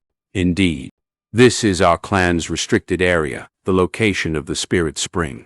You also know this, every clan's foundation is established upon a natural spirit spring, where the primeval stones produced by it will be used to provide for their cultivation. Our Bai clan can only be considered a small medium-scale clan, and only by annexing Guye and Xiang clan, as well as possessing at least 3 springs, can we become a large-scale clan. Bai clan leader sighed. Then clan leader, what did you bring me here for? Bai clan leader's face revealed a complex expression, and as he turned around to look at Bai Ningbing, his expression contained some hesitation. I had originally never thought of bringing you here. However, the affairs of the world are hard to anticipate. To think, you would end up possessing Northern Dark Ice Soul. Your only chance at living lies within this spring. What is in this spring? Bai Ningbing asked. A great immortal, Bai clan leader said with a deep voice. Great immortal. Bai Ningbing was flabbergasted. Great immortal is its title. It is a snake goo left by our Bai clan's first-generation ancestor.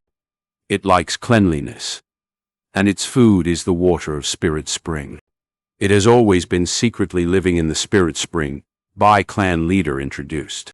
Before the first-generation ancestor passed away, he set up a secret inheritance and left behind this snake goo as a clue. If you can get the approval of the Great Immortal, it will open the secret inheritance for you.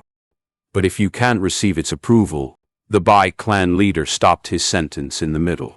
What happens then? Bai Ningbing asked.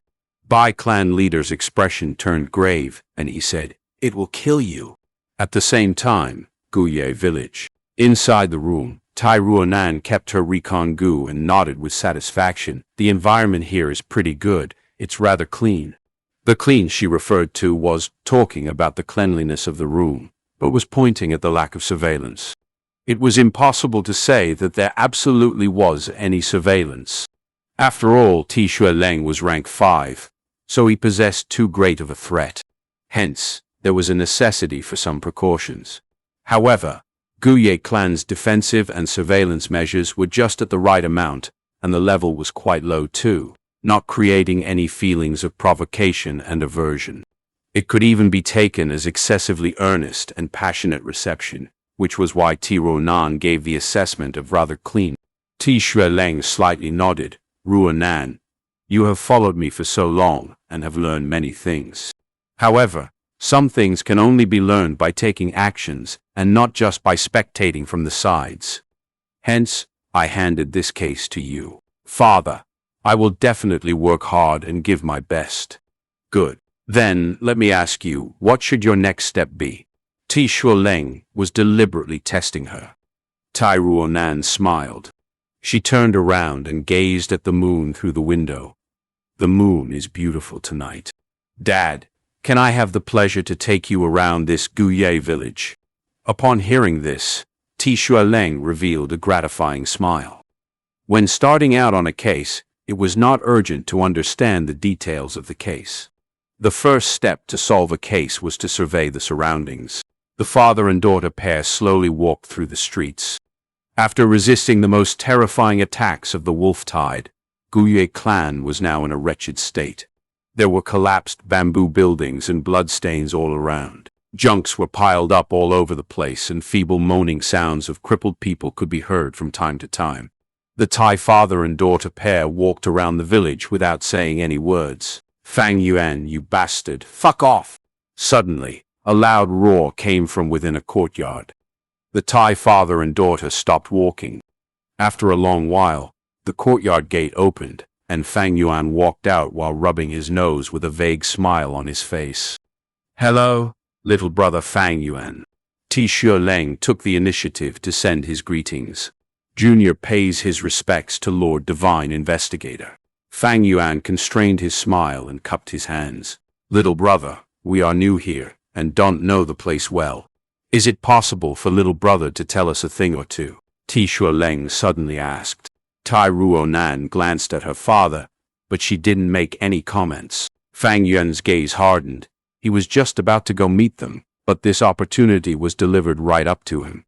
"Both of you have traveled a great distance and suffered hardships to come and solve the case. The whole village ought to help you. Please follow me." Fang Yuan spoke directly without showing the slightest evil intention, and walked in front. The spirit spring was raging like the boiling water. All of a sudden, the spring water rose up like a tidal wave. After it reached a certain height, the spirit spring scattered and splashed in all directions. A slender white snake, its whole body covered with snow-white scales, tread on the waves and revealed its elegant appearance. Its eyes were like jade, cold and indifferent. On the two sides of its head were a pair of long whiskers, floating like celestial ribbons. Rank 5 white form immortal snake Gu. "I pay respects to great immortal." Bai clan leader emotionally kneeled on the ground, and at the same time anxiously urged, "Bai Ningbing, why are you not kneeling down?" "I will never kneel before a Gu." Bai Ningbing coldly snorted, his body standing upright and tall. Although the white form immortal snake, Gu released an ethereal cold grandeur with heavy killing intent concealed within, Bai Ningbing was not the least bit afraid. His two blue pupils directly stared at its snake eyes. Time seemed to have stopped at this moment. The spirit spring and the Bai clan leader had become insignificant background objects. Under the bright moonlight, the picturesque youngster with blue pupils and the silver-whiskered white snake gazed at each other. After a good while, the white snake suddenly gave a long cry and turned into a white rainbow, slamming into Bai Ningbing. Bai Ningbing's body jolted. The white light entered his aperture and turned into a white snake. The white snake occupied the central area of his primeval essence, and with its tyrannical attitude, all the surrounding Gu were immediately forced to the side. This situation, Bai clan leader stood up with a puzzled expression. It does match what the clan's secret records say. According to the clan's secret records, once a Gu master obtained approval, the white form immortal snake Gu would fly with the inheritor and open the inheritance in the sky. However, the current situation was somewhat weird. The white form immortal snake, Gu, took the initiative to enter Bai Ningbing's aperture and did kill him, which should mean that it had approved of him. But why did it carry Bai Ningbing and fly to the sky? Could it be that the secret records were wrong? Bai clan leader couldn't make sense of it. Time quietly flew by. That more or less sums up everything about Guyue village. There is the underground cave, but that is a restricted area of the clan and outsiders aren't allowed entry, Fang Yuan said. He looked at the bright moon in the sky and continued. "It is getting late. Please go and rest. You need to have the energy to investigate tomorrow, right?" "Ha ha, Elder Fang Yuan is correct. We are really thankful for Elder Fang Yuan's directions. Please go and take a rest," Tishu Leng said. "In that case, I will take my leave." Fang Yuan cupped his hands before directly leaving. Tishu Leng looked at Fang Yuan's figure with interest, and only after Fang Yuan turned into a corner did he take back his gaze. "Ruonan, what do you think of this Fang Yuan?" he suddenly asked. "I don't like him. My intuition tells me he is covered in shadows." The young girl frowned. Leng nodded his head. I know you have the intuition goo which strengthens your intuition, but we need definite evidence to solve a case. Just relying on intuition alone won't be convincing. Don't always depend on your intuition. I do not want you to use the intuition goo to solve this case. Yes, Father. Chapter 174, Junior Divine Investigator. Leng said again. Now, analyze this person, Fang Yuan. Father. You suspect it is Fang Yuan? Ruonan was stunned, but continued. He is a very logical and intelligent person, and when he introduced the village to us, every word he said was appropriate and well organized. Gasp! Ruonan suddenly drew in a mouthful of cold air. She frowned. I didn't notice this earlier, but after you just reminded me, I realized it. This Fang Yuan is too good at speaking. Everything he said is objectively the truth, abandoning his personal feelings, standing at a bystander's perspective, and describing calmly, not allowing others to find flaws in his words, thus not able to get additional clues. His words were very, very, very clean. The young girl hesitated before using the word clean. Leng nodded, but then shook his head. He did not abandon his feelings. Everyone has feelings, and even a cold-blooded murderer has feelings. He only concealed his personal feelings very well, and was in full control of his emotions. This lad has a demonic nature. Demonic nature. That's right, think about it. He spoke the truth during the banquet, saying he was frightened and did not dare to enter the battlefield. Tell me, if it was a normal person, would they do that? Leng asked. Ruonan shook her head. No, Gu masters put the clan's honor and their own reputation higher than their own lives. But that might not be certain, for in history there have also been many people who sacrificed their own reputation, right? That's right. But who were those people? Leng's gaze was deep. Ruonan considered, before her expression changed. They were all outstanding individuals. That's correct.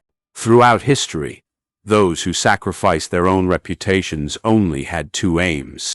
One was that they had a greater aim in mind, and compared to their aim, reputation is worth nothing. The other is to preserve themselves, defaming themselves to prevent suspicion. Ruonan's eyes shone. Father, you are saying? You are thinking too much. I just feel that this young man is very interesting, but too bad he is only a C grade, Leng said. The moonlight was like water on this night. Fang Yuan walked on the empty street, his footsteps slightly heavy but filled with determination.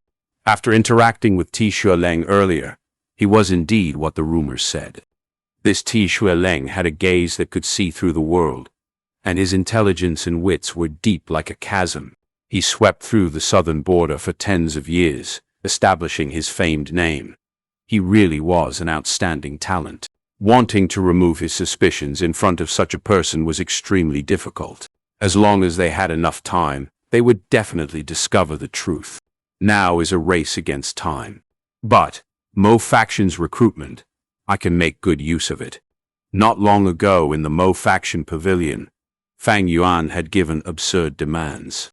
In return for marrying Mo Yan, he wanted 100,000 primeval stones, 10 rare goo worms, and each at least rank 3. This made Guillermo Chen furious. He was marrying away his precious granddaughter, but Fang Yuan still had more demands. Such a shameless way to ask for gifts, and so greedy. It was really the last straw. Thus, the discussion faltered, and he chased Fang Yuan out. Fang Yuan left immediately without any inclination to stay. He knew Mo Chen's intention, thus he would definitely compromise. His absurd demands were just a way of bargaining, paying the lowest price when buying, and asking for the highest price when selling. But this matter has equal benefits and demerits. Although with more primeval stones I can feed the heavenly essence treasure lotus, my original plan to get out of the political spiral would be ruined. In tonight's banquet, Guillermo Chen sacrificed himself to salvage my political career. From then on, he might face all sorts of elder suppression. Guye village's political situation now was. Clan leader was healthy, while for the two important elders, Guye Qilian was dead, but the Qi faction was not finished yet, as inheritor Qi Cheng was still alive. At the same time, there was still Guye Shizhong, an elder from the same faction. But Mo faction lost its inheritor and Mo Chen was heavily injured, falling to rank 2, unable to even keep his clan elder status. The two formerly large factions had already gone downhill. The medicine faction, in contrast, were mostly healing Gu masters. As supports, they had little sacrifice while still keeping most of their strength, and were on the verge of rising up. Medicine faction was originally the clan leader's faction, but now it had the ability to be independent. Regardless of whether Guye Yaoji chooses to be independent or rely on the clan elder, in order to strengthen themselves, they would need to snatch and merge, and the weakened Qi and Mo faction were the best targets. If they did not strike now, later on when the two factions stabilize internally, it would be much more difficult. Being in the human world, many things are not up to me. Why not just let down my hair and sail away to the seas? Sailing with the winds and breaking waves as I travel 30,000 li. That is the true demonic path I take. Fang Yuan raised his head, looking at the moon as he sighed. He wanted to get away from the political spiral, but Guillermo Chen dragged him back by force. He faced pressure from all the factions, and Tai Shuileng was already starting to solve the case. On the other hand, Bai Ningbing had already regained his new arm. Like a boat traveling in the darkness with danger lurking everywhere, how was he to open up a path for himself? The next day. What? You said that the person who murdered Jia Jinsheng had already been found and was killed already? Tai Ruonan felt extremely perturbed. This morning she had woken up early and officially started to solve the case. But to think that the first information she got was that the killer had already been sentenced. That's right. The killer is a demonic Gu master. He once assassinated our clan's rising star and tried to kill the genius. Thus he was killed on the spot. A clan elder provided the information. Is that really so? Did he admit personally that he was Jia Jingsheng's killer? Tai Ruonan frowned deeply. Beside her, Ti Shuileng wore a copper mask as he stood like a statue. He did. But, if it's not him, who else could it be? The clan elder shrugged. Tai Ruonan thought internally. This is all an assumption. There is no real proof. But whether it is the truth or not, this demonic Gu master has to be investigated clearly. Most likely, this is a lead that will bring us to the truth. Thinking of this, Ti Ruonan raised her head abruptly. Where is he buried? I want to inspect the corpse. In a simple and torn coffin, there was a corpse within. The rotting smell assaulted noses, and clan servants and Gu masters were so disgusted that they ran far away to hide. Tai family father and daughter acted as if they were unaffected, and Tai Ruonan's eyes glowed brightly, excitedly stretching her hand and inspecting. A person's corpse has lots of traces. At times, 1 or 2 small injuries would be the evidence needed to point out the murderer. On this corpse, there were many injuries, but the person's appearance was still clear, and he was still wearing his original clothes. Tai Ruonan checked for ages, and only then did she get up with a lingering interest. Anything? Ti Shuileng asked lightly, testing her secretly. Guye clan thinks this person is Jia Jinsheng's killer, thus they kept the corpse well. There's a huge problem in this corpse, Tai Ruonan answered. He's a middle-aged man, right arm thicker than the left. Both his hands have a thick callus. Seeing how his callus is distributed, they are uneven. There are many injuries on his body, numerous fatal wounds, showing the intense battle he had before death. But on his body there are also a lot of hidden injuries, especially his left foot having 3 less toes. This is left behind from many years ago. Saying so, she continued deducing. He was most likely a hunter. There are many evidences. His disproportional left and right side, and the callus on his hands shows that he's an experienced bowman. There are many injuries made by wild beasts on his body, like claw marks and bites, showing he often fought against beasts. His clothes are not the traditional Gu master clothes, and his shoes are even more interesting. weaved from bamboo hemp grass. This kind of grass only grows near Qingmao bamboo, and Qingmao Mountain only produces Qingmao bamboo. Other than that, in the surrounding mountains, there is no bamboo hemp grass. So what are you getting at? Tai Shualeng pursued. Before this person became a demonic goo master, he was a hunter. From his clothes, he was most likely a resident hunter on Qingmao Mountain. Tai Ruonan's eyes shone brightly. Why do you think he is a resident here? If it is the grass shoes, he could have killed the villagers here and warn them. Tai Shualeng rebuked. That's not it. The most special part of his clothes is the shoes, because if they were taken by force, most would not fit his size perfectly. But look at this, 2 disproportionate legs, and yet the shoes fit nicely. This is made just for him. He has 3 less toes on his leg feet. Thus the left grass shoe is shorter. His stump is very cleanly cut and sharp. I assume it is most likely due to stepping on a trap by mistake, Ti Ruonan said. Ti Shualeng did not deny it nor confirm it, and did not even give any criticism. Like what he said earlier, he left it to Tai Ruonan to solve the case. Tai Ruonan continued saying, with this conjecture, we can go to the surrounding hamlets and investigate. We might find more clues. Wait!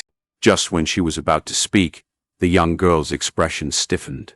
She suddenly remembered this Qingmao Mountain had just undergone a wolf-tide calamity. Even the villages were heavily damaged, not to mention those hamlets. She knew that using this method to find out the person's identity and information bore little hope. But even if the chances are slim, as long as there is a possibility for success, I must try. It was the young girl's first individual case, and she was full of drive. But half a day passed, and she returned empty-handed. This wolf-tide was the largest and most horrifying one yet.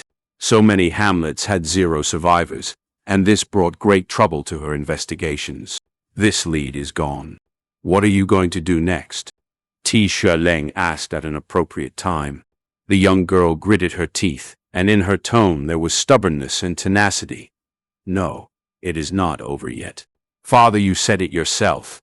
The true lead is often hidden more deeply, and as long as we continue to excavate, it will appear. This demonic goo master's death is strange. Firstly, why did he assault Fang Zheng? What did Fang Zheng do to offend him, causing him to assassinate him with his life, under the situation which was basically an assured death? Moreover, he is a local. But after his death, why did no one recognize him? Hearing her words, Ti Shualeng was a little surprised. Child, you have truly grown up, the divine investigator sighed, and in his tone there was contentment and gratification. Chapter 175. Increasing Pressure. You're asking me why that goo master came to kill me. How would I know? Facing Ti Ruonan's questioning, Fang Zheng blinked innocently. If you have done something, I hope you won't conceal the truth. Because your words, even though they might seem insignificant, can have great help towards solving the case, the young girl said sincerely. Fang Zheng shook his head. I very perplexed too. During that period, I was cultivating non-stop, so how could I attract any assassinations? But afterwards, the people around me realized that this demonic goo master could have been hired by the other 2 clans to kill a rising star like myself. You also know the rivalry between us and the Bai clan and Shong clan. Especially the Zhong clan, they are the greatest suspects as they had once recruited demonic goo masters into their clan. Zhong clan, huh? Tai Ruonan became a little discouraged after hearing this, since the Zhong clan had already been eliminated by the wolf tide. It seems that this lead is lost as well. Suddenly, murmurs came from outside the room. Quick, look there. Isn't that people from the Zhong clan? I thought the Zhong clan was exterminated. How can there be any envoys coming here? Zhong clan envoy's appearance caused a vivid discussion among the village, as people talked with one another. Soon, news came from the clan leader pavilion. Zhong clan still has a large number of survivors. They retreated on their own, using a goo that their ancestor left behind, concealing many people at the same time, cheating death. These scumbags, retreating and avoiding battle, causing the wolf tide to come to us. These Zhong clan people may look rough and large, but their hearts are devious on the inside. Wanting to borrow the power of the wolf tide to weaken us, they are too despicable. Guye clansmen were furious. The appearance of the Zhong clan envoy had caused the Qingmao Mountains' political distribution to undergo a complete shift. What was thought to be a two-sided competition between Bai clan and Guye clan in the end remained a three-way competition, but one would understand once they thought about it. The Zhong clan had survived for hundreds of years without falling. They had their own foundations too. Which clan did not have an ancestor and a trump card? After the Zhong clan envoy left, Guye Bo immediately called for a clan elder meeting. These Zhong clan bastards, they really are nothing good. To think they retreated immediately. Can look down on anyone indeed. Zhong clan had always ranked behind our clan and Bai clan and was the weakest among the forces on Qingmao Mountain. But to think they had such a scheme, we have to be more careful from now on. They wanted to borrow the strength of the wolf tide to eliminate us. They nearly got us this time. If not for that lightning lichen, we might not have lost so many elders. These people deserve to die. If it was for the Tai Divine Investigator appearing, 2 clan leaders might have died. We cannot let them off simply. Asking for compensation is a must. It was us and Bai clan working together to settle the problem of the lightning lichen. But to ask for compensation, we need to first discuss and formulate a sum. The clan elders spoke one after another, discussing until they had a conclusion. Guye clan would dispatch an envoy towards the Zhong clan. They have to observe Zhong clan's remaining strength. If Zhong clan was strong, they would join forces with the Bai clan. If the Zhong clan was weak, they might send people to eliminate them and steal the spirit spring.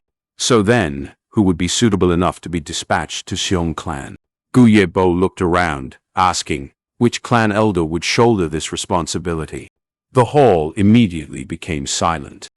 The clan elders looked around at each other. No one was willing to go. The internal conflict was at its peak now, and it was the most crucial moment for the factions to divide the interest cake. If they went to the Zhong clan, their faction would be without a leader, and others would make use of the opportunity. When they return, all would have been decided. So by then, who would they complain to? This old one feels that, to go to the Zhong clan, someone of seniority and experience must go. It has to be someone who can hold his own. Among all of us here, only Elder Mo Chen can take on this role, Guye Yaoji suddenly said. Guye Mo Chen snorted, rebuking. Speaking of qualification, Lord Yaoji has much more experience than me. Especially in terms of fame, I cannot compete at all. I admit complete defeat. Going to the Zhong clan, it seems we will have to trouble Lord Yaoji after all. Elder Mo Chen is extremely right. I recommend Lord Yaoji. A clan elder stood up. I feel that Lord Mo Chen is a more suitable candidate. Another elder immediately rebuked. The scene was chaotic. Guye Bo stood at the leader's seat, staring coldly without making a sound. The medicine faction already had intentions of detaching into its own force, no longer under his control. Thus he did not want to help either, and merely observed the scene. This was the first contest between the medicine faction and the Mo faction. The two had their respective political allies, but the current situation was that both leaders made much compromises as well as exchange of benefits. But on a whole, the medicine faction was stronger. Guye Yaoji's reputation, as well as the chief faction's inclination, caused this situation. Guye Bo stared coldly, noting in his heart the factions that each individual belonged to. As the clan leader, he did not want to see his authority being reduced, and these elders were his competitors. But now he had decided to merely observe, and not strike yet. Mo faction controls too much power and resources, and now that they have lost their inheritor, the medicine faction jumped out hurriedly and tried to attack them. Thus, the most crucial aspect of this contest is all on one person. Guye Bo thought silently, turning his gaze towards Fang Yuan. Fang Yuan had been sitting in his seat, not saying a word. It seems this Fang Yuan isn't very close with the Mo faction, and has not gotten a mutual agreement on interest distribution. Otherwise, he'd have helped out already. Is this my chance? Gu Yebo thought. But at this moment, Fang Yuan suddenly stood up from his seat. This action attracted everyone's attention. What he said next was a shocker. Going as an envoy, this is an important matter involving the survival of our clan. I am willing to step up, bearing the responsibility of an envoy, and investigate the Zhong clan's current state for our clan. What? Fang Yuan is asking to go. What is the meaning of this? Is he really stupid or acting stupid? Isn't he afraid that when he comes back, all the interests would have been distributed away already? The clan elders all showed expressions of shock. Fang Yuan had his own plans. If he went to the Zhong clan, he might be able to find a chance and instigate a conflict among the three clans. Even if he can't, this is a chance to leave. Wait! Anyone here can be the envoy but Fang Yuan alone. The door suddenly opened, and Tai Ruanan walked in, barging her way in. Fang Yuan turned his body to look, and his irises shrunk a little. He saw the Tai family father and daughter walk in, as well as two other people behind them. One looked just like Fang Yuan. It is indeed his brother Guye Fangjung, while the other was Guye Jianghe. What does Tai Divine Investigator have to enlighten us on today? Guye Bo stood up to greet him, his tone slightly unhappy. This was a Guye internal discussion. How could they just barge in like that? Guye clan leader, as well as the other elders. My daughter has already investigated the identity of the demonic Gu master that once assaulted Guye Fangjung. Tai Shileng spoke. Oh. Is that so? That demonic Gu master, wasn't he instigated by the Zhong clan? Is there a hidden story behind this?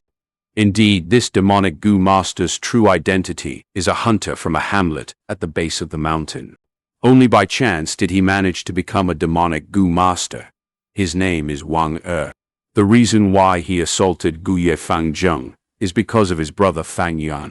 Saying so, Tai Ruonan stared intently at Fang Yuan. Brother, to think you are such a person. Fang Zheng, standing at one side, clenched his fist, showing rage in his eyes. What do you mean by this, young lady? Guye Mo Chen said in a solemn voice. Don't tell me Fang Yuan is the one that hired this demonic Gu master to assassinate his own brother Fang Zheng. Guye Yaoji showed an excited expression. Even Guye Bo was taken aback as he adjusted his posture on his seat. You're all mistaken. Ti Ruonan shook her head. The truth is, Fang Yuan killed innocent people, murdering old man Wang's entire family, causing Wang Er to take revenge. But Wang Er did not know that Fang Yuan had a twin brother. Thus he mistook Fang Zheng for Fang Yuan and assaulted him for revenge.